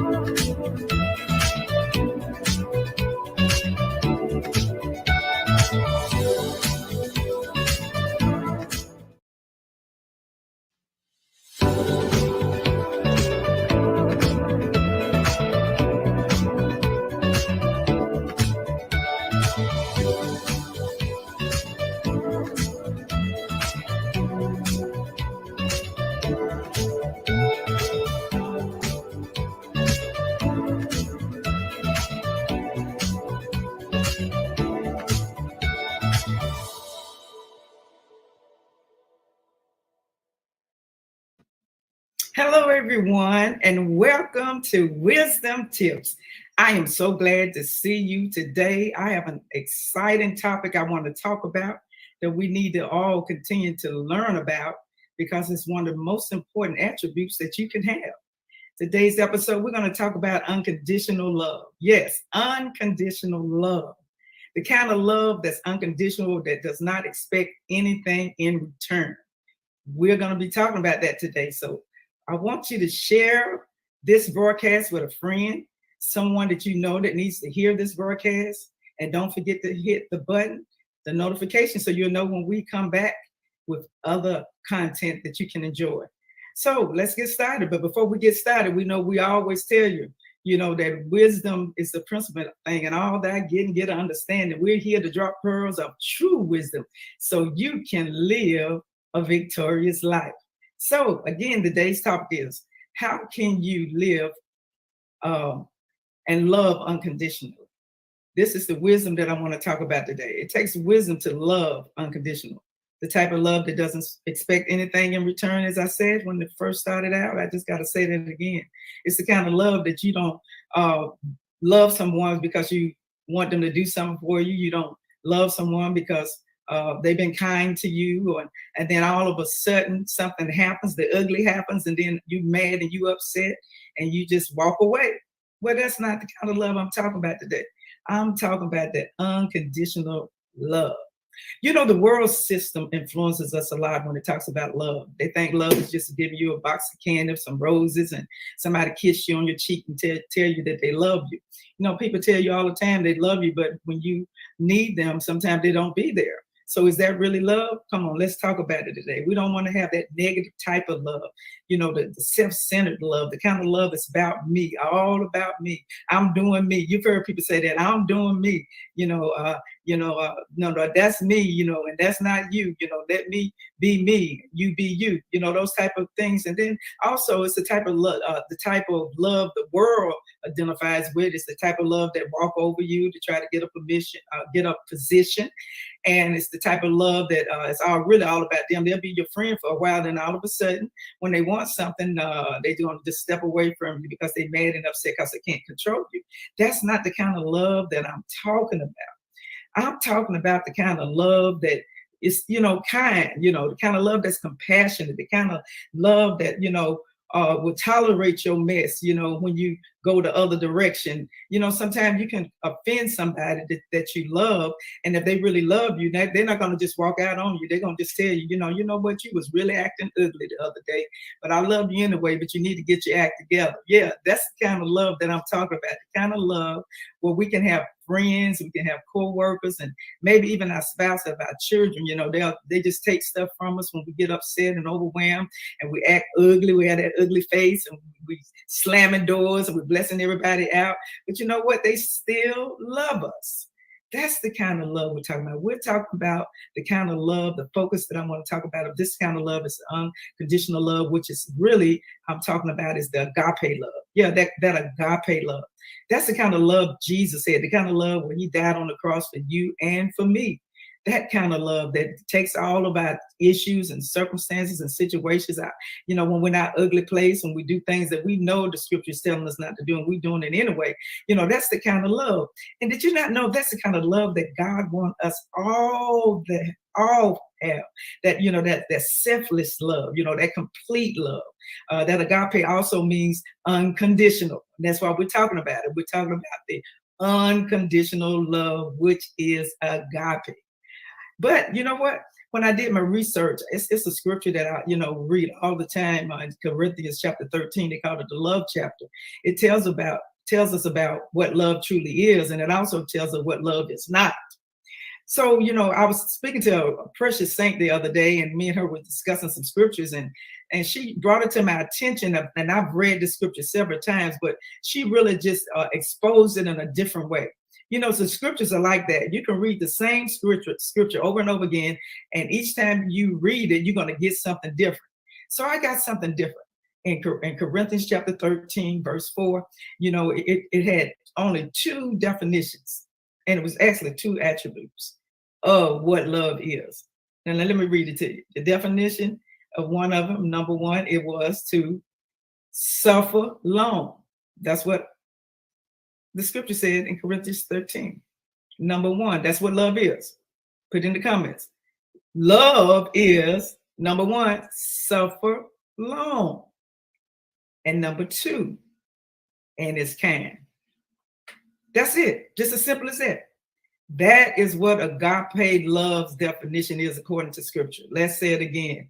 Love suffers long. Now, we know don't nobody want to suffer long. You say, now, Dr. Green, what are you talking about? I got to suffer long to fall in love. I got to suffer long to have agape love. Well, that's what the scripture said. Don't get mad at me. I'm not the mailman. Don't try to hit me. I'm just reading the word. I didn't write it. But it said love, number 1, suffers long and is kind. And then it goes on all the way through verse 8, telling us what love was not. So you read it. We don't have time to read that whole chapter, but go back and find out what love is not. So in other words, if you're not kind, if you don't suffer long with people when they betray you, they walk out on you, they say things against you, and they get ugly, and they even may do some things that just devastate your life. You can't, you can't go around and be mad all your life because you got offended or because somebody betrayed you. You got to bounce back and get back into that agape love that God told us to walk in, the same love he demonstrated to us when he died on the cross. So that's what we got to get back to. We got to get back to that love. We got to start loving people for real, for real. For real, for real.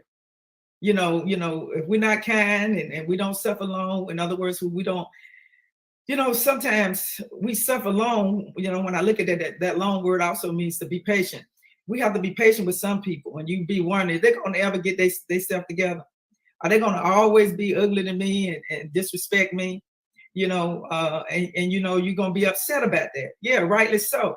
But if you truly love that person, you will be patient on that person. You will continue to pray for that person, believe God going to turn it around for your good, and just stay there and wait and see what God will do. He will do it just for you.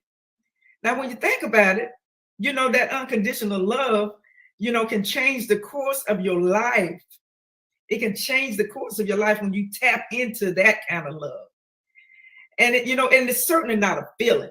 Some people, they say, oh, I'm so in love. I get butterflies in my stomach. No, that's not the kind of love I'm talking about. I'm talking about agape love, the kind of love that somebody be ugly with you and you got to be patient to them. And you got to keep on loving them. So it's not a feeling, and it can bring things in a proper perspective if you love that way. You won't always get offended if somebody offend you about something. You're not going to always get mad and upset because somebody's not doing something your way. You're not going to be selfish. You're not going to be self-centered. You're not going to be like the world's love. But you're going to try to look at a different perspective and wonder, why was that person ugly that day towards me? And start praying for that person. And just keep asking God to help you have that agape love. The disciples told the Lord one time when he told them to forgive several times, he told them, they said it to the Lord, Lord, help our unbelief. You mean I got to forgive somebody that many times? Yeah, that's what God is telling us. We got to forgive. This kind of love is not superficial, but it's strong, it's untapped, it's untamed, it's transformational. Yes, it can change your mindset. It can change the whole outlook on your life when you just start loving people regardless of how they treated you.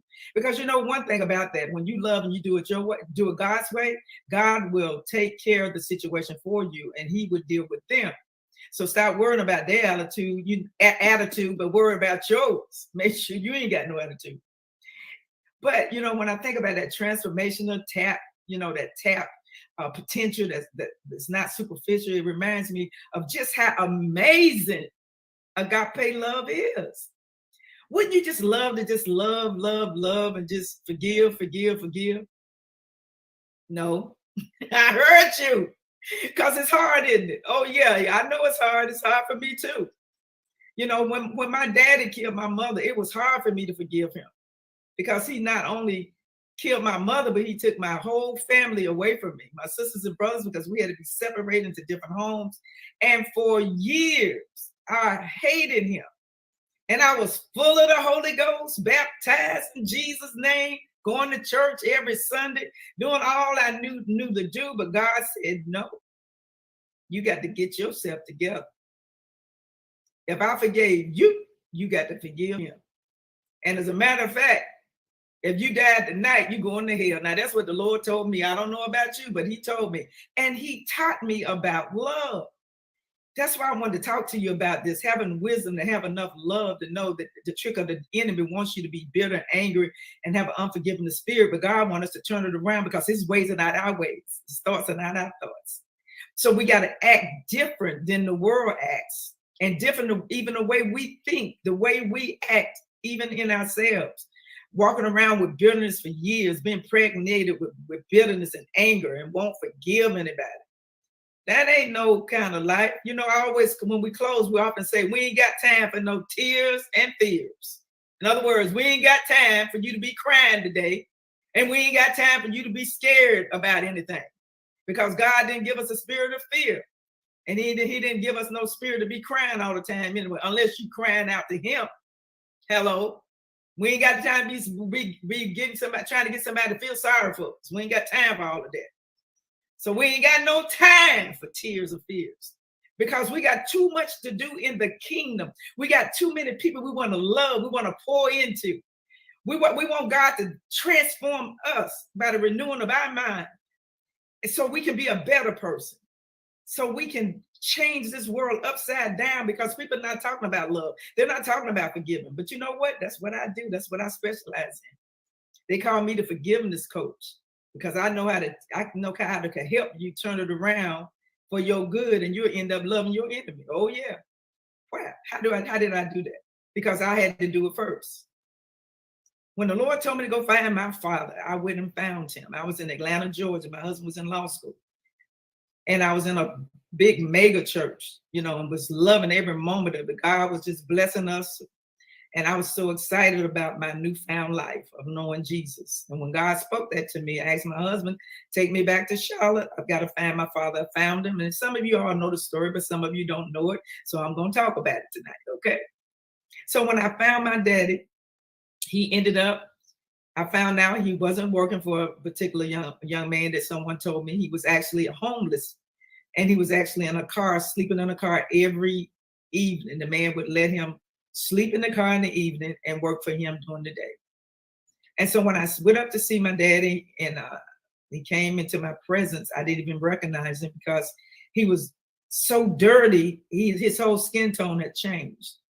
And he was a very light-skinned man with gray eyes, grayish blue eyes. He was very handsome. And I didn't recognize him. And he was stinking like garbage and manure. But when I looked at him, the Spirit of the Lord spoke to me and said, no matter what he did, that's your daddy. Woo, glory. And he said, you got to forgive him if you want to make it into the kingdom. So God showed me that day by releasing that anger and that bitterness. I hated him. Everything that happened to me negative, I blame my daddy. Yeah. I blamed him for killing my mama. I blamed him because my brothers and sisters were split up. I blamed him because I was homeless at 17. At 17. I blamed him because I didn't make the money that I should make so I could help take care of my sister and take care of myself. I was angry because I couldn't go to 4-year college. Everything I thought about, I was angry at everything. Bad relationships. Somebody upset me or made me mad. I fought at him. But that day, it was something different. The Holy Spirit touched me and said, open up your mouth and tell your daddy that you forgive him. When I did that, something supernaturally happened. Hear me. It was like a load just was lifted off my chest. Ooh, glory. I feel it right now. And that agape love took me in his loving arms and rocked me like a baby and said, it's going to be all right. Let it go. Release it. It was like I was holding something that was ugly inside of me that made me angry and upset all the time. I was ready to fight at any moment. I was looking for somebody to fight because that's just how angry I was.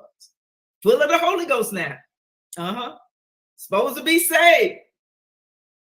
Telling everybody I love Jesus, but I didn't love my daddy. So God said, how are you going to love me who you have not seen? I think he told us this. He said he had said that in the scripture to the disciples. How you gonna know? If you don't know me, you know how you gonna love me if you don't know me? He asked me that. And so that day I released my daddy. Told him I forgive him. We hugged and embraced. He cried. He told me he did not forget. He did not mean to kill my mother. Later on, I found out my daddy had some mental illness issues going on in his life.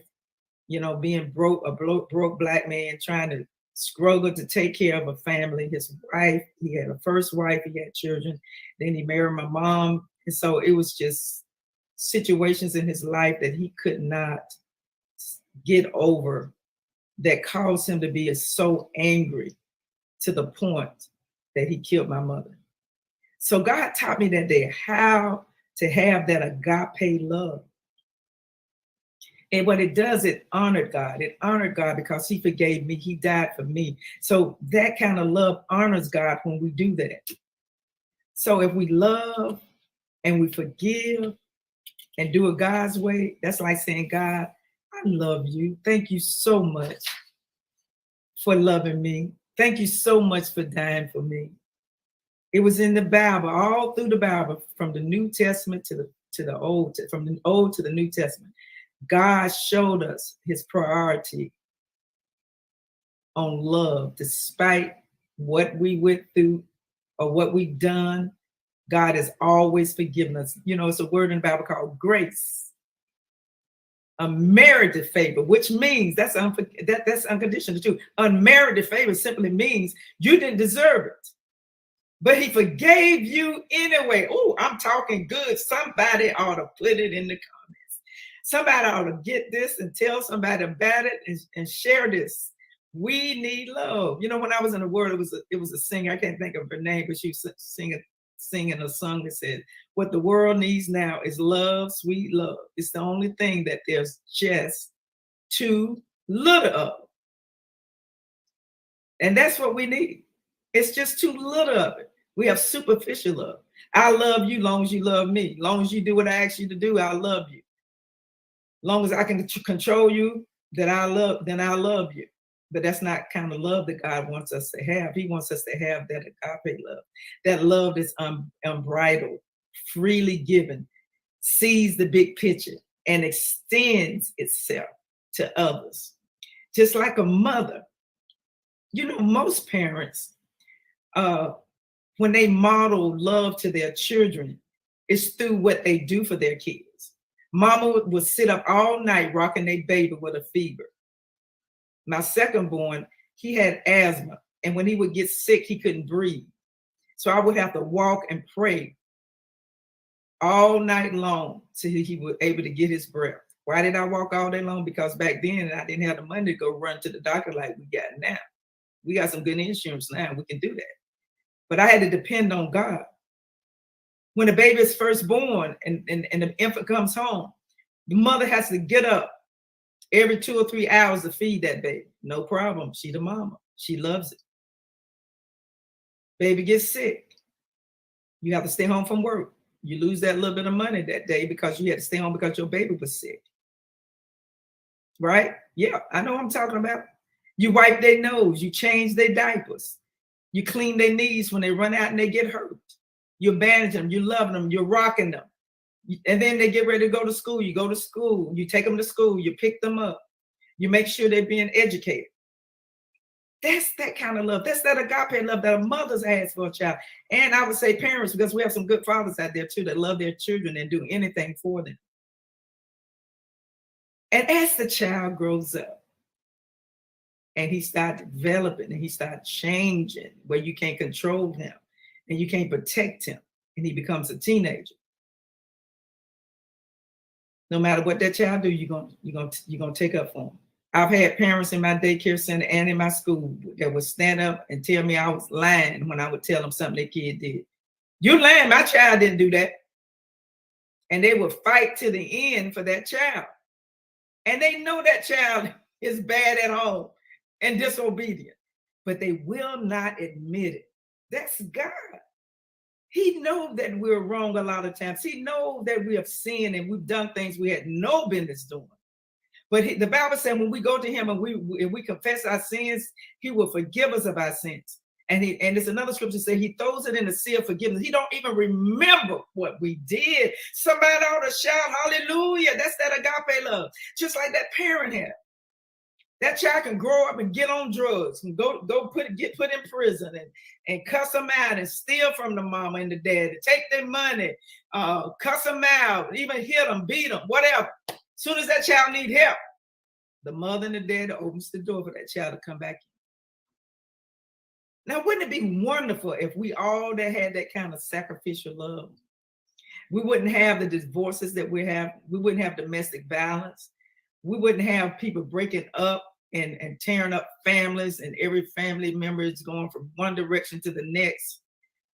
Some of us wouldn't lose our job if we had the love that we're supposed to have. That the power of love is the same power that a mother has for a child. That's what God is talking about. The virtue that they have. They're very unselfish because whatever their child wants, they'll work 2 or 3 jobs to get that child them tennis shoes they want, or to put that child in sports, no matter how much it costs, because you want them to be a Michael Jordan, and you work 2 or 3 jobs so they can do it. That's the kind of love I'm talking about. Now, God wants us to have that kind of love for everyone. Yeah, and it's hard. I know it's hard. But you know what? You can do it. You can do it. If you just let God work it out in your favor, He can do it. Well, oops, it's break time. We're going to have to go to break. But you know what? When we return, I'm going to continue to share with you some wisdom tips today on how you can love unconditional. We'll be right back. Stay tuned. Don't leave us. And don't forget to share this broadcast, okay? We're discussing, those of you who are just tuned in, wisdom tips on how we can love unconditional. We'll be right back right after break. And we'll share with you the wisdom tips.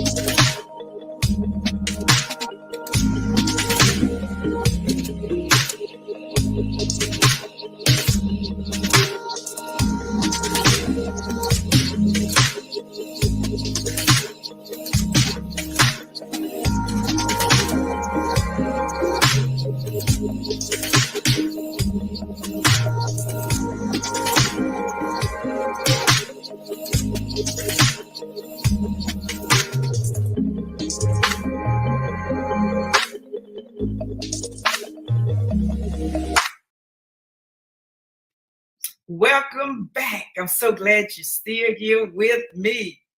Now, those of you that's just tuning in, we were just talking about unconditional love. How can I get wisdom enough to love my enemy, to love those that have persecuted me and said all evil against me unrighteously? You know, how can I do that?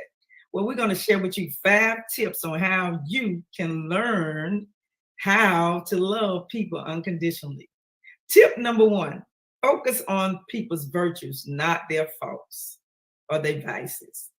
Focus on their virtue, not their vices. In other words, if you start focusing on somebody's virtues, the good part of them, instead of the bad part of them, it can help you learn how to love them despite of their faults. You know, viewing someone else favorably and seeking out the good is sacrificial love. The Bible calls it esteem. It said esteem each other. You know, esteem others more than yourselves. Now that's what the scripture says. And I know that's hard to do, but you can do it. Tip number 2, let the anger go. Woo! Let me say that again. Let the anger go. Please let the anger go. I know I was angry with my daddy for years. I think it was about 5 years I was angry with my daddy, and that made me angry. I did not realize, because I was angry with him and hadn't forgiven him, that it would spill over into my other relationships, and it did. It spill over in my relationships at work and you know, in school. I was trying to go to school and taking care of my sister, you know, at 17. And I had another girlfriend that was a real good friend of mine. I would get upset with her. And it's because I was just angry. You know, I had things, sometimes I was like, you may identify some of you, happy-go-lucky, and, you know, just loving everybody. And it could be just one little incident. I would just flip. And it was like I was a different person. When I would get angry, I would like see red. I was just going a rage, and I would just throw stuff. If you were somewhere near me and you made me mad, whatever was sitting next to me, you might get hit in the head. So I was angry and I was never happy. I tried to fake it till I make it, but I was miserable. You know, so with me being miserable, I took the alcohol.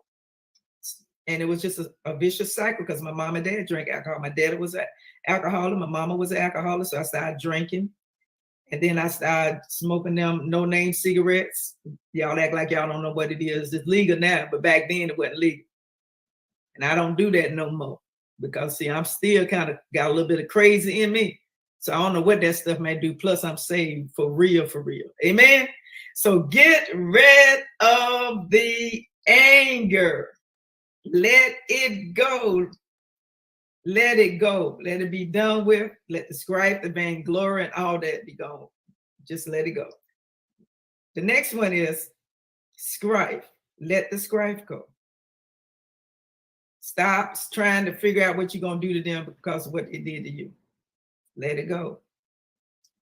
Keep on the unconditional love wagon and you'll be all right. Number 3, be considerate of others. The Bible says, esteem others better than yourselves. That's Philippians chapter 2 and 3. So that's hard to do sometimes because we always think about ourselves. And God know that we're very selfish. We're born like that. But God said, when you get saved and you know the word of God, you know, that's some foolishness if you keep doing the same thing that you've been doing and you ain't getting no results. Then that means you're going down the wrong road. You need to change some things. Get back in that word and get back to prayer. Somebody don't like that kind of teaching, but it's good for you. That's the only way to do it because you can't do it by yourself. And then align yourself with people that have a spirit of peace and people that love. You hang around servant leaders. Servant leaders usually are the type of people that love everybody. And they're always serving. They're always giving. They're always taking care of people, meeting people's needs. Now, those are people that's walking in agape love because they don't mind giving their money. They don't mind giving their time. They don't mind praying and staying after church for hours just to get somebody to tarry with somebody or to minister to somebody or to give to somebody. So try to hang around with those type of people. Number 4, shift your mindset. Shift your mindsets. Some of us still got some crazy stuff that we still do before we got saved because we just like stuck in our mind. You've heard that mindset where it talks about money is the root of all evil. That's not what the Bible said. The love of money, he said, is the root. It didn't say money was the root, but that's what your parents told you. You know, then they tell you if you eat this will happen to you. And what I mean by that, I remember my husband told my son, if he eat chocolate, he'll be black like him. So he wanted to be black like my husband because he was light skinned. So he started eating chocolate, and he didn't know till he was like 15. Oh Lord, that wasn't true. I mean, he actually believed that if he kept eating chocolate, because his daddy told him when he was young that he would turn black. So what if your parents told you and you still believe it? Hello? All right, now shift your mindset. Any sacrifice that we make or that will ever be made, we must have the compassion, the same compassion that Jesus did. If he died on the cross for you, you ain't got nobody that's going down the cross for you, do? No, but Jesus did. Ain't nobody else going down the cross for you. I ain't going down the cross for you, and I know ain't nobody that love me going to die for me. But God. That's worth giving God praise right there. Can we just do that? Hey, God is good. And you know, you was a mess. I know I was a mess. I was a mess, but now I got a message. That's why I'm talking to you. You don't want to keep being a mess. You want to turn your mess into a message. Number 5, take responsibility to love. To whom much is given, much is required. If God has blessed you with a house, if he's blessed you with a car, if he's blessed you with a job, food on the table, a right mind, you get up every morning, you're able to walk, you're not in the hospital somewhere, you're not on a ventilator. Hey, somebody ought to give God praise. He has given us much. Love is the foundational requirement, the commandment for all who follow him. Love devoid sacrifice isn't love at all. You're just wasting your time, baby, if you don't have the real love. It's just empty promises. If you don't believe me, go to Luke chapter 12 and 48. And in my closing, love is what love does. Love is what love does. In other words, it's an action word. So why don't you go ahead and love somebody today? Dry them tears, take that frown off your face. Somebody want to see your teeth. They want to see you smiling. They want to see you happy for a change. And can't nobody do that but you. You got to turn it around. God ain't going to just drop it on you. You got to do some work. Just like you have to get up and brush your teeth every morning, you got to get up and put some positive things in your mind every morning. Because your mind will do whatever you tell it to do. And whatever come out of this, you'll get it too. So watch what you speak. Watch what you say. Watch how you treat people. Because that same thing you do to them gonna come right back around, right at you. That's what we say in the country. Yeah, I'm a country girl. Moved to big time Charlotte, North Carolina, where my parents did. But I still got a little country in me. And that's why I talk like I do. And not ashamed of it. All right now. So don't forget, love unconditionally. That's what we got to do. And in my closing, I want to remind you, subscribe to my YouTube channel so others can see it. I know we say this every broadcast, but that's very important. I want you to subscribe and continue to tell others about it so they can be blessed as well. And join us again on next Thursday, every Thursday Eastern Standard Time, on Facebook and YouTube. And you guys that's on Facebook, come on, like it, share it as well. We really appreciate y'all. We love y'all. And be sure to like my channel as well. I certainly would appreciate it. And remember, we ain't got no time for tears and fears. Because what? Wisdom is the principal thing. And in all that get an understanding. And we'll see you next week. God bless you. We love you guys. Thank you for joining me. Love you. Goodbye.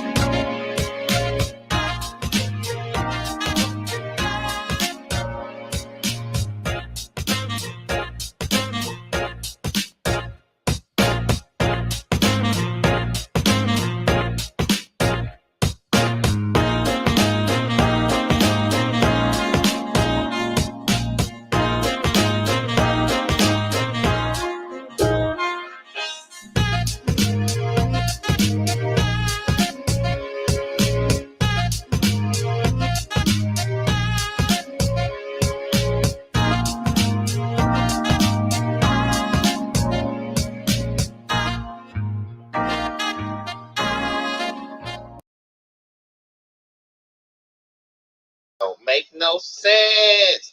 I can't believe that everybody outside playing, having a good time, drinking their juice and stuff, and I'm stuck in here. No. I want to go to Sesame Street. I want to talk to Big Bird, Snuffleupagus, Elmo. That's my dude. That's my dude. I'm just saying, I'm gonna get me a ride to get up out of here. Man, I'm trying to tell you, man, this don't make no sense. They trying to keep me locked up. I ain't doing that thing, man. I'm gonna grab the keys and go down to Sesame Street and hang out with Elmo and the crew. Word to you, man. I'm just gonna have me some fun, and I'm just gonna everywhere. I'm gonna be balling up in here. Watch this.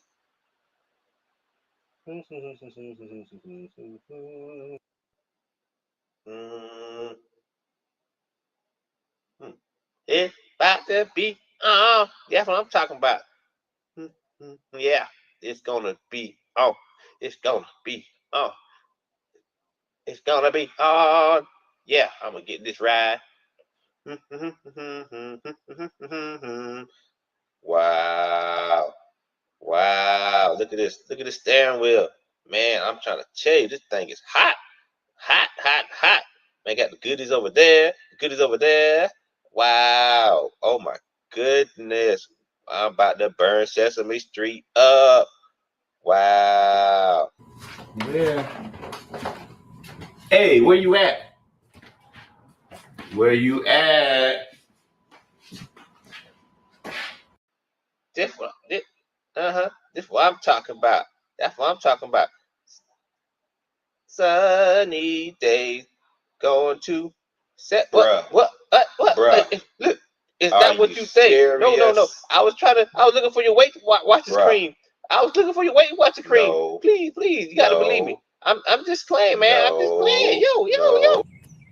Bruh, what are you doing in my vehicle? I know you ain't in my vehicle. Who told you to do that? You know what? Get out right now. This ain't gonna happen. No. Listen. I was just in here trying to find your weight watcher cream. I know you done gained some weight and you was just trying to and I was just trying to On me. Let go. Let go. Let go.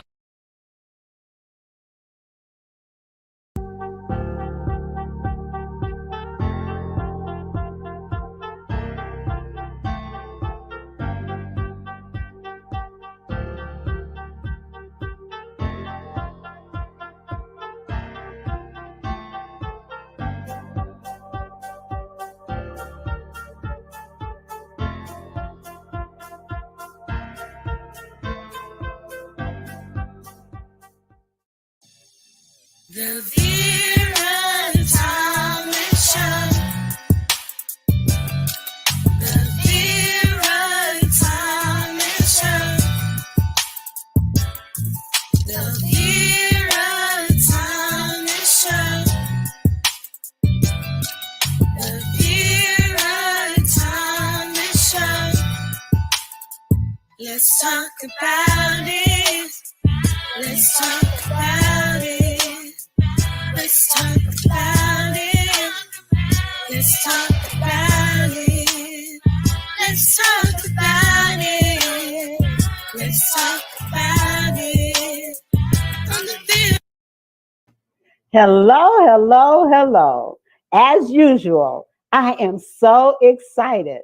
This is the first time that I actually have an actor on my show, and I am just elated to have Terry Quintera here with me today. How are you? I'm all right. Hi, I'm doing good. How about yourself? I'm good. I'm just so honored that you're here with me today. And what I'm going to do is take a few minutes and read your bio. Now, if I read the whole thing, it would take the whole show. So I'm not going to read all of it because I want you to share much of it yourself. So let Yes, me pull ma'am. it up and share about actor Terry J. Quintero more. Got his 5 to 10 minutes of fame when he auditioned at the Sugar House Casino in Philadelphia for a role in The Young and the Restless casting call. To much of his surprise, after his audition, he must have done well enough in reenacting a small monologue, that he was approached by Philadelphia's CBS local station and who was watching him perform. Miss Alexandria Hoff, a reporter from CBS Eyewitness News Channel 3, she asked Mr. Terry J. Quintero Moore to play a small role with her. And so Terry and Alexandria created their own monologue, and they were on live TV. No time to practice. Mr. Quintero Moore showed the world that he is an extraordinary actor who acts immediately on the spot by doing improv. With Terry humble, charismatic personality, he is definitely on his way to becoming a trailblazer who is acting skills is immediately recognized for his talent as an upcoming actor. Now, he is not only an actor, but he is also a model. And his debonair looks and humble ways can stop traffic from any nationality. Women who have shared this to him personally, like fans, friends, and loved ones, Terry, he would say. And then he's going to tell us how honored he is to be recognized. But not only is he an actor and a model, but he was crowned the Philly champ celebrity. What you? I'll let you tell that too. So, without further ado, I am just so excited to have Terry Quintero Moore here with me today. And so I am going to give you the floor and let you just kind of share your journey from growing up to now. And how did you get into acting? And just tell us about you. Well, first of all, thank you for having me on this show. First and foremost, um, how I got into acting, and I don't want to say I got in it on accident, but it kind of seems that way. And what I mean by that is I grew up doing it. I was doing it in the church. My grandma used to put me in these plays. I used to hate the plays. If it wasn't church plays, it was a school play. And I always say to myself, maybe her and God had a vision, about me doing this. And how I got into it, actually started planting my feet down into it was I would have friends and family, even strangers would say, you're okay looking guy, you should try this, you should try that, and whoop de whoop. So I was like, you know what, maybe I should take a stab at it. And I started out doing a little extra work, just to get my feet wet. And kind of built just to build my confidence level up. Started doing local theater plays, and then as you said, I was doing the small independent films, and then once that when I did that audition for the Sugar House Casino for the Young and the Restless, things just kind of skyrocketed, and then that bled into me getting into the boxing and the martial arts, and one thing kind of everything kind of came fast all at once. And Okay. being that I was so hungry for this, and my gift, and as they say, God give you a gift. If you don't use it, He'll take it. So I just, what, and I was actually trying to get rid of this gift, to believe it or not, to be honest with you, but it just kept coming back in my lap. So I was like, all right, you know what, this is what I'm destined to do. Why not do it? So My. that's what landed me here. That's what landed me in the movie, award-winning movie, multi-award-winning movie, Snow Black. And that's just not just that. Just the movie, just meeting great people in this journey. So My, and it's funny because scripture also says your gifts will make room for you. And so it's very clear that God gave you this gift as a child. yeah, And I don't know, have you taken any acting classes or anything like that? Or I mean, I took one it was like little small. I mean, I took it for maybe about a month, but it wasn't nothing that it didn't feed me. Basically, everything that like one of the guys that were there was one of the acting coaches. He was like, "Bro, I don't really know." He said, "I'm not saying and this is let me say this disclaimer. I'm not saying don't go to acting classes. I'm saying go because it does sharpen your skills. I don't care who you are, but me, it was something that it was just like in me. natural. Yeah. Yeah, I could remember the lines just like that. I could bring it to life. And so the month that I went there, you had people. I was scared because you had people that were remembering whole sheets of dialogue, uh, but they didn't bring no feeling to it. So I'm in there, and it's like, yo, just do you. So I'm reading this script, and I'm remembering some of it. I improv a little bit, but long as I stayed on the course of and not deviate. And usually, and for those who don't know what that means, is sometimes the improv means that you might make up something that's not there, and but it doesn't detach itself from what's going on. So so that what that means is I might change a word or something like that nature. So I brought the feeling, and I'm like, one of the coaches was like, man, you really don't need to necessarily be here. If you want to sharpen up your skills, that's fine. But they was like, brother, like, you're remembering things in 15, 20 minutes. They take some of these guys 2 or 3 months to remember. And then not only that, you're bringing it. And that's where a lot of people got caught up with. It was like, as long as I remember the lines, I'm good. I'm like, no, you have to bring some personality to it. Emote. Yeah. So, and that's the thing with people when a lot of people think it's just remembering. Yeah, remembering is the key factor of it. But what are you bringing and bringing it? Because I'm bringing you on my project to make this character to come to life, and you have to tap into that energy. And a lot of people, this is where they fall victim at. Absolutely. And that again goes to show that this is a God-given talent. Yeah. You did not have to really do anything in order to do what is necessary to make the character come to life.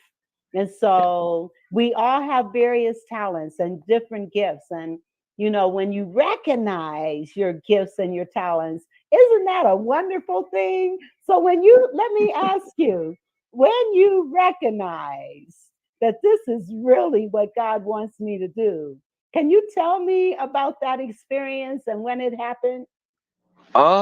Let's see. I'll tell you what, and it's not. I ain't gonna be too long with it, but when I first started, like I said, I was on the extra work just just to get my feet wet. And when I started realizing the professional actors, like the A-listers and all that, they messed up too. Some of them, not to take the secret, but some of them will have the script right there because sometimes you're trying to remember everything or you're overthinking things. It's best to sometimes to have your script right there. But as the bar started rolling a little bit, I became, like I said, local famous. Only a few people knew me because they would come out to my plays. Now, this is where I got frustrated at with God. I said, well, I'm thinking that in my mind, I'm supposed to be Denzel overnight. and and it didn't happen. So I was like, you know what? Fine, forget it. I don't want to do it no more. So then I had important people in my life say, yo, why don't you pick the ball back up again? Don't take your ball, go home. You know what I mean? Some people do get famous overnight. Some people, you just got to go through that. You got to take the scenic route. Fine. So even people in the business would say, that was like upcoming actors and models and producers and all that was like, come on, I have a play. Why don't you come down and try the play? So I was like, okay, cool. I went down. I tried this play. This was a Christian play called The Soldier's Song, and I auditioned for the main guy, and one of the ladies, well, the head casting director, she says, "I like how you brought it, but it's a no for me." And I said, "All right, fine, whatever." I went to another audition. It was a no for them. I was like, it's like I like how you brought it, but the guy brought it a little bit better. Fine, okay. So I said, listen, this is my actually first time actually speaking. Doing a speaking role. So I'm out here looking for just other auditions just to become an extra. And one day, maybe about a month or two later, my phone rang. Those same people that told me, no, yo, can you come through? I need you for this.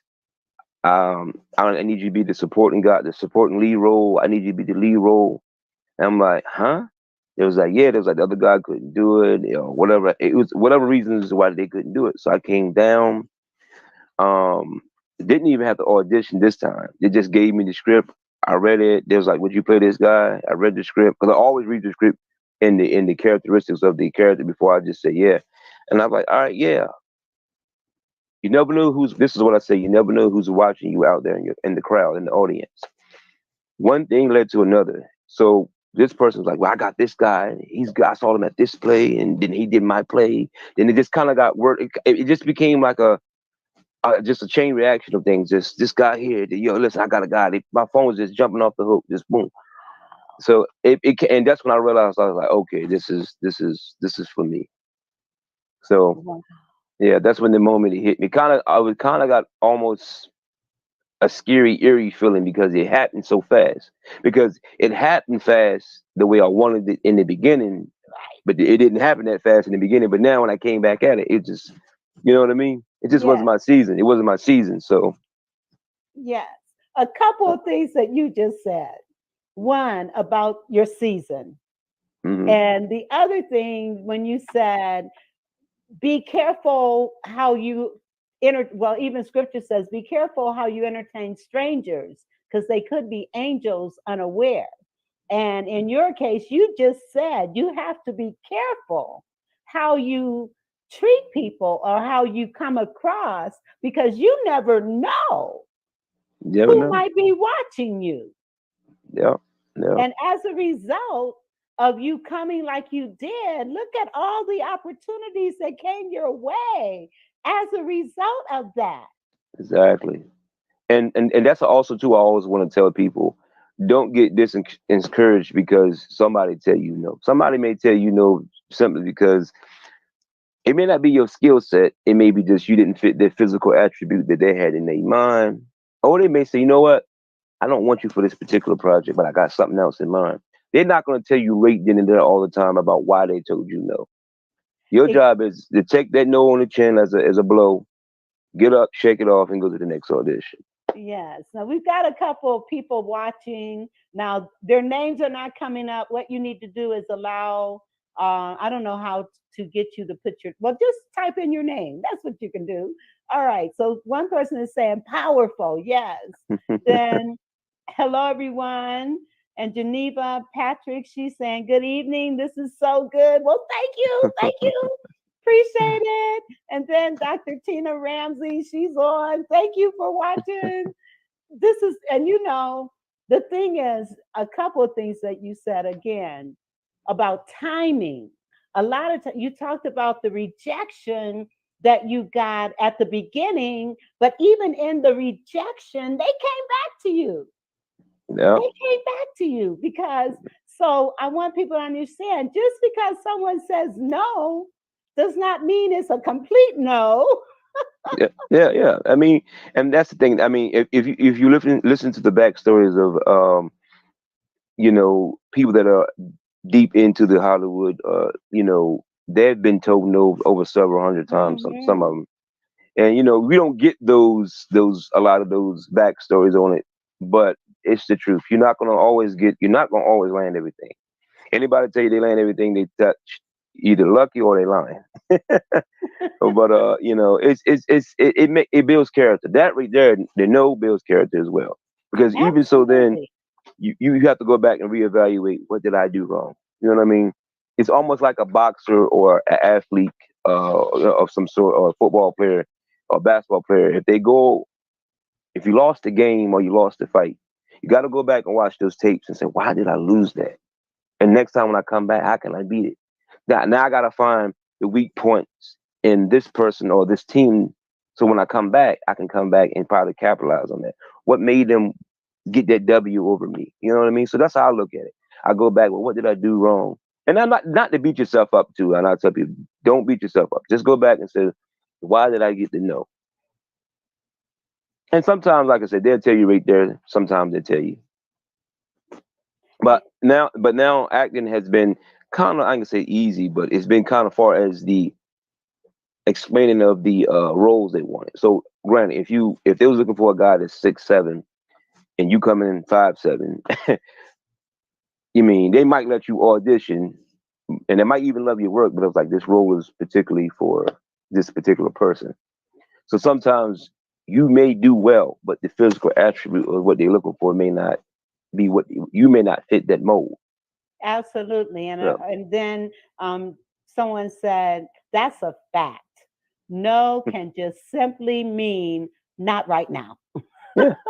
Not right now. It's not indefinite. It's only indefinite if you allow it. Yes, and I think that was Dr. Tina Ramsey that said that. And you're absolutely correct. So we want to encourage people that may have dreams and things that they want to do with their lives. So what would you say to a person that is kind of sitting on the fence with their goals and their dreams and their desires and their abilities? I'll tell them stay focused. Don't let nobody tell you. First of all, especially those that really don't have the keys to the door of your destiny. You have a lot of people that'll tell you no be simply because they see it in you, but they don't see it in themselves. So they're gonna tell you no, and then maybe you may not pursue whatever it is that you need to pursue.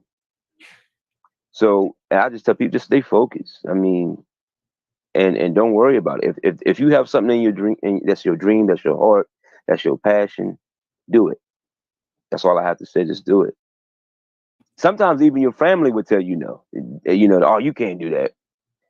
And I think to a lot of people, that's your family and friends are always going to be your worst critics because they feel like they can give you a hard time because they know you. But outside of that, like I said, just stay focused. And I don't care who it is, even if it's your own mom and they say you can't do it. If it's in your heart to do it, and God gave that to you, do it. Yes. Do not be discouraged.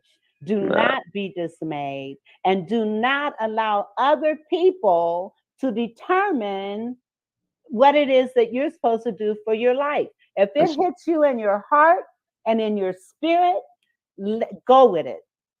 exactly. Especially if they don't have the key to the door of that you need to get through. Oh, wait a Yeah. minute. You know what I mean? No, you don't have the key to the door I need to get through. Nah. Yes. Yeah. Someone said, and I think it might be Dr. Ramsey. Yes, it is Dr. Ramsey. She says, "This is a great interview. Your I story think. is amazing. Thank you for sharing. Thank you for listening." Thank you for listening. Yeah.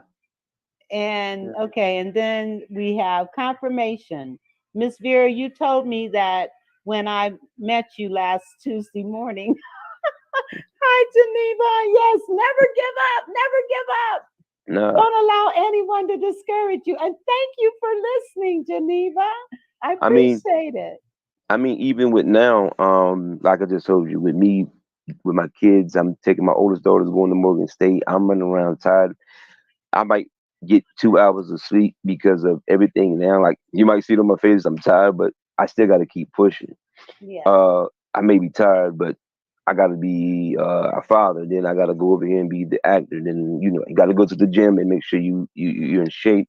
So it's a lot of things that Some days I was like, man, I could go sleep for 2 weeks straight and I wake up.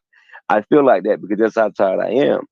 But then when you realize, no, you got to do what you got to do first. Do the task at hand, and once you do what you got to do first, then you get the rest, rejuvenate. But Yeah. right now, while you're on this journey, there's no straying off this path right now at this moment. Well, So you got to do what you got to do. well, first of all, you don't look tired. Second of all, second of all, knowing that you're tired and yet you took the time to come on my show, I am honored.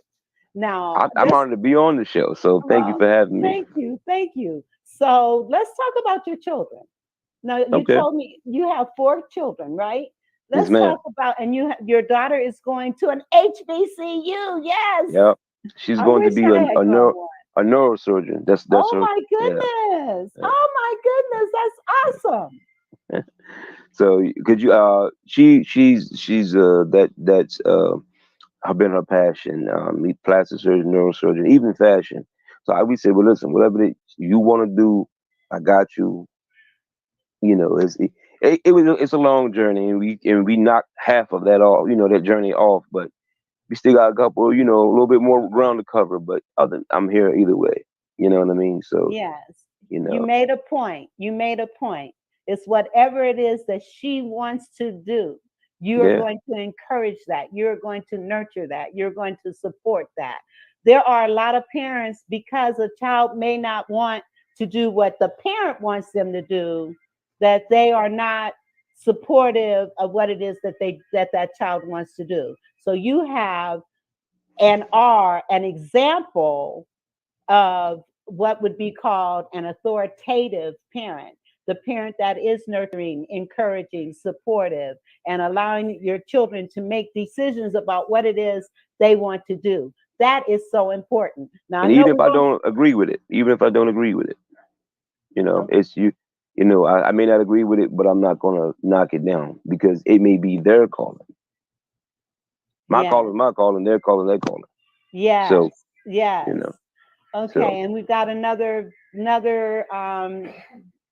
listener. Hello, Lenora. It's been a long time.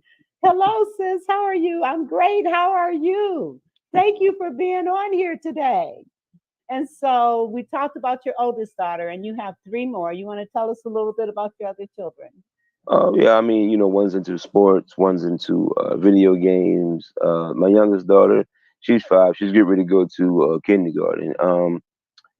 Like you said, like I told you earlier, I try to cater to each of them according to the personalities. And I tell people this, and I'm still learning things as a father and as an individual. You cannot give each child the same medicine, if that makes sense. This child's illness or this whatever this child is, whatever they need to be nurtured is going to be different from the other one. Yeah. One likes sports, okay. One is into she's very into science, and the other one's into video games. So it's kind of like, you know what? I see your personality. I gotta kind of guide it and make sure you stay on this track here. But like I said, and the boys, I ain't gonna lie to you. I'm not gonna sit here and tell you they're angels, but they get on my nerves. But at the same time, it's at the same time I love them dearly. Though it's just like, oh my God, But that's the thing. You just have to as a parent, I say this too. You have to step outside your own ego. You're gonna make mistakes, but you gotta step outside your own ego. You like, because some things they do, I'm like, but then you know what? Let me address this or approach this in a different way. Yes. So it's all about putting down your ego as a parent. I love that. Putting down your ego as a parent. I love that. And working with your kids, disciplining your kids, engaging your kids based on them as individuals. And we had talked about love languages of kids. And so I want to encourage parents out there, to do the love languages for your children, because it will help you better understand the best way to approach them based on their love language. And so it's an awesome tool for parents to use. Now, okay, so you got 2 boys and 2 girls. Yeah. 2 boys, 2 girls, and the youngest one, the baby, she's the boss. We call her the boss. Like she's daddy's girl. Like she's up under me 24/7. Like I go to the bathroom. Like I left her in the bed sleep, and as soon as I go to the bathroom, she's right there. I'm like, I thought you were asleep. Like I go out the door, Daddy, where you going? I'm going to the store. Yeah, she's my shot. Yeah. That's beautiful. Yeah, Daddy, you Daddy. She look out for Daddy. Daddy hungry, and then oh, that's beautiful. So, yeah. That's beautiful. And I'm going to pause for a minute because I do have a couple of sponsors that I need to acknowledge. So we will be right back. If you are a business owner or entrepreneur and you're looking for a way to share your mission, your purpose, your products and services literally with the world faster, safer, and easier, making your brand accessible to millions from the comfort of your home, well, I want to encourage you to join our Learn How to Start a Podcast and Monetize It class. Why? Is because this was designed for entrepreneurs like yourself as a platform to provide you with the knowledge in order to not only start a podcast, but successfully launch it. And then the third key, which is helping you to understand how you can monetize your podcast. As you are impacting the world with good, you can also build multiple streams of income from this one podcast and share your story, mission, and purpose literally with the world. So on today, I want you to go ahead and click CoachTinaRamsey.com to join our podcast class today. Yes, CoachTinaRamsey.com. If you're interested in having a podcast and you don't know how to start, contact CoachTinaRamsey.com. And now a word from one of our other sponsors.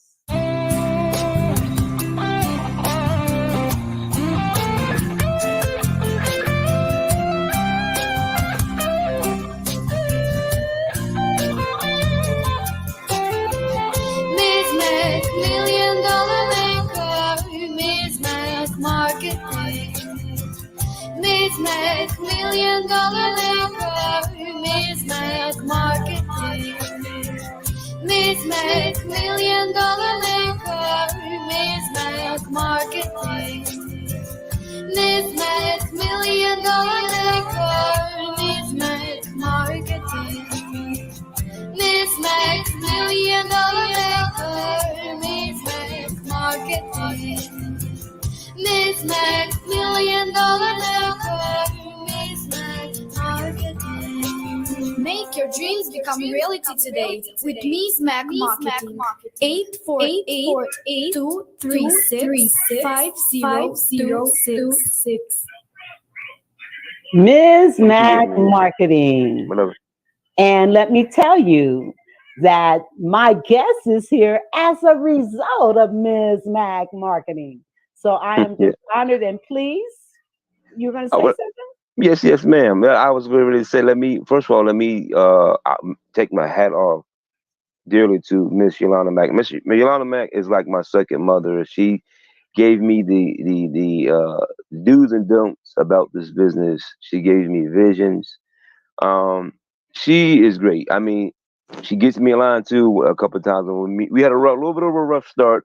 You know, that was one of those complexes I had because I thought I was supposed to be famous overnight. And she's like, "Oh no, it don't really work that way. And it can, but you trust me. If you follow my formula, you would be where you need to be at when you need to be there." And you found that to be true. Yeah, I had to kind of let Mr. Mac and God take the wheel because I was taking the wheel and kept driving myself into the wall. So I was like, "All right, I'm gonna let you guys drive." And when I started doing that, I was like, okay, now these doors and certain things open up for me. So that is awesome. So you hear that? If you want visibility and you want opportunity, you need to see Ms. Mac Marketing. Good people. She is. She really is. Now, let me ask you, because the boxing thing, let's talk about this boxing thing. How did you get involved in that? All right. Well, I always did like wrestling and martial arts and boxing off and on when I was younger. So, when I came off the set of doing Snow Black, I just landed in Pennsylvania.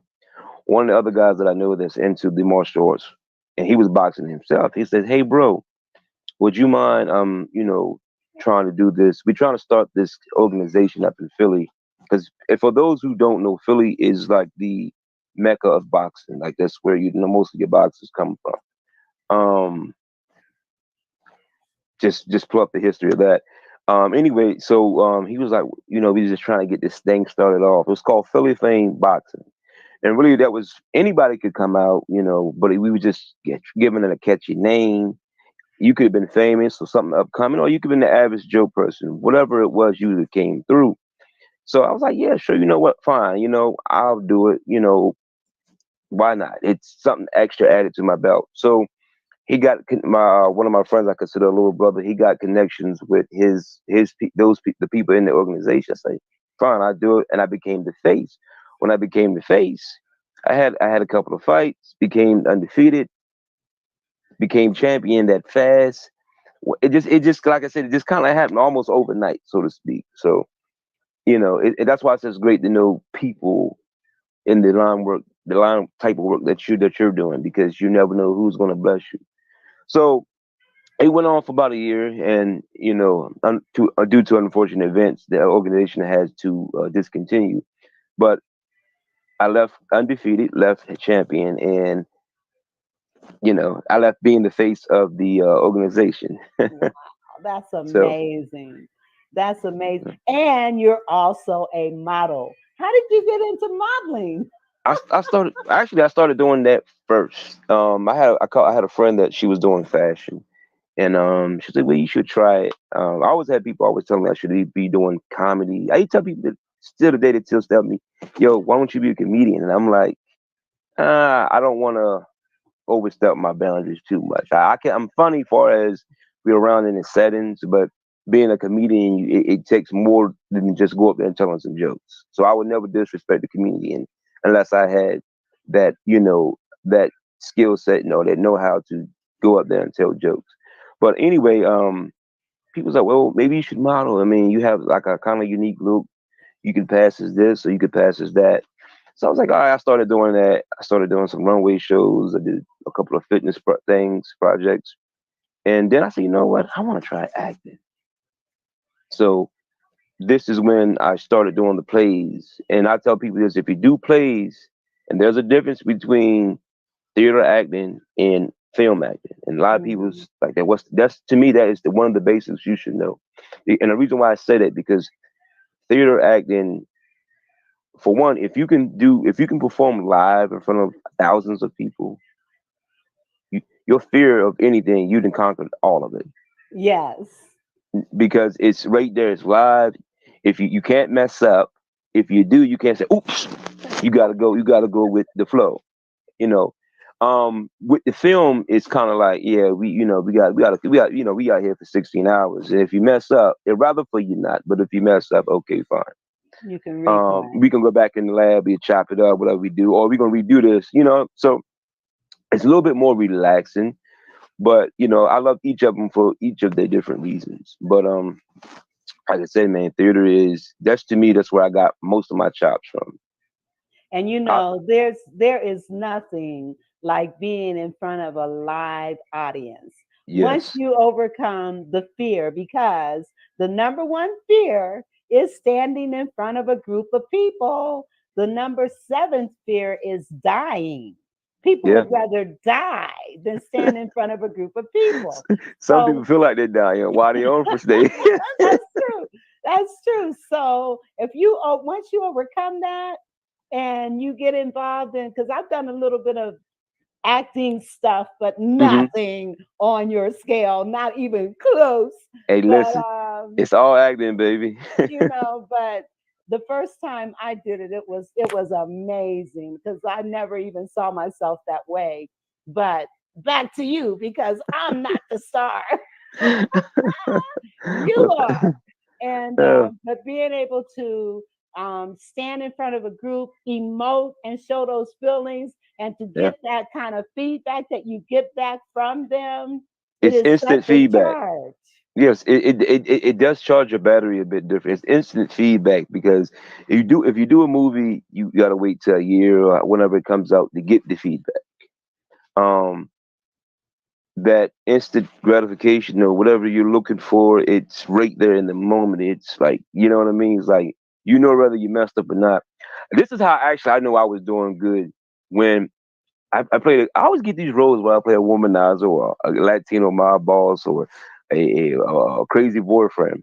But um, this role that I had to play, I played a boyfriend that had split personalities. To me, that was one of the hardest characters I had to tap into, because I had to actually project two different personalities. And how I got into that character was I sat back and I watched the Dark Knight. So when the casting people was like, well, I said, what do you want? Do you want me to be like Ike Turner or Dark Knight? They was like, be a little bit of both. I said, I gotta be the Joker from the Dark Knight, and I gotta be Ike Turner. I'm trying to put that in it. So it is like, yeah, it's like, don't be over the top, don't be too, don't be too weak with it, but just be in between. So how do I be in between Ike and the Joker? So I figured it out, and I played that. We had 3 nights and did like 4 shows, 3 nights. Um, those who caught the AM show and the afternoon show and the late night show, like it was a great performance. But this is how I know I did so well. When I got off stage to greet the fans and whatnot, each and every time, it's like, I like you, but I don't like that character. There was a little bit. one guy said he said, and he because when it was a pastor, his daughter was in the play. Actually, his daughter was my girlfriend in the play. He said, "Man, you did that so well. You made me want to go out to my car and get my gun." So, so, and what's crazy though, I remember watching stories and Lifetime movies with my grandma, God rest her soul, and like younger Blair Underwood, you see them on the movies, and they would act so well being the bad guy. My grandma would be like, "I don't like him." I said, "Grandma, it's just acting. He's got to act." She said, "I don't like it now." And then when I came to this where I'm at, I realize now why she's saying it. She said because it does seem so surreal. Yeah. When you're So good at what you do, yeah, yeah, you get that kind of response back. and I've gotten that on a couple of theater projects I've been on, and when I had to play the bad guy, I was like, "I like you, but I don't like it." But yeah, so you know. And let me ask you, how does it make you feel when you are portraying these unsavory people? And well, that's the question. Okay, well, I mean, I always say this for me personally. I watch out what roles I take. Believe it or not, because I tell people you're tapping into energy. Now, reason why some of these roles that I get come natural because either I've done that or once been around it. I can easily tap to what once was. Um, I always say this: if you get a role where that you can't shake the energy off, so to speak, that becomes dangerous. Like it's called almost like prime example when you hear people in Hollywood say where they can't break the character, like they'll come home and bring the character home. Sometimes it's hard to break because especially if you're a method actor, because you're so invested in this character, it might take you some time to shake that character off. But depending on who you are, like if you know it's just acting, sometimes I have done it. I have still been in character. But wait a minute, why am I still doing this? So, but nothing crazy over the top. But I'm like, why am I still doing this?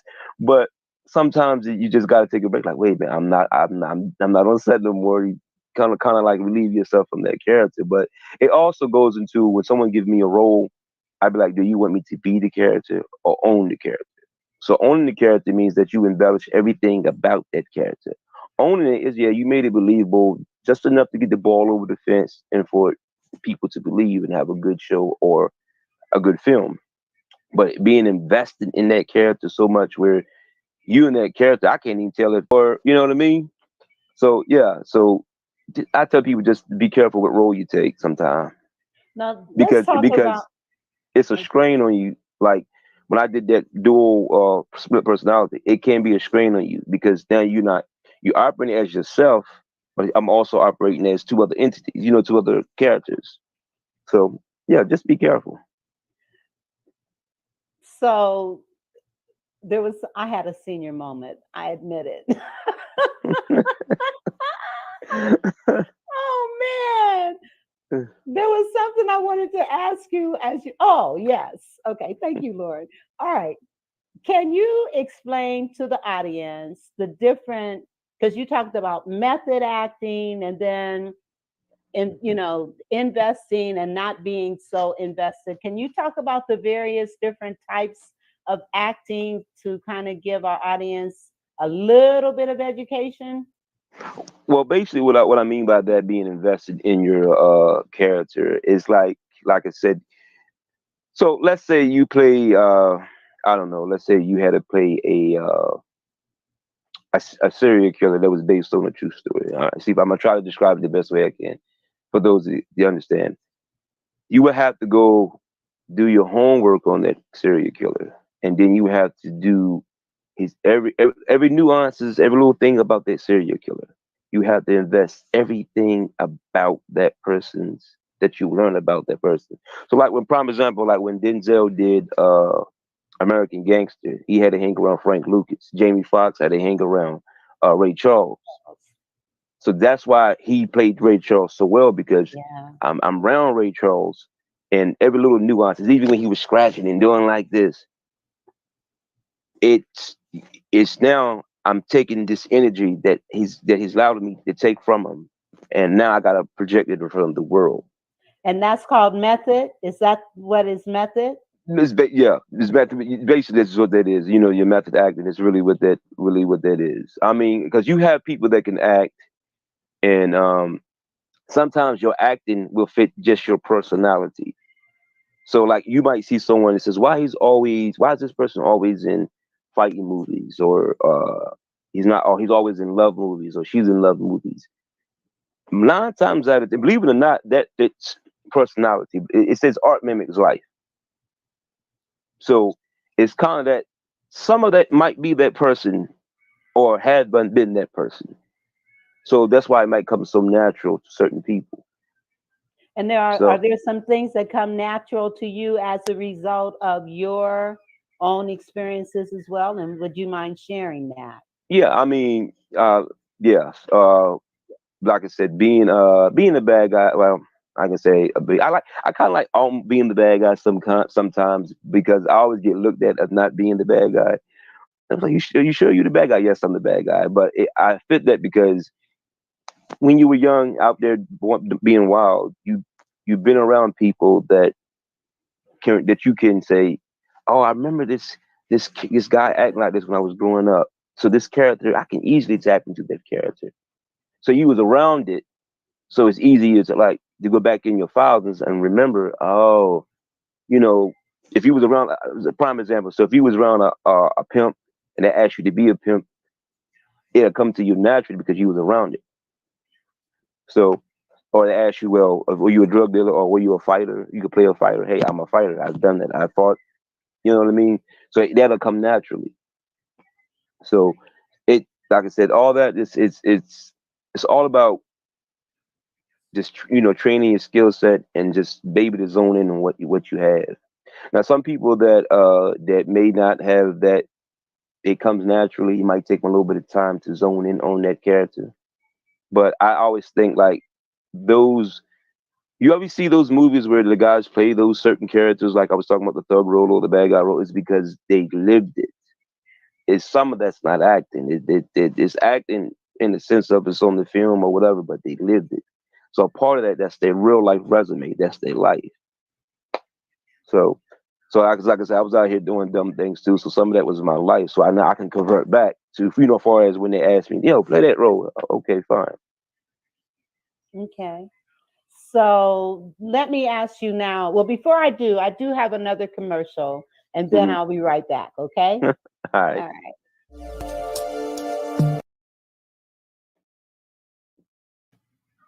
right. In media service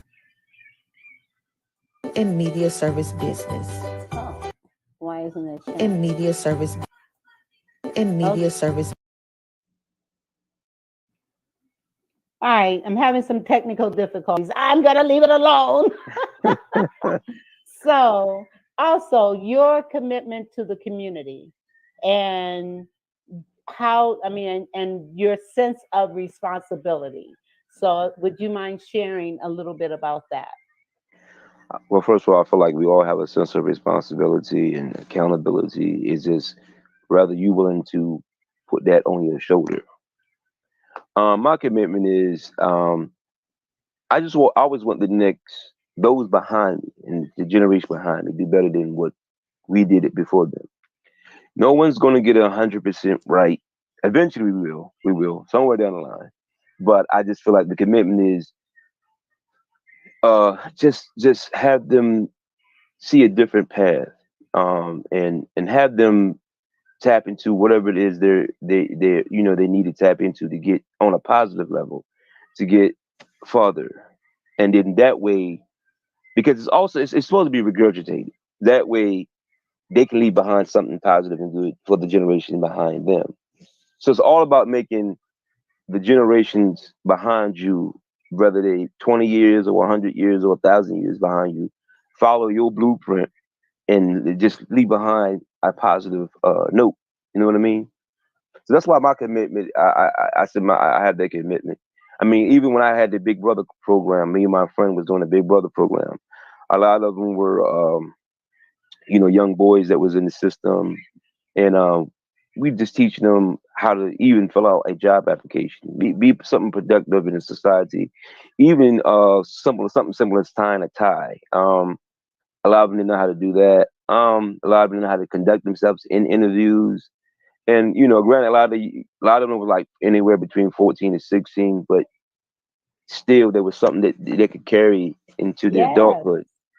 So teaching them, believe it or not, some of them didn't even know how to properly put on a belt or tie shoes. And you're like, wait a minute, you know, but that's because they had nobody in their life to show them otherwise. Yes. So a lot of these kids need chances. That's just particularly where my focus was on youth, especially young guys, because a lot of them need chances. I mean, and we're in a time now where we didn't get if they're not giving a whole bunch of chances like they like when we was growing up. You got the chances. You may have got a chance after chance. Now you're lucky if you get one more chance, a second chance. And now it's like once you mess up, it's that stains on you forever. So Yes. even with my sons, I try to tell them like, listen, you got to go that route. You don't have to go that route. But like I tell my daughter, you're 18 now. You're grown. I can't tell you to do nothing. My what I'm giving you now is an advice. So move accordingly, and just watch all around your sizes, because you know people are not giving those breaks no more. Absolutely. And one of the things, and I just want your opinion of this. Hmm. So, but we've got another comment here. The question is, how do you get into acting without taking? You gotta have the gift. He's I got mean, the gift. there are shortcuts. I mean, I always say to you. I mean, first of all, you have. I don't want to give away the secrets, but first of all, you have it right here on your device. You see these people making up YouTube videos, Facebook videos, IG. Really, that it's kind of like the music industry. Back in the day, it was like, yo, dog, yo, I listen to my mixtape or my mix CD. Now you post it up on Instagram, whatever you got going on Instagram Live or YouTube. YouTube is now your tool for everybody to see. And if you get a certain amount of views and subscribers and votes and whatever, before you know it, you'll be famous overnight. Yeah. You know what I mean? So it's Yeah. all about really your fan base at this particular point. I know back in the days, especially the generations before me, they said, man, dog, man, I had to come in and stand on this square here and say my name and say the role I'm acting for. And, so that things are different. You know what I mean? Sometimes, like, I know a lot of my friends, they're like, that's in it, or just now I'm coming in it. They was like, well, I had an audition.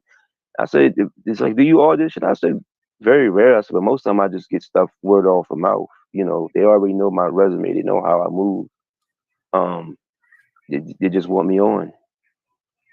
Awesome. One But of the yeah, it is possible though. It is possible though.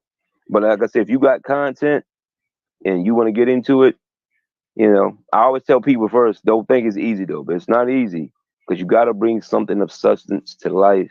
So my advice to you is uh, find a movie that you like, see if you can remember the scripts, try to mimic the character, go in the mirror, do the facial expressions, the little nuances, little things like that that's going to bring you, to the forefront out of everybody when you audition.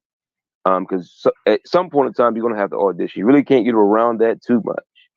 But like me like my personal one of my favorite guys is Denzel. I walk around and intimidate Denzel all the time. Let So me see a little bit of it. I do it for you. It's Okay. not perfect. He like Okay. sometimes like my sons do something crazy. I'm like, ha, ha, ha, ha, all right, my boy, all right, all right. Huh? Oh wow. So Okay. yeah. Awesome. Uh, Awesome. but uh, but yeah. So I'll be quoting some of his movie things. So just find that target or someone that you want to be like, or and just kind of don't 100% mimic them, but take little bits and pieces here and there, and like Sidney Poitier, I like him, and then I like Will Smith, I like Martin Lawrence. So you take a little bit, then you make your own concoction. Yeah. Yeah, I remember I have a great nephew, and as a little boy, he would literally memorize movies that, I mean, he would memorize the whole movie. It was like amazing. And he's a rather shy person. He's grown now and he's very reserved, but he would sit and memorize The whole movie, everybody's character. that's the thing. Oh, and you know what? You remind me of something. That's the thing too about acting too. Not just remembering your lines, you got to remember your counterpart lines. And I'm not saying you Yeah. got to remember all his lines, but remembering that tail end of the line is important because that's how you Yeah. know when they come in. Yes, exactly. Yeah. Exactly. Now, one of the other things I want to ask you about is you mentioned about wanting the next generation to be better than your generation or my generation. And so one of the things like the music Hmm. that our young people are listening to, Hmm. can you give me your take on that? And Well, I say this. I say this. I do believe music and some things have influence, but also too, it's how you were raised, and also it's based off the individual. So prime example, I grew up off the wild video games and looking at the crazy movies and listening to the crazy music. But I also had a structure in my life where people say, listen, the elders in the family, like, listen, that's them. Fine, you want to listen to the music, fine. But you better not be doing what, projected in front of you. It's like saying, well, they listen to Dr. Dre or the Ice Cube. Yeah, but they don't raise, Dr. Dre and Ice Cube is not raising their kids. However, where we fell short at, well, the generation that's coming behind us, where they fell short at was, it's like now giving your child the iPhone or the PlayStation, and the video games is not raising the child. So I think that's where a lot of the disconnect come from, and where a lot of the children are not understanding until it's too late.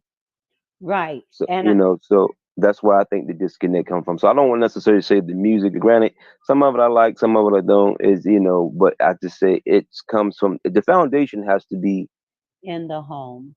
it has to be strong, because if the foundation is strong, you can go. It's just like when people say, well, why did that guy kill himself? He was worth millions. He made millions. We don't know what he was dealing with.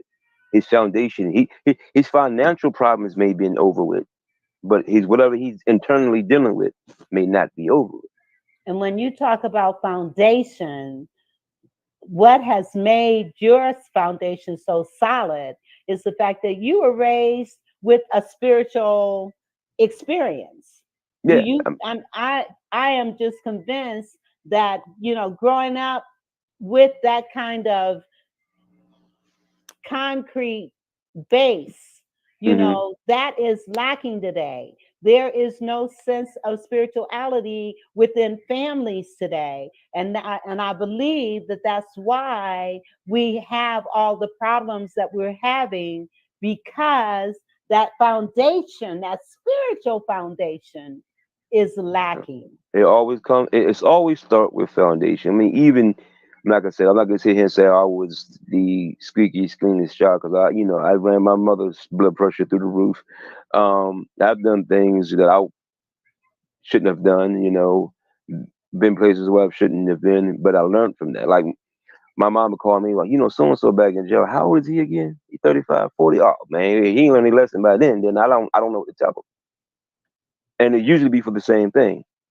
So I was like, well, whatever you're doing, obviously you're not good at it. I would stop. It's just stop. Stop. Just stop. Clearly. It's like I said, it's foundation. I even had uncles, right? They may not have been in the church, but even aunties, they may not have been in the church, but one thing they had was, you're not going to disrespect your mama, your grandmama, they'll pop you in the mouth. I had an uncle, nephew, pop, hit you in the mouth because you was disrespectful. So I came up under that. I'm not saying beating your kids, you should, but I'm just saying that I came up under that umbrella where, they didn't play with you. They're not gonna Right. talk to you 17 different times.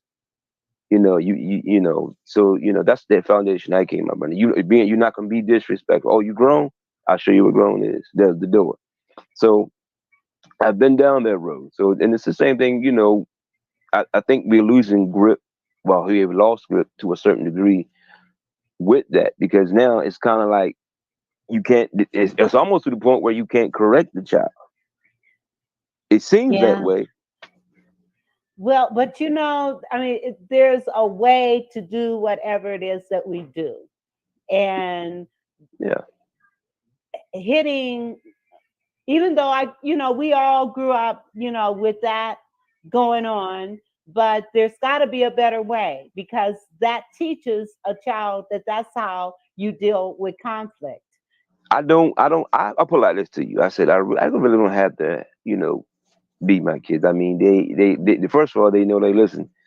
When dad says something, that it's golden. It ain't a whole lot of lip service with it, but I don't have them I mean, they do dumb things, but I don't have it to the point where I gotta beat you. Like my daughters, even right today, the oldest one, if they do something, I just look at them and say something. They already in tears. I'm like, I didn't even yell at you, but Right. it's you're already in tears. But I'm just like, it's because you knew you messed up. I don't believe in spanking your child unless it's you. It has to be way, way out of pocket for you to go there.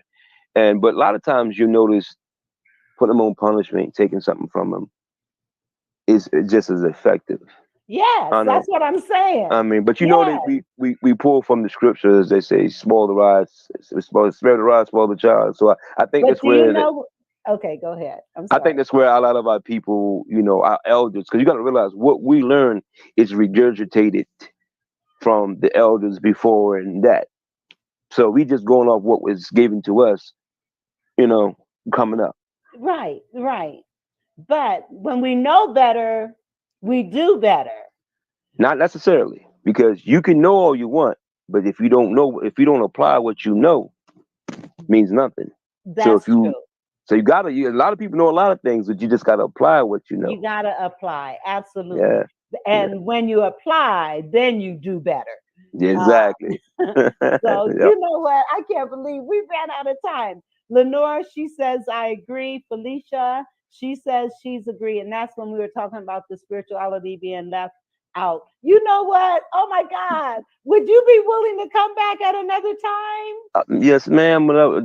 You set up, schedule the date, the time, and because I know you was having technical difficulties, so that took some of the time. But hey, I'm willing to come back. We finish Okay. this up, whatever y'all want to do. Okay. Okay. Awesome. Awesome. Well, we'll probably be looking at either sometime in September or October. Before we leave, though, you do Sure. have a project that you're working on right now. Oh yes, I do. For those, it's called Diary of a Female Player. It's on YouTube. We're already in our second season of it. We did a few scenes of that, but go check it out. It's called Diaries of a Female Player. I play Keith. I'm the star player in there. I'm the womanizer in there as usual. But yeah, I believe y'all like it. You also take something from it as well. Okay. And So that's what I think is important with movies. We need to be able to take something from it. We yep, need to know that there's a lesson in it. You, yep, I agree wholeheartedly. Lenora, she says, I remember all Big Mama gave us the eye, you yeah, know, just yeah, the eye, and we yeah. knew to You do knew. right. You, That's right. if you didn't That's know, you will know. that's the truth. Well, listen, Terry, it has been such a pleasure and an honor to Thank have you. you Thank you. on my show. And Mhm. I am looking forward to you coming back again. And I want to say to my listening audience, thank you for being here and participating. And Terry, I'm going to close it out. And please don't leave, because I like to talk to you for a minute Mhm. before you get off. Okay. Okay. And Okay. if you want to follow me, you can follow me on Facebook, Instagram. It's Terry J. Quintero Moore. You My know all my what? I'm all my sorry. I should have put that. What is it again? Give it to me. Terry, my name, Terry J. Quintero Moore. It's on all my social medias, from Facebook to Instagram, Twitter as well. Okay. So let me just put it in here so that people can go ahead and On TikTok, the same thing. okay. So I'm just going to make a banner and run it so that people can see it. And it's all lowercase. Yeah, it's all It's no matter how you type it, it jump out. I got a unique last name, but so many people in the world got that. So Terry J. Quintero Moore. Quintero Moore, yeah. And that's on all platforms.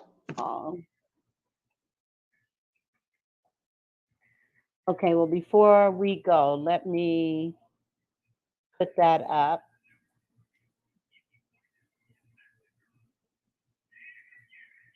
Okay, there it is. Yep. Terry J. Quintero Moore on all social platforms. So follow him, and also subscribe to this show on YouTube, please. All right. So thank you. And wait a minute. Somebody else is saying something. Oh, that was something else. I'm sorry. Okay. All right. Well, anyway, Terry, thank you. And with that, we're going to say good night to our listening audience, and we will see you next week. Stay blessed. The Vera and Tommy Show. The Vera and Tommy Show. The Vera and Tommy Show. The Vera and Tommy Show. Let's talk about it. Let's talk about it. Let's talk about it. Let's talk about it. Let's talk about it. Let's talk about it. On the Vera.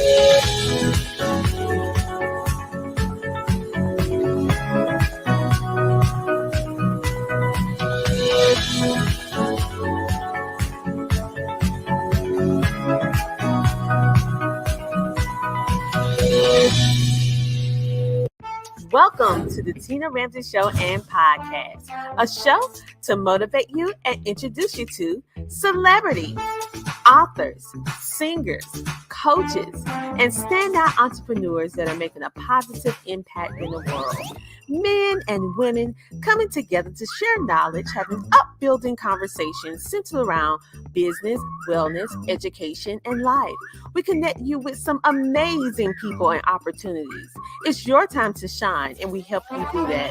We love sharing your stories of success and spotlighting you, the entrepreneur. We love to laugh. We love to smile. We love to celebrate you, and we love having fun. So go grab a seat, get a snack, and don't forget your beverage. It's time for you to come share, shine, and grow. Yes, it's time for the Tina Ramsey Show. Let's get started with your host, Dr. Tina J. Ramsey.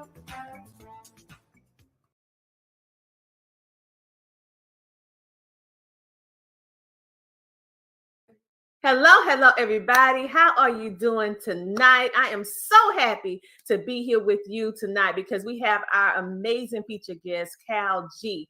He is changing the lives through hip hop, freestyling. He is doing his thing. He says that it's time for him to share his story. And he's all the way born and raised in Philly. So I love my old fashioned Philly cheesesteak. Okay. So he's a man at my own heart. And the interesting thing is not only is he very accomplished, but he is also the great godson of the epic Mahalia Jackson. So what I want to do, I want to bring him on so that he can finally tell his story in his words, and so that you can get to know him and connect with him and what he do, because he's bringing positivity to this rap world. And we need some positivity over there in that industry. So without further ado, let's bring on Cal G, the CEO of Military Camp Records. Welcome to the show. Hello. How's everybody doing? I'm doing great. I'm just so happy to be here because I know that you are a busy man. So the fact that you took the time to come on over to the Tina Ramsey Show and share your story. We're all about storytelling and for you to share your story in your own words so people know the real, okay? at the end of the day. So first of all, having such wonderful lineage, being the great godson of Mahalia Jackson, and then you're walking into